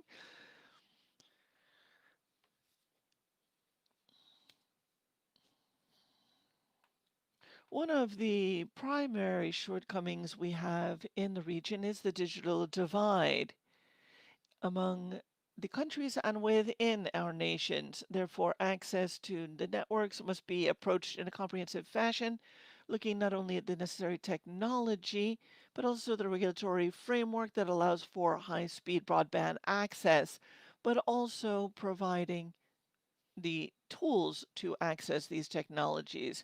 It's also important to generate awareness of the benefits and risks of access, as well as question of human rights, particularly the topic of gender.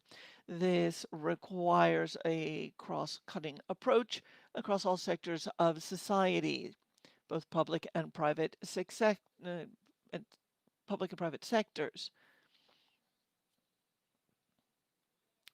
The government of Argentina is undertaking a series of different plans and programs, as well as legal frameworks to address these different areas. And given the short time available, we will not delve into them all at this time. Our Minister, Martin Burfa, will participate in the meeting tomorrow in a panel discussion where he will address not only our guidelines, but our national policies. But in any case, we understand that we need to play a role regionally, offering technical cooperation as appropriate. ECLAC plays an important role as a coordinator and interlocutor of this. The agenda 2030 agenda is very clear. We have participated actively in the deliberations for that agenda as well. Furthermore, since Argentina has not been on the steering committee for some time, we are now applying to serve the Southern Cone in the upcoming period on that steering committee. Let me congratulate also Uruguay that has noted that they will be hosting the next meeting, and we offer Uruguay the utmost of our collaboration support from Argentina. Thank you very much, Mauricio. I think it is extremely important to see this cooperation that we need to have between and among the countries of our region to continue to consolidate a digital transformation of Latin America. It is of the utmost importance that this agenda that has been the fruit of the efforts of all of our technical teams that can be possible, it can be measurable, that these strategies that we have set as a region can be measured so that we know what steps we need to take to continue moving forward on the digital transformation. I wonder whether anyone can confirm that Peru is back with us. If not, let me give the floor to Asit.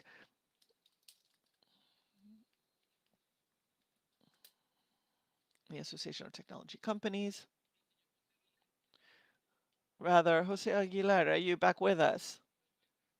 Yes, thank you. My apologies. I had some network issue? Well, as I was saying a few days ago, we worked on this document where we highlight the impact of the internet on Peruvian homes. And we know that the impact is about $160 per month in rural areas of Peru. Therefore, it is very clear how important it is to us. And I noted that there are several aspects. One is e-commerce, but not just in terms of the demand for our people, but also the supply of e-commerce. We need to be able to ensure everyone an opportunity to both buy and offer their products online as part of the government's agenda. The topic of inclusion is an important one. Obviously, infrastructure is important in all of our countries, but there's also certain fear among our people.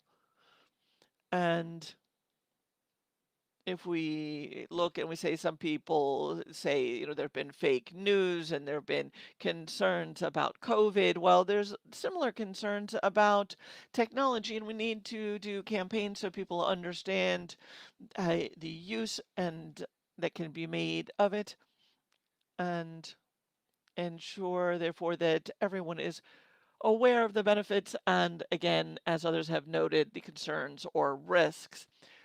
Another topic of the particular importance on our agenda is that of sharing infrastructure.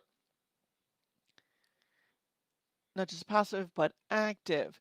This goes hand in hand with the topic that we have just noted, that is to say, providing more and better quality services to our people. Another point on the agenda that we share is the regulatory emphasis for no business models, a very important system that is crucial to providing access in these, particularly in our rural areas that still lack coverage. And the use, of course, of disruptive technologies. This is something that we are endeavoring to use to connect a variety of areas, given the tremendous diversity in terms of geography and topography in Peru. It is particularly difficult to roll out traditional technologies. So we need to think outside the box to ensure that access. But this is something that we are doing. We are looking at this in terms of disruptive technologies so that our citizens can have and so they can enjoy the benefits of these technologies. Lastly, we may have infrastructure and contact, but that is not worth much unless we have training.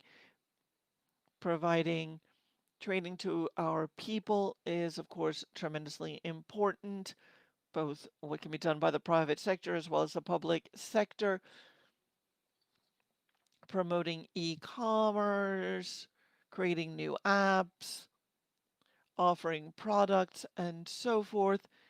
It's an overarching approach that we need, and we agree wholeheartedly with this.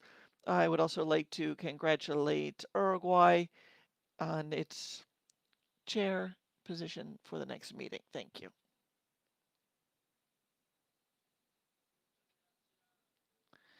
Thank you, Jose, for those remarks, and thank you to both delegates of Peru for your comments. We have a request for the floor from Colombia. Please go ahead. Thank you. Good afternoon. We can hear you. Please continue. Thank you very much, Vice Minister. Thank you for that invitation. The most salient topics that we see in Colombia in the short term are, well, given the social and economic issues generated by the pandemic, we have focused on economic reactivation where technology is vital. It would seem that seeking to reactivate quickly, particularly in digital inclusion, specifically with a view towards social well-being, is something that we can certainly work on in the short term. Colombia is creating a national economic reactivation policy that includes sustainable growth, where we are including appropriate ICT technologies, digital solutions, and an increment in the use of appropriate data. We certainly can work through this forum and ECLAC in expanding that. There are other aspects that have to do with the regional approach that have to do with regional coordination, seeking synergy between and among the different aspects that allow us to strengthen our efforts and avoid duplication of those efforts. We have seen this in the Internet and Jurisdiction report, the creation of streamlined and similar data protection regulations are particularly useful, as are an understanding of legacy and vintage systems. The Latin American Caribbean Network, under the chair of Colombia, will continue to work, and we are very much willing to continue to support ELAC. Another aspect that we have is SMEs and strengthening e-commerce. Of course, the innovative approaches, as have been noted by the Minister of Ecuador. Therefore, let me just share our willingness to continue to collaborate on this agenda.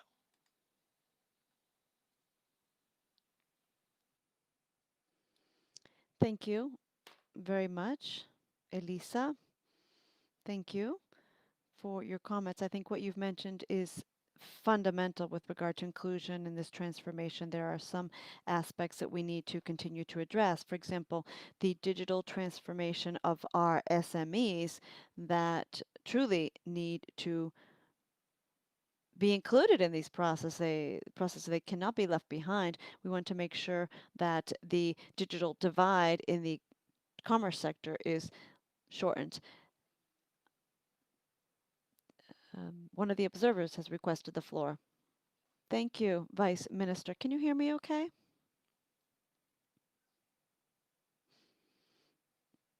Yes, I can hear you. Thank you. First of all, I would like to thank you for the opportunity to take part in this important event. For ICIET, it is vital to foster the digital agendas because we believe this is one way to guide the states in terms of the digitization. Now, the foundation of digitization is precisely making the telecommunications infrastructure more robust, and efforts should follow along those lines. Now, here I would like to refer to consistency because digitization really should be a state level policy, a policy that is cross-cutting and refers to all of the government areas in addition to the various powers of state, branches of the government, and the various levels of the government, including the municipal or local or provincial governments. It's also important to mention that these agendas, apart from ensuring that consistency and cross-cutting inclusion, should also pay special attention to all aspects that allow us to improve the cost of these services. For example, regulatory improvements or making the digitization process less bureaucratic, unnecessary processes. We are referring to expanding the radioelectric spectrum, and this spectrum, that the one that part that is not used is the most expensive part. This spectrum cannot be viewed as a source of income. Quite the opposite. It needs to be viewed as a source of services that provide greater quality and greater scope of services to the population. Moreover, without a doubt, we share the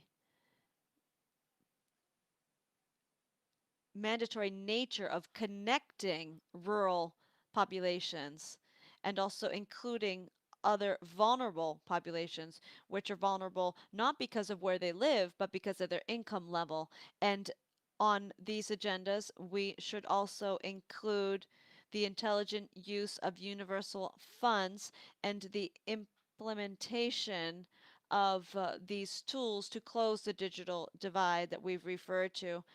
Moreover, with regard to statistics,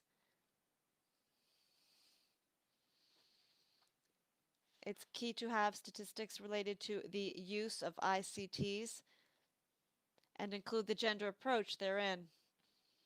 We would once again like to thank you for the opportunity to take part, and of course, we would like to make our capacity available to ensure that Latin America and the Caribbean is more connected.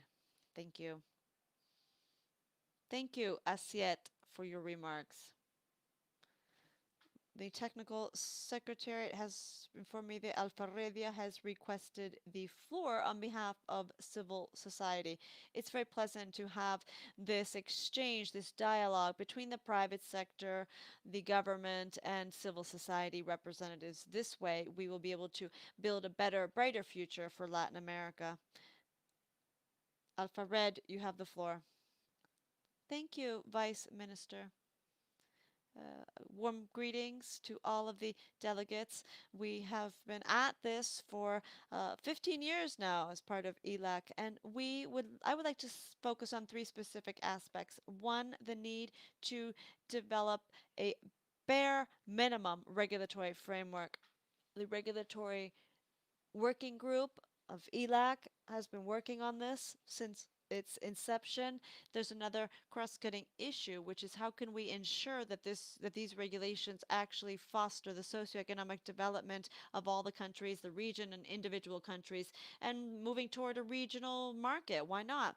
And then what about those countries that have not come up with specific regulations as of yet?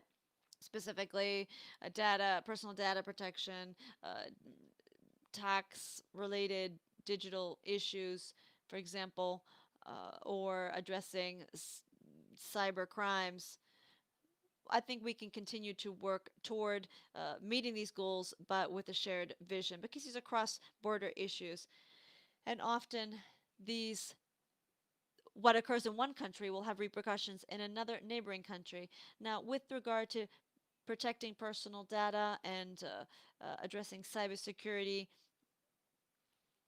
this is a key area that high-level government agencies and the private sector need to address jointly.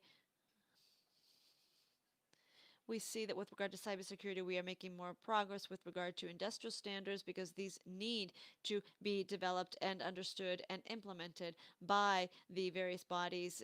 Not all countries have state-level policies in this regard or long-term policies, and this, once again, is a cross-border issue. Moreover, we need to make sure that we're ahead of things. For example, we have Internet of Things, artificial intelligence, but we need to better understand how these have an impact on individuals' labor rights. We need to come up with a bare minimum capacity, and given technological advances, I'm sure that these areas will have an impact on the labor market.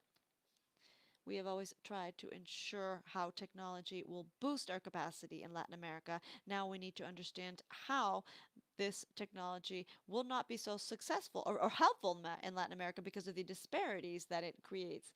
The previous panel talked about the vast disparities that the technology is creating, and we have discussed this for several years. One of the goals of these technologies is to do away with the digital divide and do away with socioeconomic differences. But we have seen after 15 years that many of these divides and gaps exist and have grown. So we need to find mechanisms that are more successful, that allow us to close this divide so that the population, the people in our countries will have access to information, that their rights will be respected, and so that finally we will foster socioeconomic development. I think this is one of our key goals, is to foster and ensure freedom of speech. We have seen how increasingly freedom of speech is being attacked on the one hand, or uh, distorted because of fake news.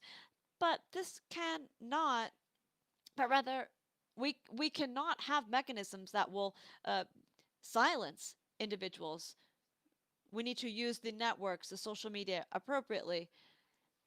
We need to have a more pragmatic approach with regard to the freedoms and the rights that we all deserve.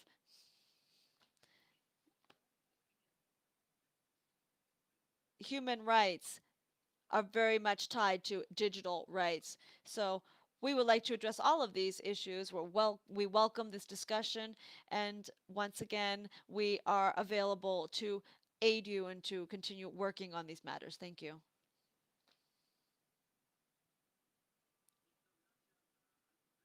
Thank you, Alfavedi, for your comments, for your remarks.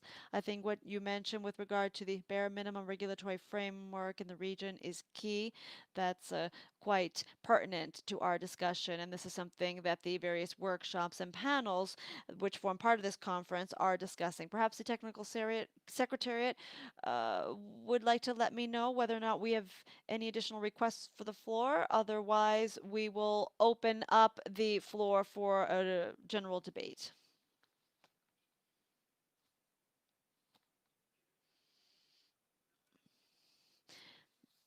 We have not received any additional requests for the floor.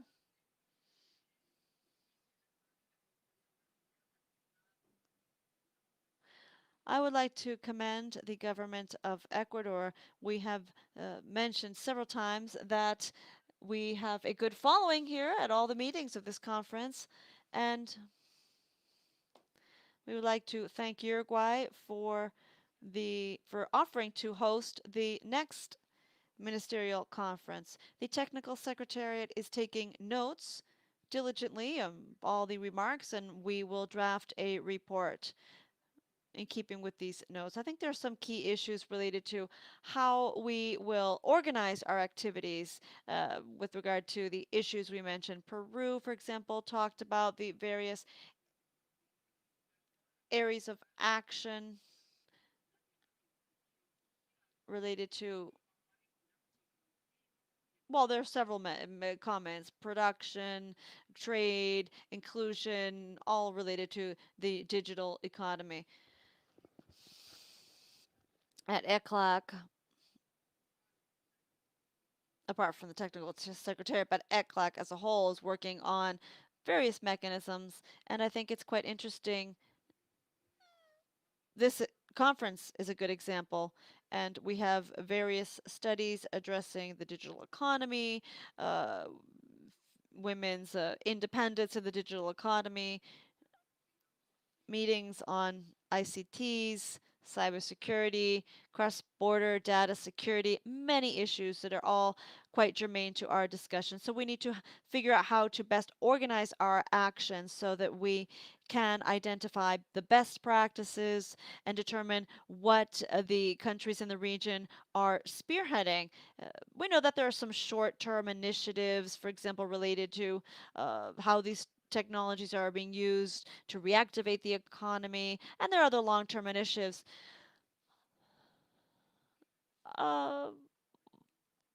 We will take a few steps back and figure out how we can work together and define certain areas of action and blocks. And if we are going to address digital transformation and production, we must work with how to allow SMEs to have these basic digital tools or to address specific value chains or supply chains, food chains, the supply chain in the mining sector where they're actually employing these technologies. Otherwise, we will just refer to the technologies as a generic group. We need to drive down to the specifics. Someone referred to the blockchain, to the supply and logistics aspects, management systems, for example, at a company level. So there are a lot of different aspects that we need to organize and figure out how to address these with the countries. The countries are aware of the practices implemented and the initiatives.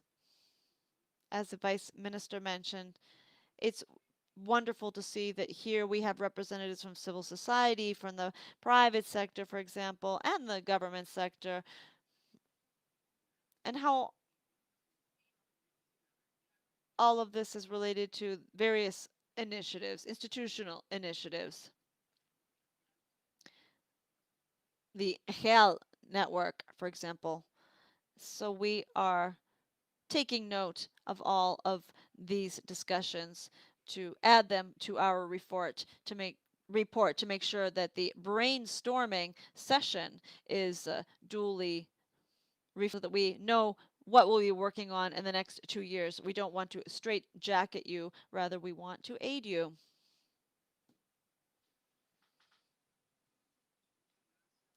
Thank you, Sebastian, for your remarks.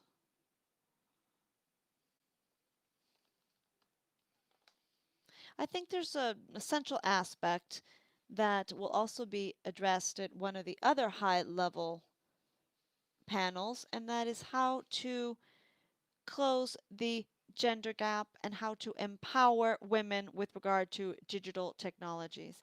I believe that this is an issue that the conference needs to address. We need to define clear actions moving forward and determine how, by closing the digital divide, we will be able to close part of the gender divide and the socioeconomic divide. These are issues we must address together as a region.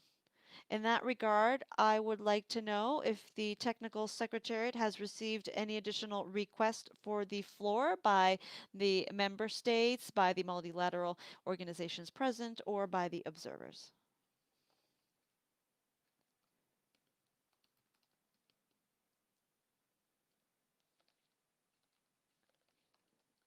Anyone?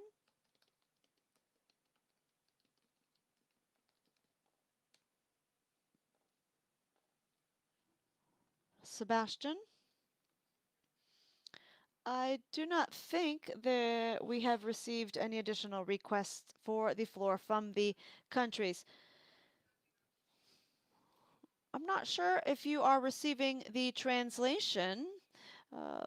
Are the Caribbean nations, the English-speaking countries, receiving the interpretation? Because one of the issues that was addressed at the first day, on the first day, was related to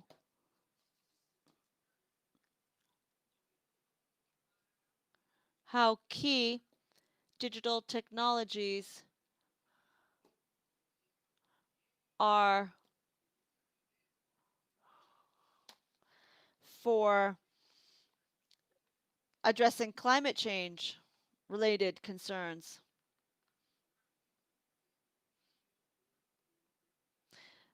This is the interpreter. The speaker's audio is extremely poor in quality. Central America, Mexico, the Caribbean, Uruguay, we know that. These are key issues for those countries. Tourism is greatly affected by climate change. So it's key to figure out how we can employ these digital technologies to aid some of the strategic sectors of the economy in recovering, for example. Yes, what you mentioned, Sebastian, I believe is key in terms of how we can aid these sectors in adopting these technologies, artificial intelligence, for example, big data. All of these tools can be helpful for various sectors such as agriculture or virtual tourism. How about that? There are several different sectors along the production chain that would greatly benefit from the widespread and or progressive use of the emerging technologies. However, in order to secure that, we need to have a regulatory framework that would allow for expanding the use and the concrete use of these technologies.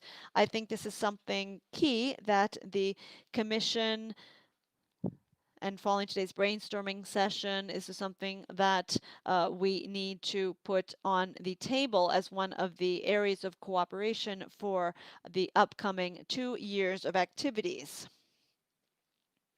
I know that Uruguay has requested the floor. Virginia, you are recognized. Hola. Hola, ¿escuchan?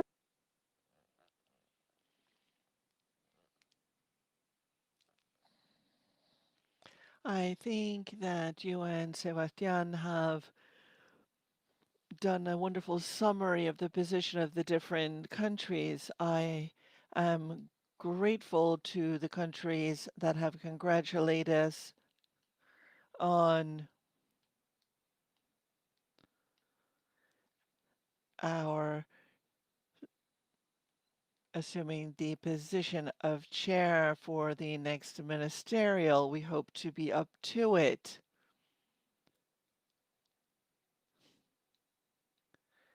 Obviously, the new agenda for the region, the digital transformation, connectivity, and so forth, and so many other aspects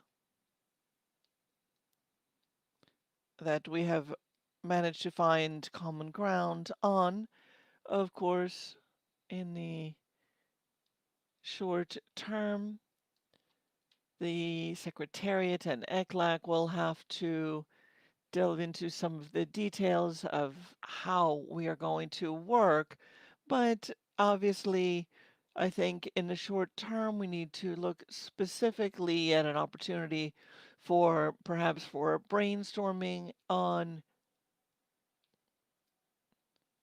the priorities. I would expect that as a result of the pandemic, some of these things may have changed, and I would posit that this is what we need to work on early on. We should also remember that this digital agenda for Latin America and the Caribbean addresses a number of instruments across the region. In addition to cooperation, of course, each country has to have its own public policy and its own approach. Therefore, this agenda should be disseminated, expanded upon, and used as a tool in planning and policy across the region. As I noted also, of course, measurement and the impact and the effect is particularly salient in this case. We need to move forward in the appropriate measurements, as others have noted. As we seek to expand on the agenda, collaboration, synergy, and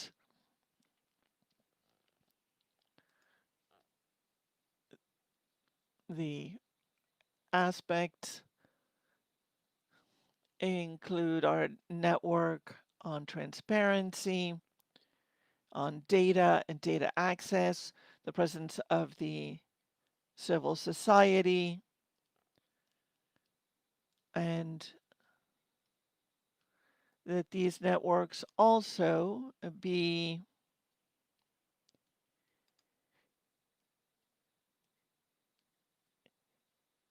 we need to make greater efforts in that regard. We need to look at standards and of reference at the regulatory aspect and technology. This is also part of a clear baseline that we need to have for standards as a region for domestic and international action.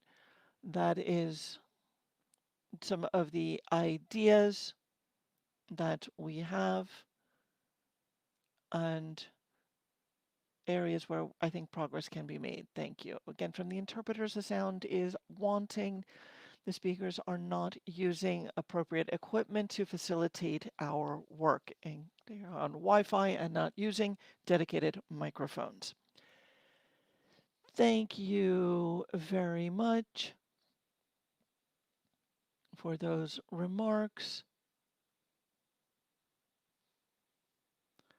Let me highlight some of the aspects that have been mentioned that have to do with the cooperation and interaction with the other networks that already exist in Latin America. These include the e-government network across the region, which provides an opportunity for interaction and coordination where we can strengthen our agenda. Obviously, many of our countries will be using the digital agenda to inform our own national policies, but nonetheless we need to go far beyond that and to strengthen our cooperation among the countries so that we can come out of this with some very tangible results. In that regard, the monitoring, the surveillance, the cooperation tools are, of course, vitally important so that we can do assessments, evaluations, measurements, and of course, as always, ECLAC is a tremendous advisor and consultant to us, and the technical secretariat in that regard will be tremendously important to supporting countries as we move in that area. Again, this is all crucial. I don't know if we have any further requests for the floor. The secretariat is asking us to all turn our cameras on so that we can take an official snapshot of this meeting of senior representatives and officials from the region on the digital agenda. If we could all turn our cameras on. The idea is to all see what we look like after this pandemic. I hope we can all see each other in person soon, but we'd like to have the typical group picture. You know, normally we would do this on the steps of ECLAC, but we'll do it on the steps of WebEx, and hopefully this won't be the last one, but I would nonetheless like to pick up on what Virginia was just saying, and that is that we will be starting an observatory with the support of the EU, and there is certainly an opportunity to work there. We are working hand in hand with the substantive divisions within ECLAC, with the division responsible for agricultural development, gender, social issues, trying to make this topic of technology cross-cutting.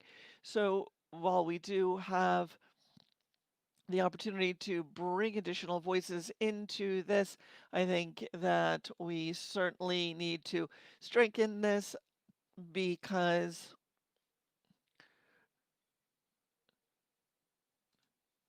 we want to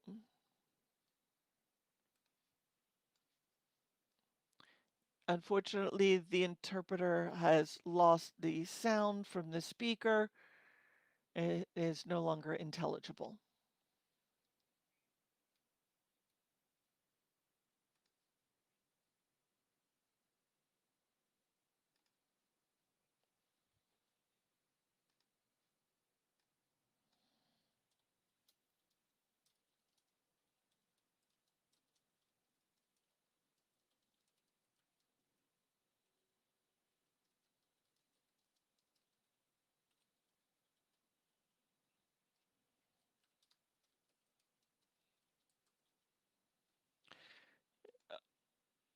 Unfortunately, the interpreter is not able to understand. The camera is now off. This is what I wanted to say with regard to these initiatives working with the ministries of education, social development, productive development, as the representative of Argentina said. Tomorrow we will have the minister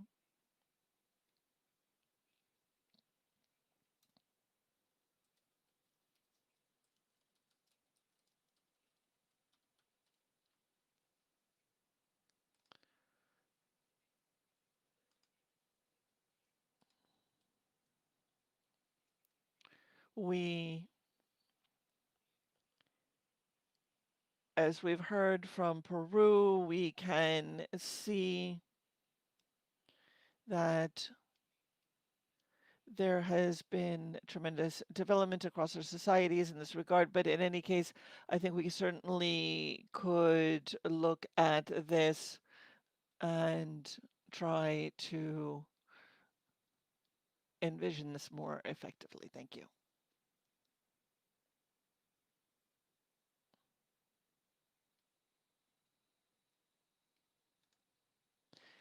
I think what Sebastian has noted is fundamental.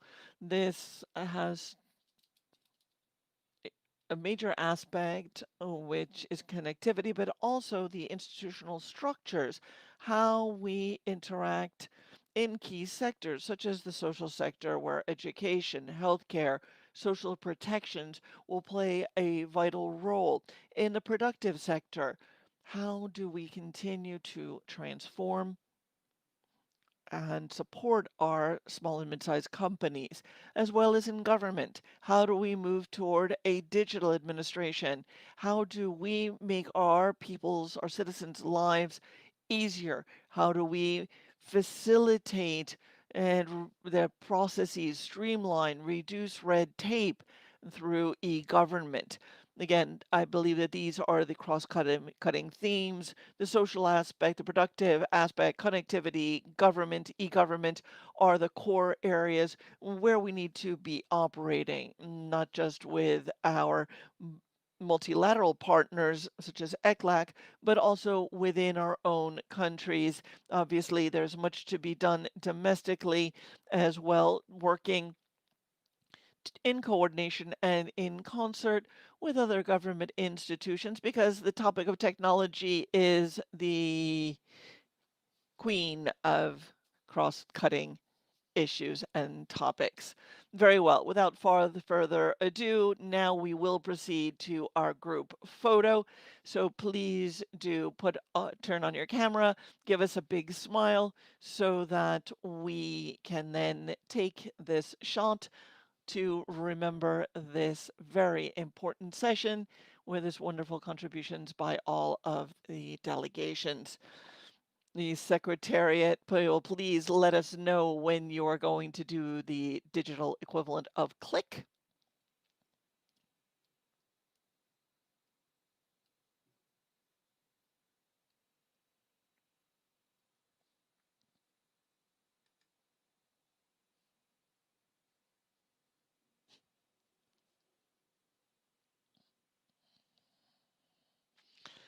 I don't know if the Secretariat can tell us whether we were able to take that snapshot, or in this case, screenshot. Very well. We have been efficient in our use of time and hopefully effective as well. I'm not sure whether I should open the floor up for any final comments in this opportunity for discussion that we've had here today, or whether we should simply close our session for the afternoon.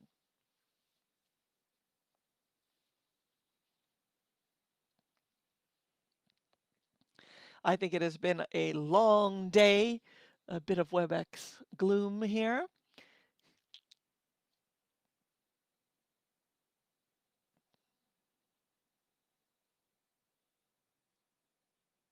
Very well. If there are no further requests for the floor, we would then conclude our session with the delegations and senior representatives of Latin America and the Caribbean on the regional digital agenda. We thank you for your contributions and your guidance on collaboration, cooperation. As the chair of ELAC, we will continue to keep these ideas in mind as we move forward. Therefore, without further ado, I would like to again thank you for joining us today and encourage you to continue to participate in our agenda starting tomorrow as of 9:30 a.m.